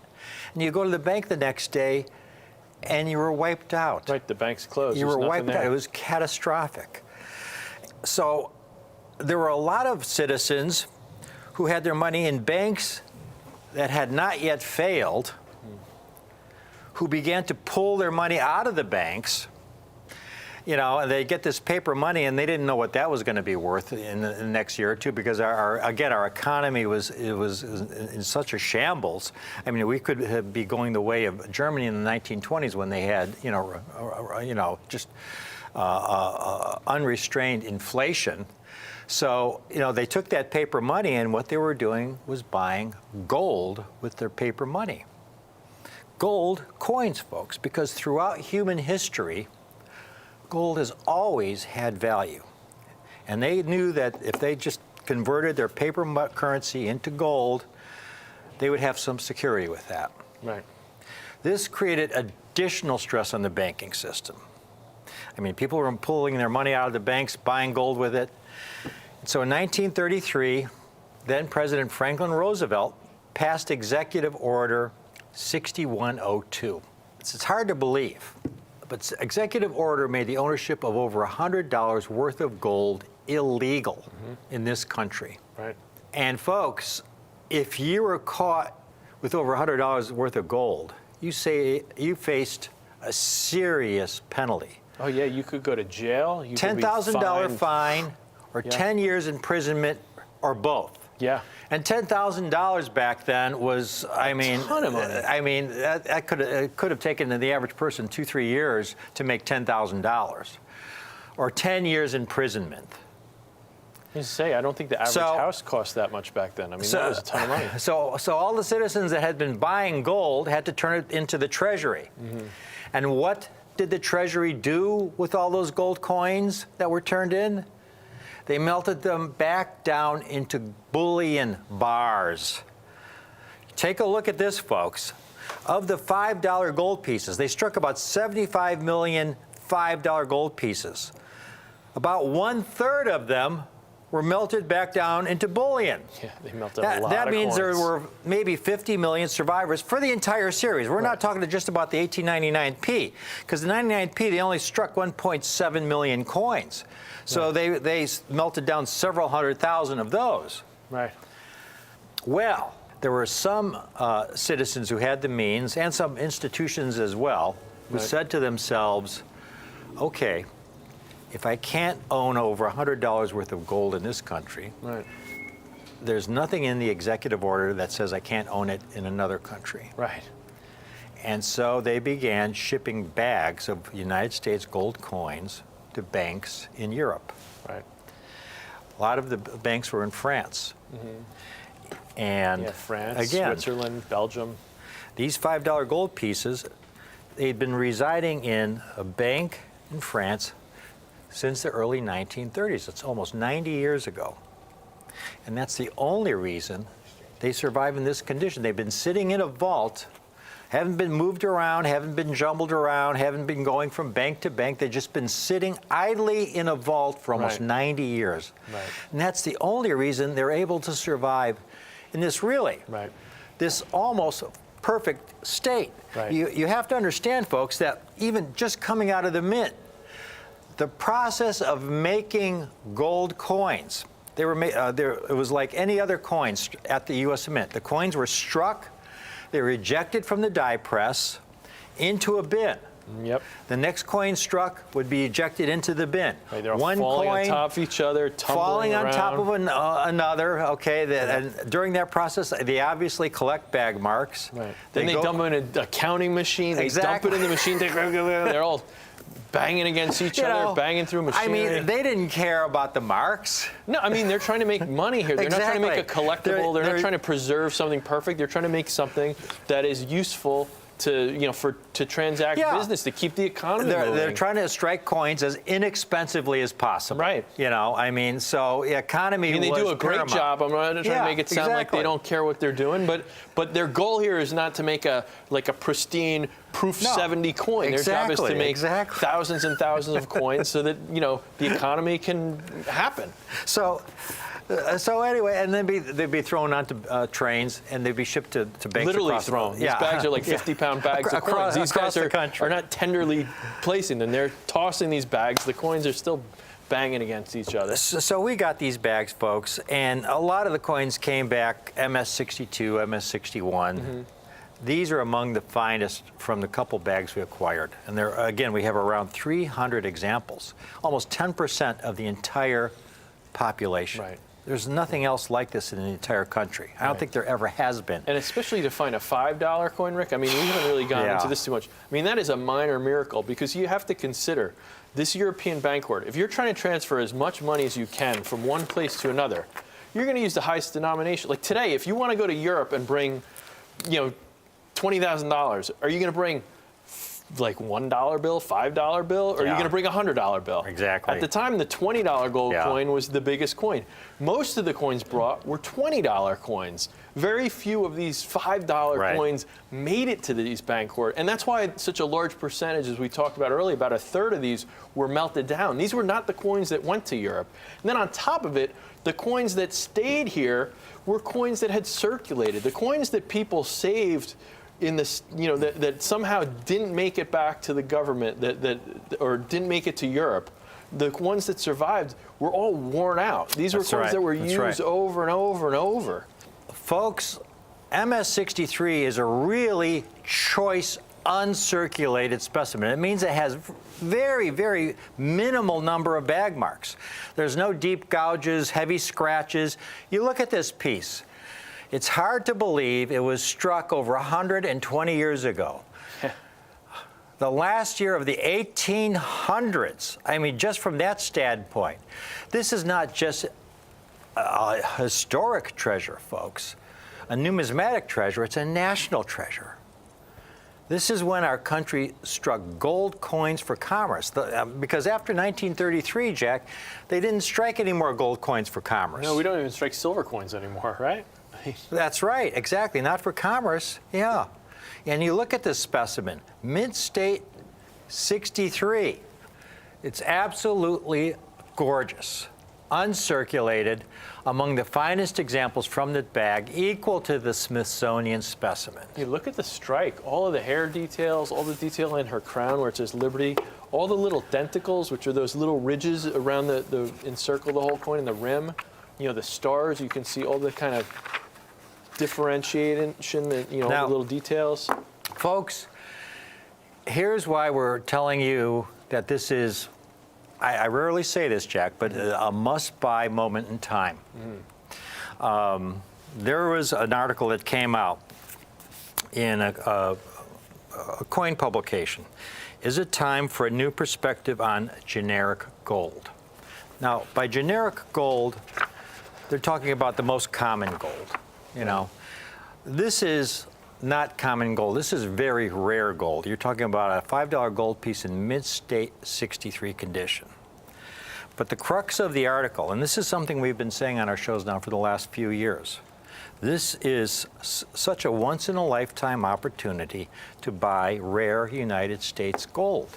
Here's the key sentence in the article. There has not been a time in recent memory when pre-1933 gold coins were obtainable for so little over spot. And by that, what they mean is, I recall in my own experience, I had a common date gold double eagle. At that time, this was about 20 years ago, gold was about $350 to $400 an ounce. Right. And I remember selling it to another dealer for around $3,500, about 10 times the gold value.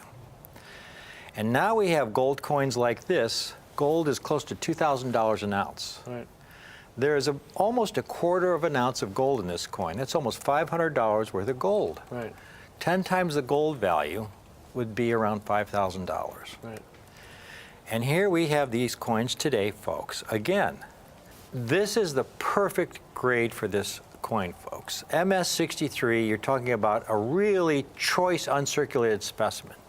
Because if you go to one of the highest grades, 6-7, that's among the finest known. You're talking about a coin that'll sell for $30,000, $40,000, $50,000. Right. There's an example that's sold in auction. You know, a dealer quite likely bought that coin for his own client, and he might have resold it for $38,000 or $40,000. Right. Our goal is to get you as much numismatic bang as possible for your buck. And so here we have these extremely rare $5 gold pieces in MS63. And again, at another point in time previously, the gold premium would have been 10 times the value of the coin. And we've got these coins for about twice the value of the gold, Jack. Right. Folks, here we have these rare gold coins. They're not $49.95 or $39.95 or $29.95. Now, $19.95 would be a really good price. Here's one that sold in auction in MS63 for $19.55. Now, again, that could have been a dealer that acquired that coin for a client, because a lot of times in these auctions, these the gold coins are acquired by other dealers to sell to their clients. So, but we don't know. It could have been a collector. But, you know, $19.55 is about where these coins are at. Yeah, that's a great price. $14.95, folks, would be a price that I would never have believed possible. Right. I mean, that would be an exceptional value. However, our policy from day one, Jack, and the key to our success, you folks, first of all, are the key to our success. Because when we get a great deal like this and pass it on to you, you respond in such a way that we sell out, and we're then able to use that to turn it over and buy the next great deal. And so we get some opportunities where when we buy the entire deal, we get the lowest possible price. Right. And so our commitment to you is to always base our selling price on our cost. Now, if our cost was $1,500, we would have to price it over $1,500. But our price was so low, so low, again, we're passing our good fortune on to you today. We've got these coins for $1,095 a coin. Wow, that's a great price. I had to stop there for a second, Right, Jack. right. $1,095 a coin, which is an amazing price. It's an amazing price. Amazing price. And even better, folks, we have a two-pay option. We do. We have a two-pay option.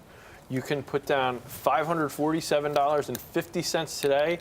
We'll keep one of these coins locked in our vault for you, safe and secure. 30 days later, you make the second payment, coin is yours. It is the most easy and affordable way to add a coin that otherwise you'd have to go to the Smithsonian to see one of these. The easiest way to add a coin to your collection, just two payments of $547.50.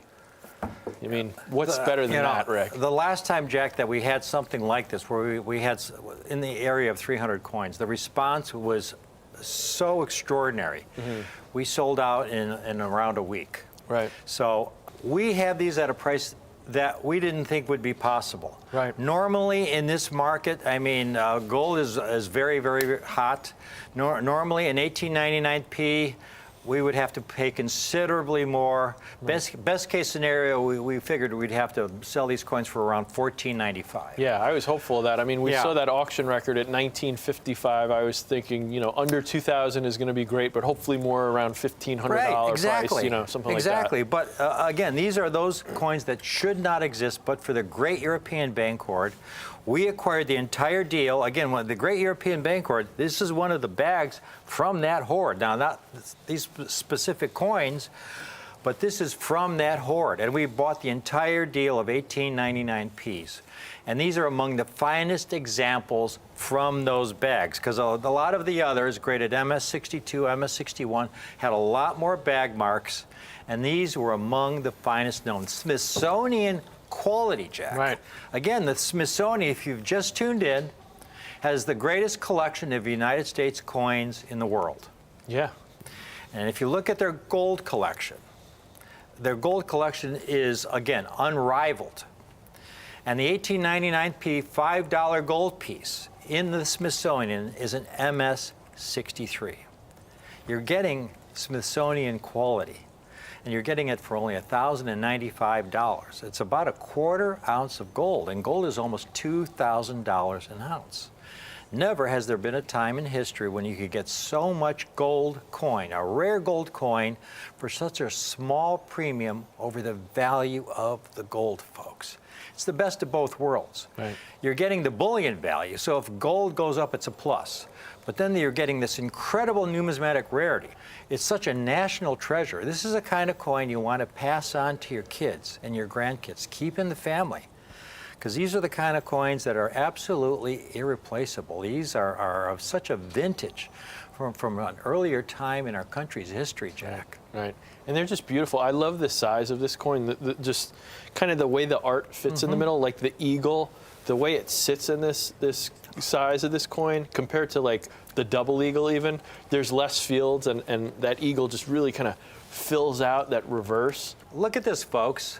Struck in 1899, dumped into bags, you know, I mean, thrown on the trains. How it could survive like this, and this is why they're so rare. PCGS is only certified in just uncirculated condition. That means mint state 60, which would be a lot, the baggiest example, 61, 62, all grades, only 1/5 of 1% has survived in uncirculated condition of the total mintage from 1839 to 1908, folks. And then when you get to the MS63s, you're talking about, what is it, 1/20th of 1%?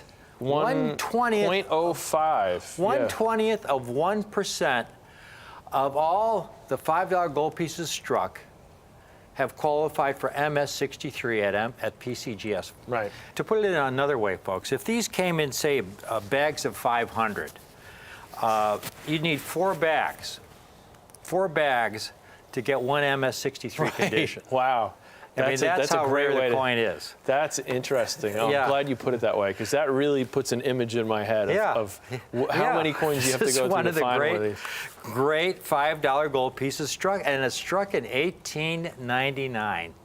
The last year in the 1800s at the old Philadelphia Mint, folks. I hope you can take advantage of it.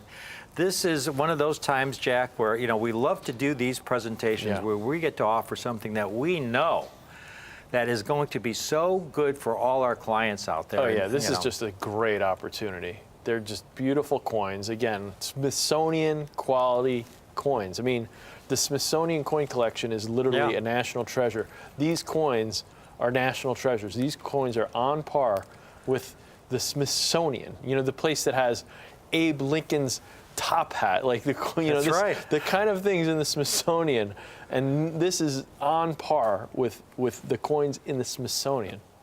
Folks, we know our gold. My client has the #1 ranked proof $20 gold collection in the NGC registry, okay? We know our gold here at Rare Collectibles TV. We have placed some of the finest gold over the last several years.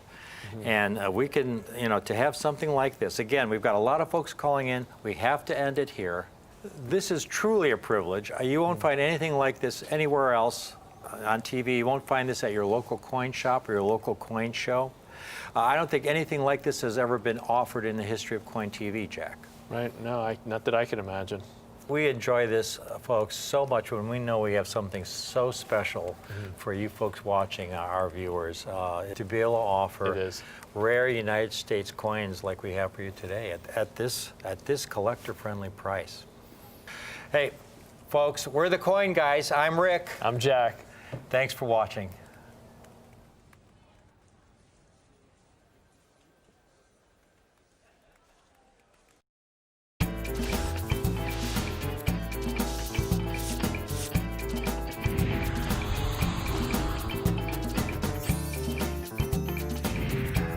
Thanks for joining us. Hi, I'm Rick Tamaska, and this is Rick's U.S. Coin Show. Rick's U.S. Coin Show is a brand new show that brings you rare, high quality, and unique coins at the most affordable prices on TV. My name's Jack McNamara, and I love coins. We're the Tamaska girls, Kim and Caitlin. Here at Rare Collectibles TV, we know what kind of coins you want, because we're collectors ourselves. I've been collecting coins for over 40 years. I love finding coins all across the country and bringing them to you. Whether you're new to coin collecting or an old pro, we've got the coins you're looking for. After my first book, dealers began calling me the Cameo King. Coin rarity and quality are what matter most to me. Now that's eye appeal. I do love Franklin's and Kennedy's. Rare unique coins at the most affordable prices. Coins are in my blood. Now that's a beauty. My goal is to bring you the ultimate in superb rare coins. Do you want the best?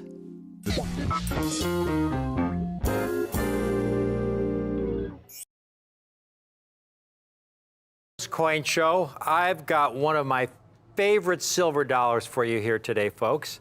And it happens to be the proof silver Eisenhower dollar.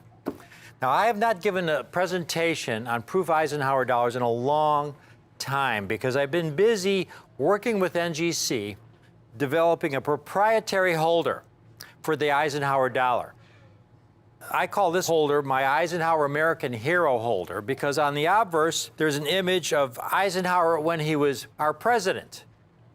And on the reverse of this holder, we see Eisenhower as general when he was the supreme Allied commander on the European theater. And he was talking to his troops on D-Day, June 6th, 1944. And that was a tough call, folks, because he knew when he made the call for that D-Day invasion, he knew on that day thousands of lives would be lost. And he was the man in charge. We were fortunately successful. He went on to serve in the Army after the war. He never wanted to be a politician, but he was convinced by both parties. Both parties courted him. They wanted him to be the next president. and they convinced him that the country needed his leadership. And so he reluctantly agreed to run as a Republican. He felt he had more in common with the Republican Party at that time.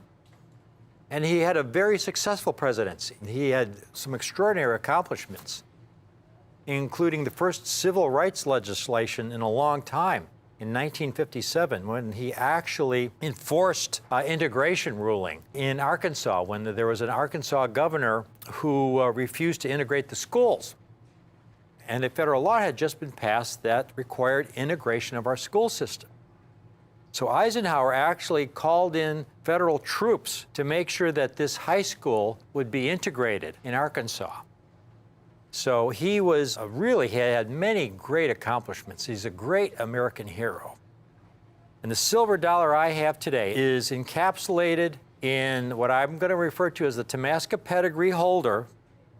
It's the Eisenhower American Hero Holder, and only coins, this is the important aspect of this holder that I've developed with NGC folks. Only coins that I feel merit the grade, that are exceptional for the date and grade, go into this holder. And I have a specially designed holder for the Eisenhower dollars, the Kennedy half dollars, and the Franklin half dollars. These are areas I'm focusing on. My goal here is really simple, folks. I've written a lot of books on Franklin and Kennedy half dollars. I have assembled some of the finest collections for my clients over the years, from proof Morgan dollars, proof gold double eagles, to Eisenhower dollars and Kennedy half dollars and Franklin Mint State half dollars. Some of the finest collections known, #1 ranked in the NGC and PCGS registry. And I'm still working on 2 more books at the time I speak here. But one of the things I think I can really offer the collecting community today is my knowledge in the Franklin half dollar, Kennedy half dollar, and Eisenhower dollar series. And that's what these 3 holders represent. Because only coins that I feel are exceptional quality for the date and grade go into one of these pedigree holders. In other words, I'm putting my reputation on the line every time I look at one of these coins. Because there's just so many coins out there. The grading services, NGC and PCGS, they both do an exceptional job of grading coins. But as we all know, within every coin series and every coin grade, there are low-end examples of the grade, medium, average examples for the grade, and then there are exceptional examples for the grade. That's what these Tamaska Pedigree holders represent. Only the finest examples are going to go into one of these holders. And to go into one of these holders, it first has to pass over my desk for my review. And there's a lot of coins, the majority of which do not make it into this holder. And as a bonus, in this agreement that I have with NGC, these coins will have their own independent population numbers in the NGC census.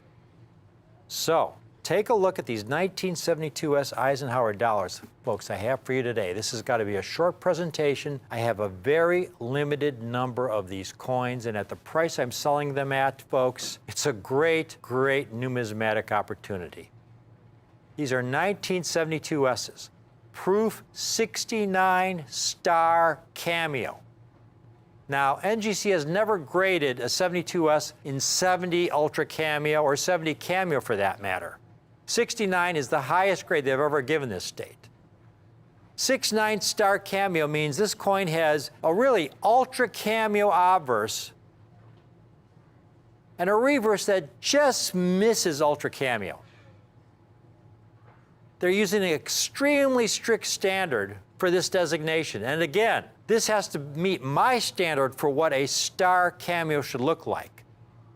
You look at this coin, it's breathtaking, folks. Now, they're going to be so rare in the condition you see these coins at.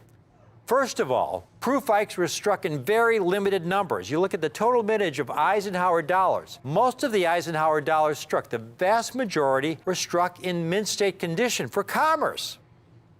1971 and 1978, those were the years the Eisenhower dollars were struck. Over almost 700 million were struck in mint state condition for commerce. Then they struck almost 18 million in mint state silver condition, which were issued by the government for collectors. But in proof condition, in both silver and clad, there were 11 different dates in this proof series, only 18.7 million coins. That's it. And then you break it down by date. The coins highlighted in red are the silver issues. 72S, only 1.8 million coins. Now that in itself is kind of impressive. That's a very low number. But here's what is most important. This was an earlier era in proof production. 1971 to 1976 represent the key years in the Eisenhower dollar series when you're looking for an exceptional cameo proof. Because beginning in 1977 and 1978, the Mint had perfected pretty much the proof-making process so that virtually every coin struck would be a really nice, exceptional cameo. For example, here's a 1978 set that I have, the last year of the Eisenhower dollar series. I could buy 100 of these 1978 sets, and almost all of them would look like this Eisenhower dollar you see here. Look at the cameo contrast on this coin. It's monstrous. But this was a new technology that the Mint had perfected, where they would sandblast the dies, and then they had a chrome plating technology, which they had perfected that would harden the die and give it extra durability, so a die could strike hundreds and hundreds of these beautiful deep cameos before it would begin to wear. And at the first sign of wear, they would quickly replace it with a new die, so that every coin struck would be an exceptional ultra cameo. In these earlier years, though, they didn't have that technology. And in fact, in the early silver issues, these proof Ikes came in this brown packaging. We've referred to these as brown Ikes because this was the packaging used. And these were really ticking time bombs, folks. First of all, most of the proof Ikes in this early era didn't have that kind of cameo contrast. They didn't have that sandblasting technology used back then. In the earliest years, they used to dip the dies in an acid bath to give the dies an acid-etched cameo effect. But that acid-etched cameo effect was very delicate. The dies wore very quickly, so you'd get relatively few exceptional cameo coins struck in those early years. But then they would put them in this packaging, and the packaging was a ticking time bomb because the holders were not inert, and the coins would develop a very heavy, often very ugly toning that was not removable, would destroy the coins. This is a 1971, folks, in the original government packaging. I'm going to show you a few of these. Here's another one. I mean, it's horrible. You had so few struck and so few survivors. So that's a 74 silver. Again, these were only the silver issue. It came in this brown packaging. And this brown packaging was the worst packaging I think the Mint ever used on a coin. Here's another 74. You can see some proof surface left in the middle of the coin. It's not obviously a cameo. Very hazy, just absolutely ruined. Now you take a look at these folks. They're absolutely sensational. To give you an idea of what the difference is between an Eisenhower dollar and one of my Tamaska pedigree holders, we've got some sampler coins on the side, graded by PCGS and NGC, that would not go into one of these holders because, again, they are not what I consider really high-end examples for the date and grade.